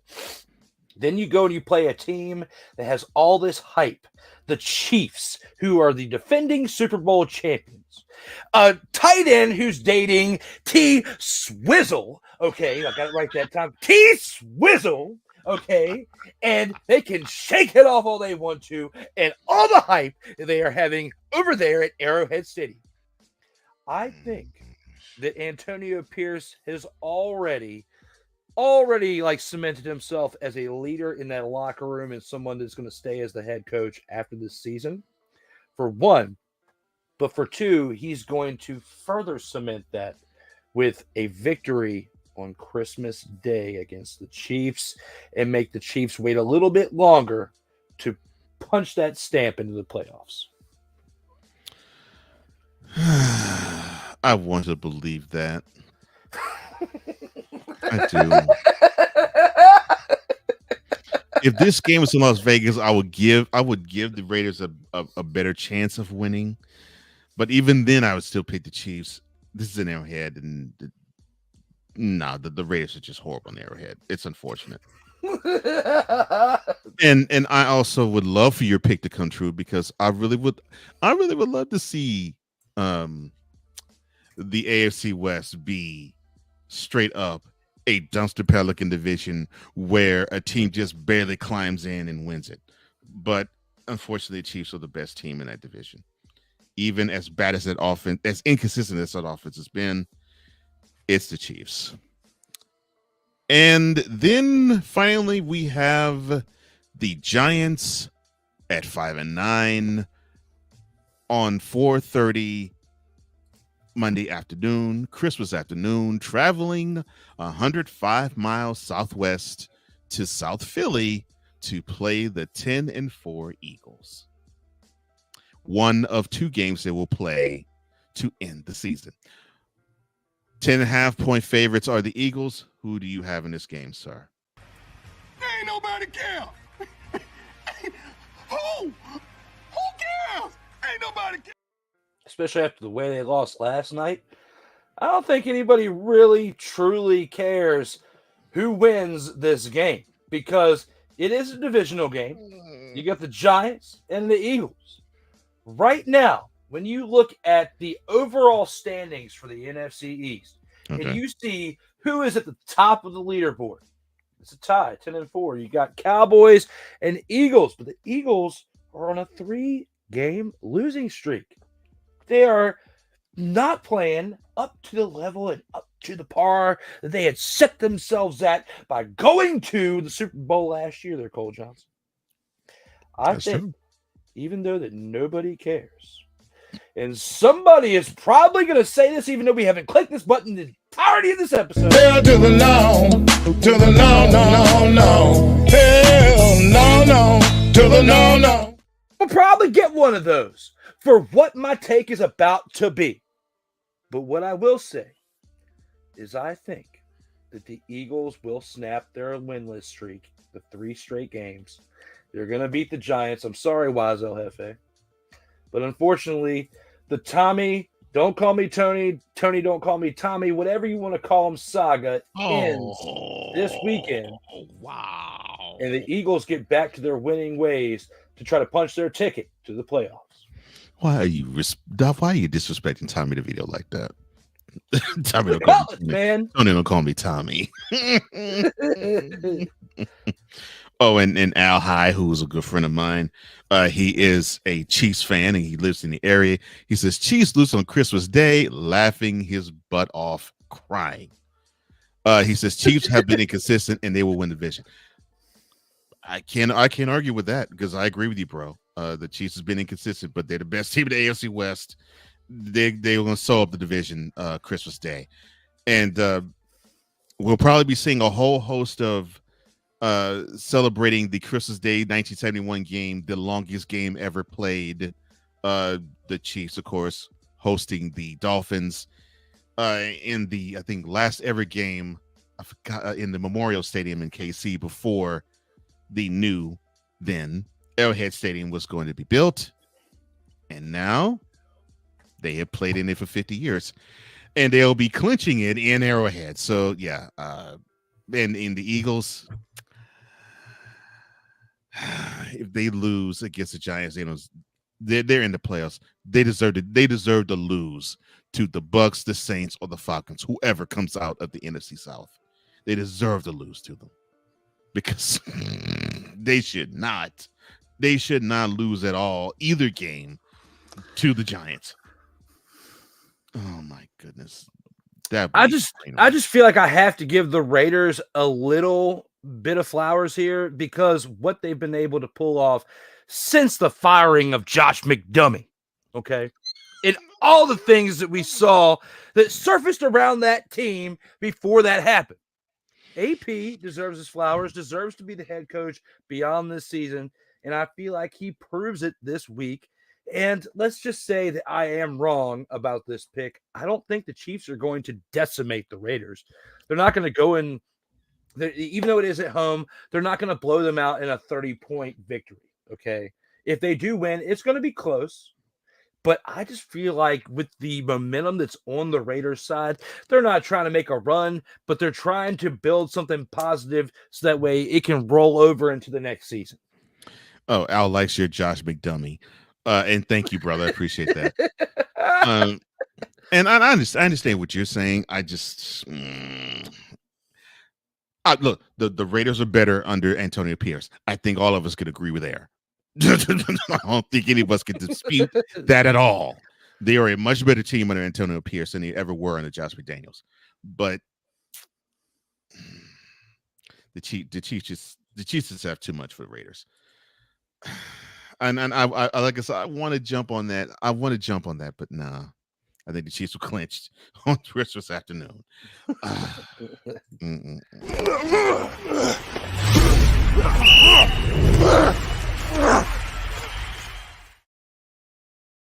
Total football talk. As long as it's one. And now it's time for the post game. This is where we wrap things up and give our final takes on the week that was. And so since we are at the end of this episode and almost at the end of the season, for his week 15 thoughts, here's Drew. I love the show, first of all. I mean, thank you guys for keeping those comments flowing throughout the chat here on the platforms that we're on: YouTube, LinkedIn, Twitch, X, Twitter, whatever you want to call it. And of course, as always, the PSF app definitely makes this time that goes by, which we usually predict to be 3 hours, go much longer, and we don't even realize it. Like, we naturally flowed into a 4-hour show today. I think it's like the second time we've done that. And it's definitely fun each and every time we do it. And I'm just glad that today I'm off from work because I'm on vacation this week, and to be able to enjoy the fruits of the labor and be able to enjoy the extra time I get to have with my brother here, Cole Johnson. We talked a lot of football in this show, and generally with our final word, I'll kind of go and just kind of recap some things that we talked about. But within this 4-hour span between with what you guys said in the comments and everything that happened naturally throughout the show, there's nothing else I really have to add except for I'm excited for this holiday football to see this weekend on Sunday. I'm excited to see what happens on Christmas Day. I'll even be more excited.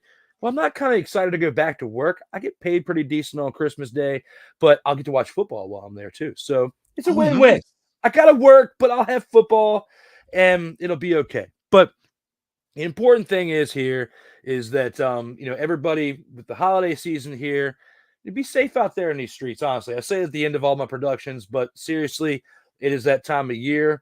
Do as much as you can, spend as much time with the people that you care about the most, and give back in any way you can. And that's what we try to do here with this show right here, with Total Football Talk. Bring you the energy, bring you the passion, bring you the fun. And I definitely do that with Cole Johnson on Tuesdays, and I had a great time today doing it. Look forward to next week as we bring you the Week 16 coverage for next week. But Week 15, plus the recap of that, plus the preview of Week 16, was definitely a fun day doing that. Can't wait till next week and beyond, as we got a lot more football to cover beyond this week. Yes, we do. And thank you so much. I appreciate the time that I spent with you. This does not seem like 4 hours. It really felt like a wonderful time just to talk things that we are passionate about. And it's great to actually talk with someone who's very knowledgeable about what I'm knowledgeable about as well. It makes it even better. So thank you for that. Now, normally I'm serious for the most part on this show because I want to have my partner shine, and he has a very bombastic personality, and as you can see, he has many takes, and I affectionately call him the Sam Kinison of our podcast crew. Because he can be calm, and he can be funny, and then he can just scream like this at a drop of a hat, which I've always had a love. I always loved Sam Kinison. I still do. But I'm going to take a bit of a curve here because, as you all were well aware, this past Sunday, my team, the Houston Texans, they played the Tennessee Titans. Now, normally, just on its face, it's time for me to root against the Titans simply because, well, they were the Houston Oilers. They no longer are that. And just from that alone, I get to root hard against them. But then they had to twist the knife, and the Titans had to don the Columbia blue, the white pants, and the blue and the Columbia blue socks with the white helmet with the blue oil derrick with the red trim around it. Yes, the traditional Houston Oilers look. They had to wear that, and they had to sport it against the Texans this past Sunday. And I had a clown who said, "What is better than seeing the Texans get whooped by the Titans wearing Houston Oilers gear?" And I actually said to him, quite simply and quite bluntly, quote, "What's better is when the Texans beat the Titans, and then they could take those uniforms and shove them straight up their anuses." Close quote. Yeah.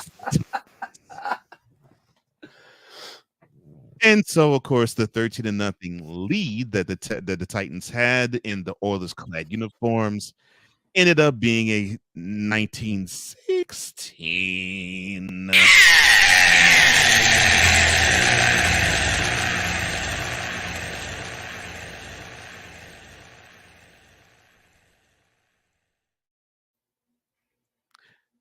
I said 1916.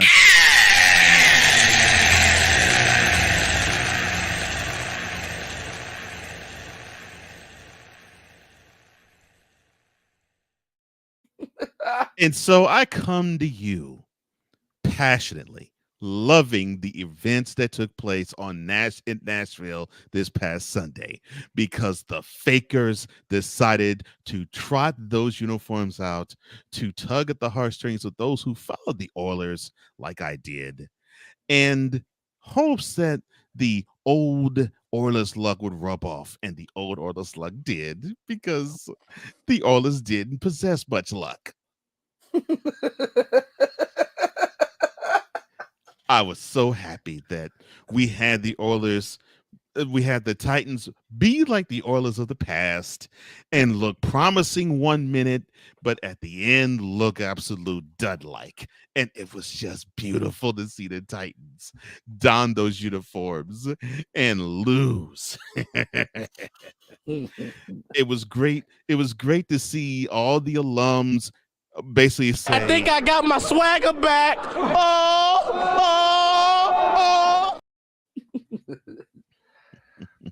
But they did not. And now, because of it, their season is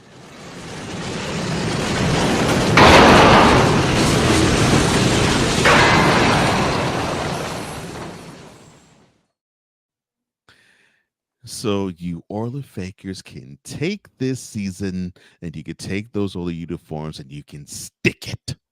Oh, and you could read behind me. As for the 2023 season, bye-bye, Oiler fakers. Can't stand the Titans. As long as it's one. It's great. I love it. I hope it actually is recording. Listening to it. Got to follow up with that one, because this is 2 days in a row you've brought greatness to the airwaves when it comes to the Oiler fakers. Because you did the same thing on Snowman in the Morning yesterday. You bring that same greatness to our show today. And I love it. I absolutely love it. Now, even though they are the Oiler fakers, I still love those old school uniforms. I love the uniforms. I love them. Yes. But you just hate seeing imposters wear them. Thank you. Is basically what's happening out here on these gridirons. So you think about teams that have relocated. I'll end us with this. Okay. Think about teams that have relocated. You go from Baltimore to Indianapolis. They eventually got a championship. Baltimore eventually got a team back, came from Cleveland, and they got a championship. But Houston loses the Oilers. They go to Tennessee. Yeah, Tennessee got to a Super Bowl, but they still lost the 1 yard line, which is really a great story when you think about so close, but yet so far when it comes to these fakers out here in these streets. And then Houston eventually gets another team, the Texans, your team, who at this point in this entire franchise's history, this current team, maybe not this season, but in the future, has the best opportunity to have an appearance in the Super Bowl. and do something with it to kind of overcome all of the BS that they had gone through in the past. Now, I even love the way that you even threw the anuses out there. Like, that was perfectly implanted in there. Like, some things are implanted up some people's you-know-whats, okay? Because they cannot see the light of day to see how bad it is out there when they really just need to change up a few things and they'll be right in the mix. But the Titans haven't learned yet, and they still look like Jeff Fisher. Coach the team! So, if it were me, I would just blow the whole thing up, change it up, and make it work. But it looks like the Houston Texans are going to get to the Super Bowl before the Tennessee Titans, and you could put that in your pipe and you can mother-fathering smoke it. I knew that was the reason why I love this man. Yes.